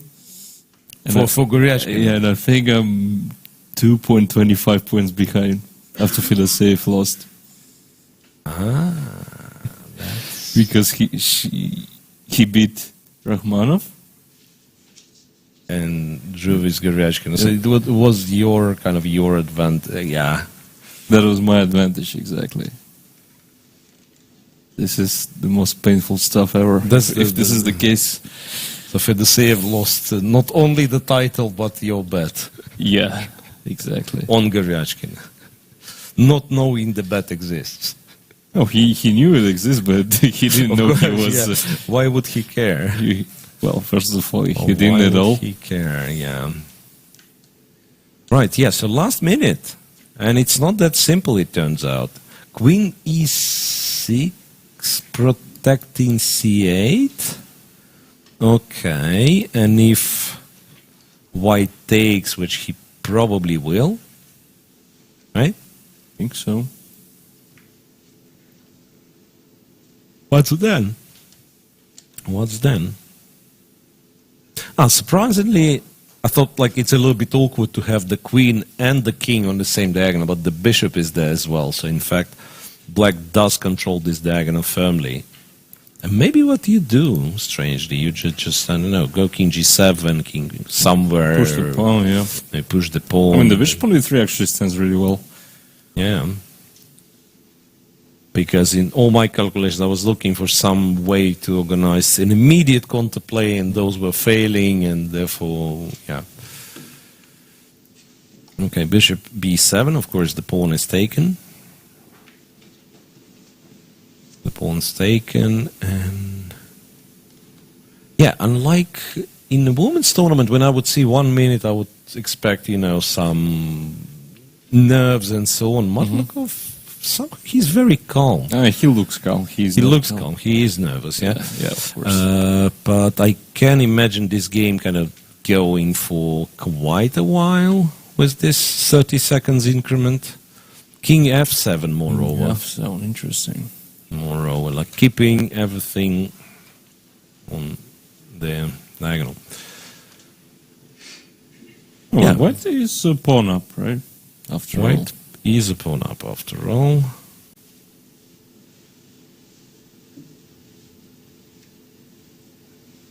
Not clear how exactly do you play it for a win with white. Yeah, seems some sort of a weird fortress where it's not that easy to suggest how exactly you are breaking through.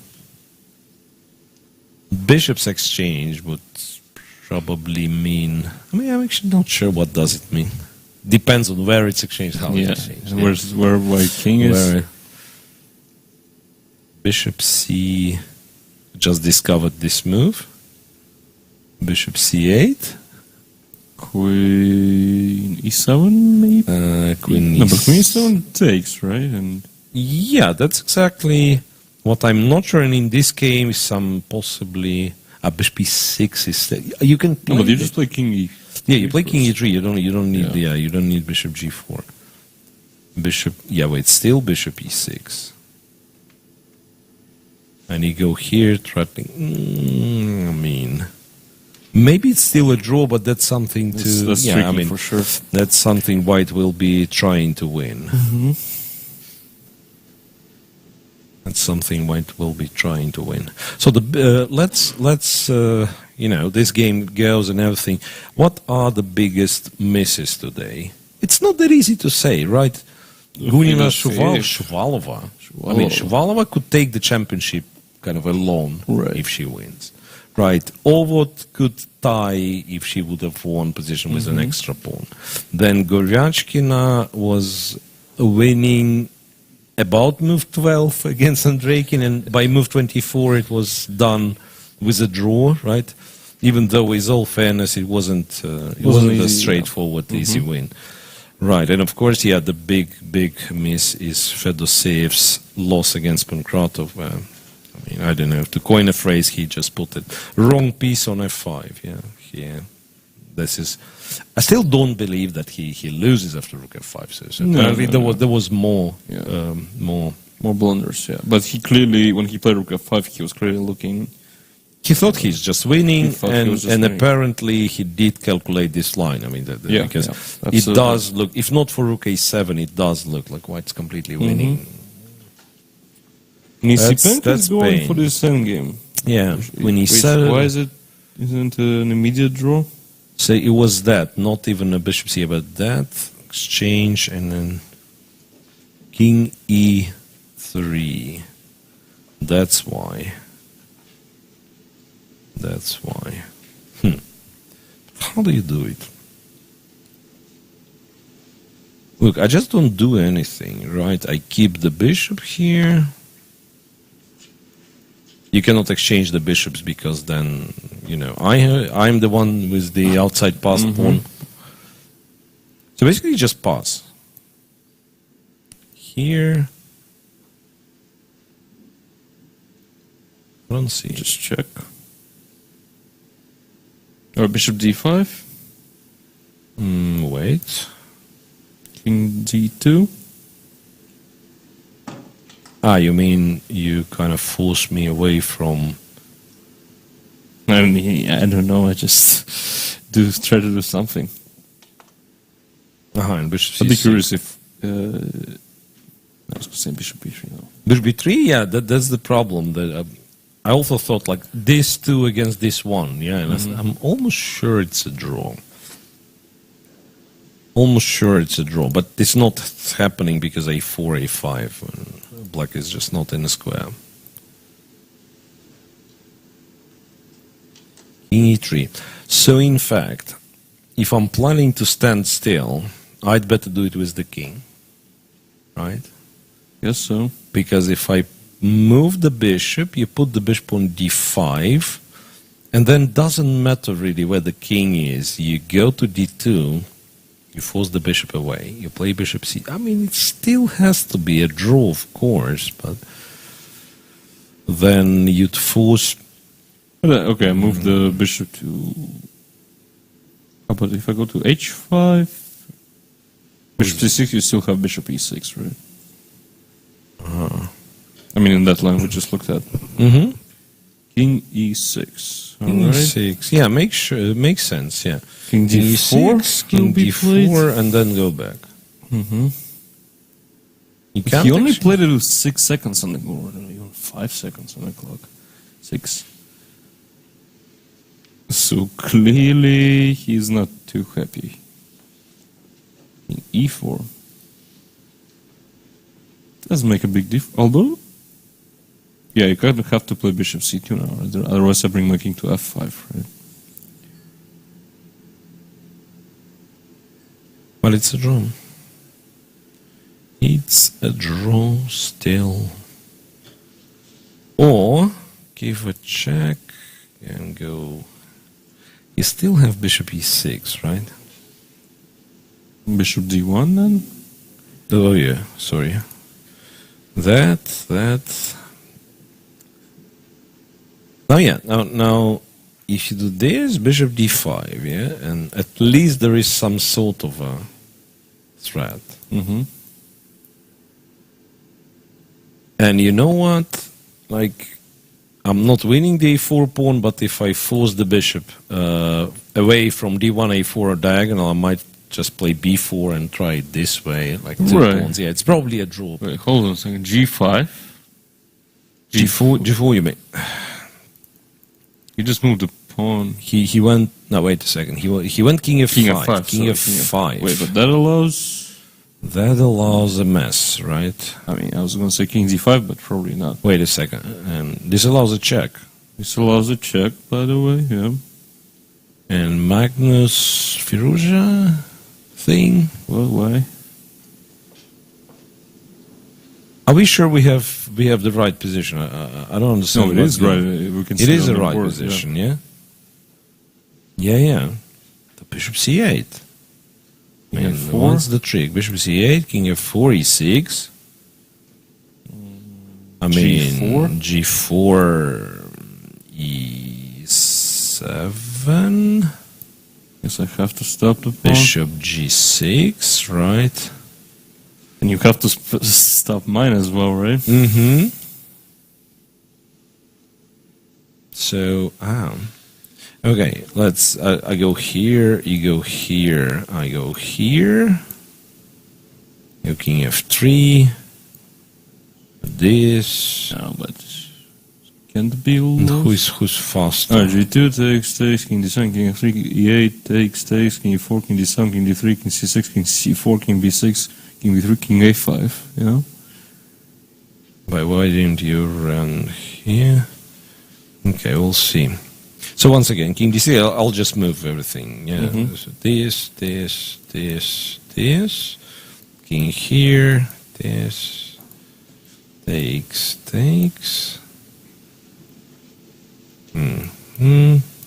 But it's the same. It's the same line. He's still going, incredible. I mean, if he loses this way, it'll be absolutely incredible.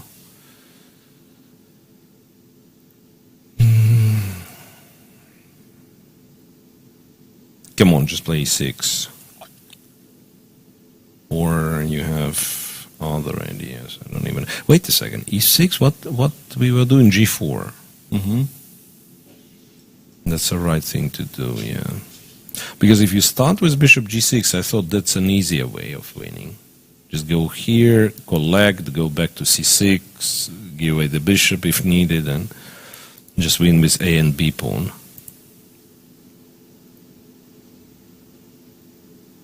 So in fact, both pursuitors are losing. Is it losing? No, I'm not sure. I mean, I don't know. Can't calculate. Is safe now, that's for sure. Videogame is safe for sure, right? Okay, let's agree on this. Videogame is absolutely safe. No, it probably doesn't lose. You know what we do? I'm an idiot. G4. We were doing that, right? That. And then just go after the pawns. You don't need the bishop, right? Just go after the pawns. But if I do the same thing, but then you can go king f2, right? Yeah, king e3 is kind of double attack. Yeah. Wait, c4? King c4, sorry. King c4, king f2, yeah. And b4? B4 specifically. Yeah, not b3, I guess. I'm not sure if it makes difference, but b4 takes. I'm not on time, yeah? No idea. No way. Oof. By that point, I would just let them play, you know. Yeah. Bishop g6, king d5, I'm guessing. Maybe you just go there. You want black king to be third away, right? Because if you play b4, king c3 now, you technically stop it and so on, but then king returns back. The king returns back.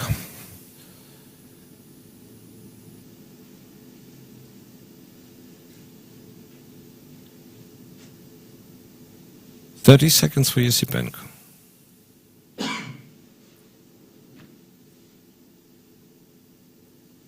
There is also one more thing that you can do this. G3 is forced now, otherwise I win the bishop. And you do this, and you're not letting the king enter, right?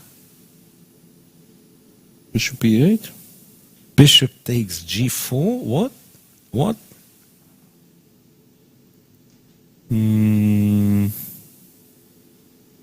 No, but now we're just in time, right? And Yasipenko is smiling. Yeah. Yasipenko is smiling, and that means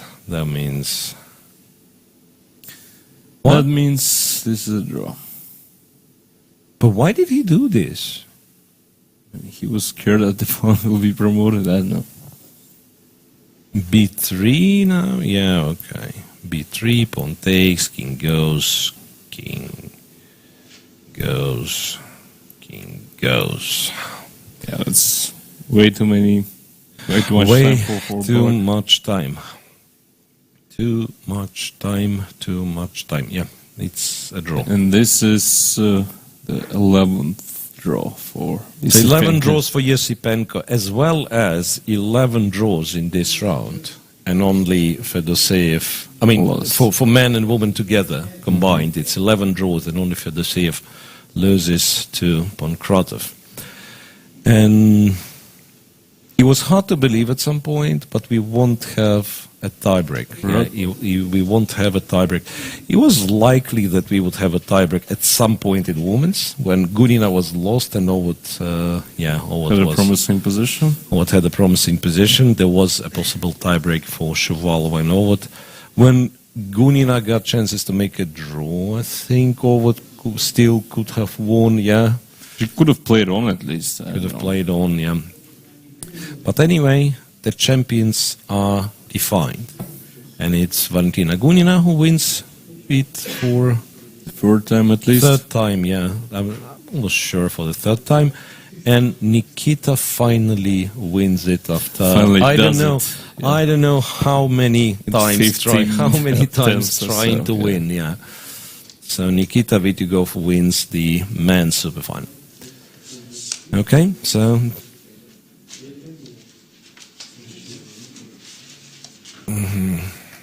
they say you won your bet. I don't know. They say you won your bet. I don't know. People who said that, I don't know if they can be trusted. But for for now, you are allowed to be a bit euphoric. I am then, if that's the case. But hopefully that's not a false hope, Yeah. Okay, I mean, now we'll see the cross table. Just the question if it's, I don't think they show the tiebreaks. They will not tell us. They'll give you the information we already know. So it's a tie for 10 and 11, yeah? Number 10, Gorachkina. Number 11, Rakhmanov. Based on what? Based on, who knows, number of wins? The number of wins is the third tiebreak, so I already know everything. So the first is the number of black games, then the second is Berger, Zonnenberg, Berger, whatever, and the third one is the number of wins. Yeah, okay, so Vityugov wins, Matlakov second, clear second, Fedoseev third, fourth, fifth, Andreikin. So third for Fedoseev, fourth for Andreikin. Yeah, and then a tie, like fifth place Predke, if it's correct, yeah. Sixth, Yesipenko, seventh, Motilev, eighth, Pankratov, ninth, Aleksandr. Only ninth for Aleksandr, you see. I mean, when it comes to the tie of fifth place, you can say you don't really care. Yeah. Okay, fair enough. So this is it. Overall, yeah. Interesting that Vityugov, I cannot say he was dominant in this tournament. He played well. He played well, but okay, no surprises here. All draws, and this we've announced many times. I think it's clear over this second, Shuvalova third, right? Gunina is the champion. Gunina is the champion for at least the third time, and I mean, she's been, maybe not dominant, but she's been very convincing throughout all the tournament, yeah. Apart from the last game. And what's unique, I would claim it's the first time in history, even though I might be mistaken, that first three places didn't lose a single game in a women's tournament. So all three undefeated. It's okay. At least that's my fifth, sixth superfinal, and I'm pretty sure that's never been the case. At least that's a very rare thing for sure. And also Evgenij Ovod having an amazing tournament, unbeaten, and she was that close to win the championship. But even though she eventually came second, being the bottom seed, I think that's something unique as well, incredible, right? Yeah. But simply, how many round robins can you think of when you are the bottom seed and you do not lose a single game at first place. I mean, not to discuss that she comes second and almost wins the tournament. So that's it. Last place for Alina Bivol, but she's not without a win. Yeah, she's not without a win. She beat Kashlinska. There is no player with no win, I think, in this tournament, right? Everyone won. Unlike in the men's section, Rachmanov has won a game. Darya Voigt didn't win a single game score a win. because she did not continue the game with +5. Against that would be my guess. That was her chance. Against Shuvalova. Against Shuvalova, And Shuvalova had the chance to win the tournament. How it happens. Okay. And so, I believe that will be it. That concludes our That will be it. tournament. And yeah, I mean, it was very likely that the tiebreak would happen. But the tragedy of Fedosiv, I mean, I can't imagine how terribly he feels right now. Yeah. Anyway, we congratulate Nikita Vityugov as well as, of course, Valentina Gunina. And you guys, thanks very much for watching. Look forward to the next broadcast, and hopefully we made hopefully not a bad duo. And I enjoyed working with you, to be honest. Thanks a lot, Alex. Same here, and I believe we will meet again. Sure. Take care, guys. Yeah, thanks so much, and see you next time.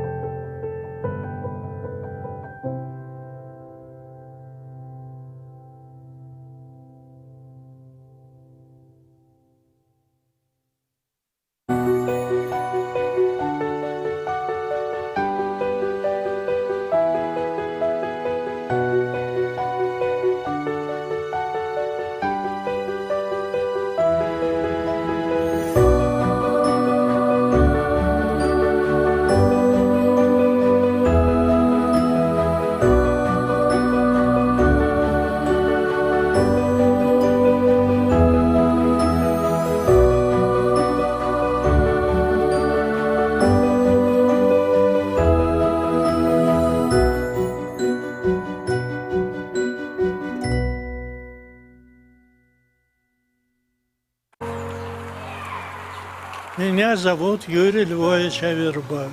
Мне 97,5 лет. По профессии я гроссмейстер, старейший гроссмейстер мира. Когда мне было 12 лет, я прочел всего Шекспира. И это мне доставило большое удовольствие. Я считал, что английский язык – это язык будущего. И не ошибся. Огромную роль шахматы приносят детям, которые начинают изучать иностранный язык. В результате они овладевают языком и одновременно овладевают шахматами.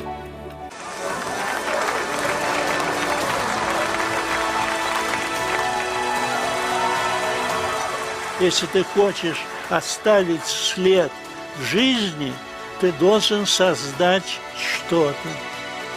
Надеюсь дожить до 100 лет и издать еще 2 книги.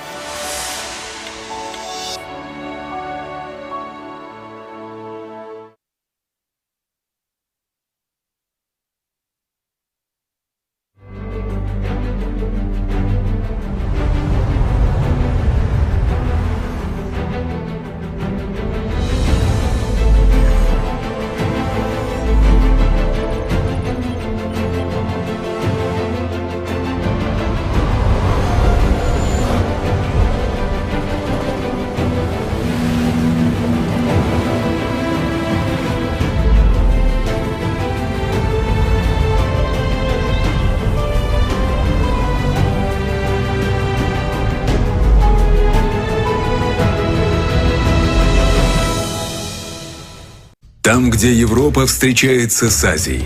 Башкортостан – Крупнейший современный центр нефтегазодобычи и нефтехимии. Территория мощной энергетики, большого металла и передовой фармацевтики.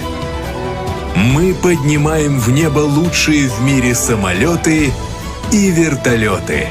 Столица Башкортостана – город Уфа. Мы стремимся к победам и побеждаем. Башкортостан. Республика на все 100.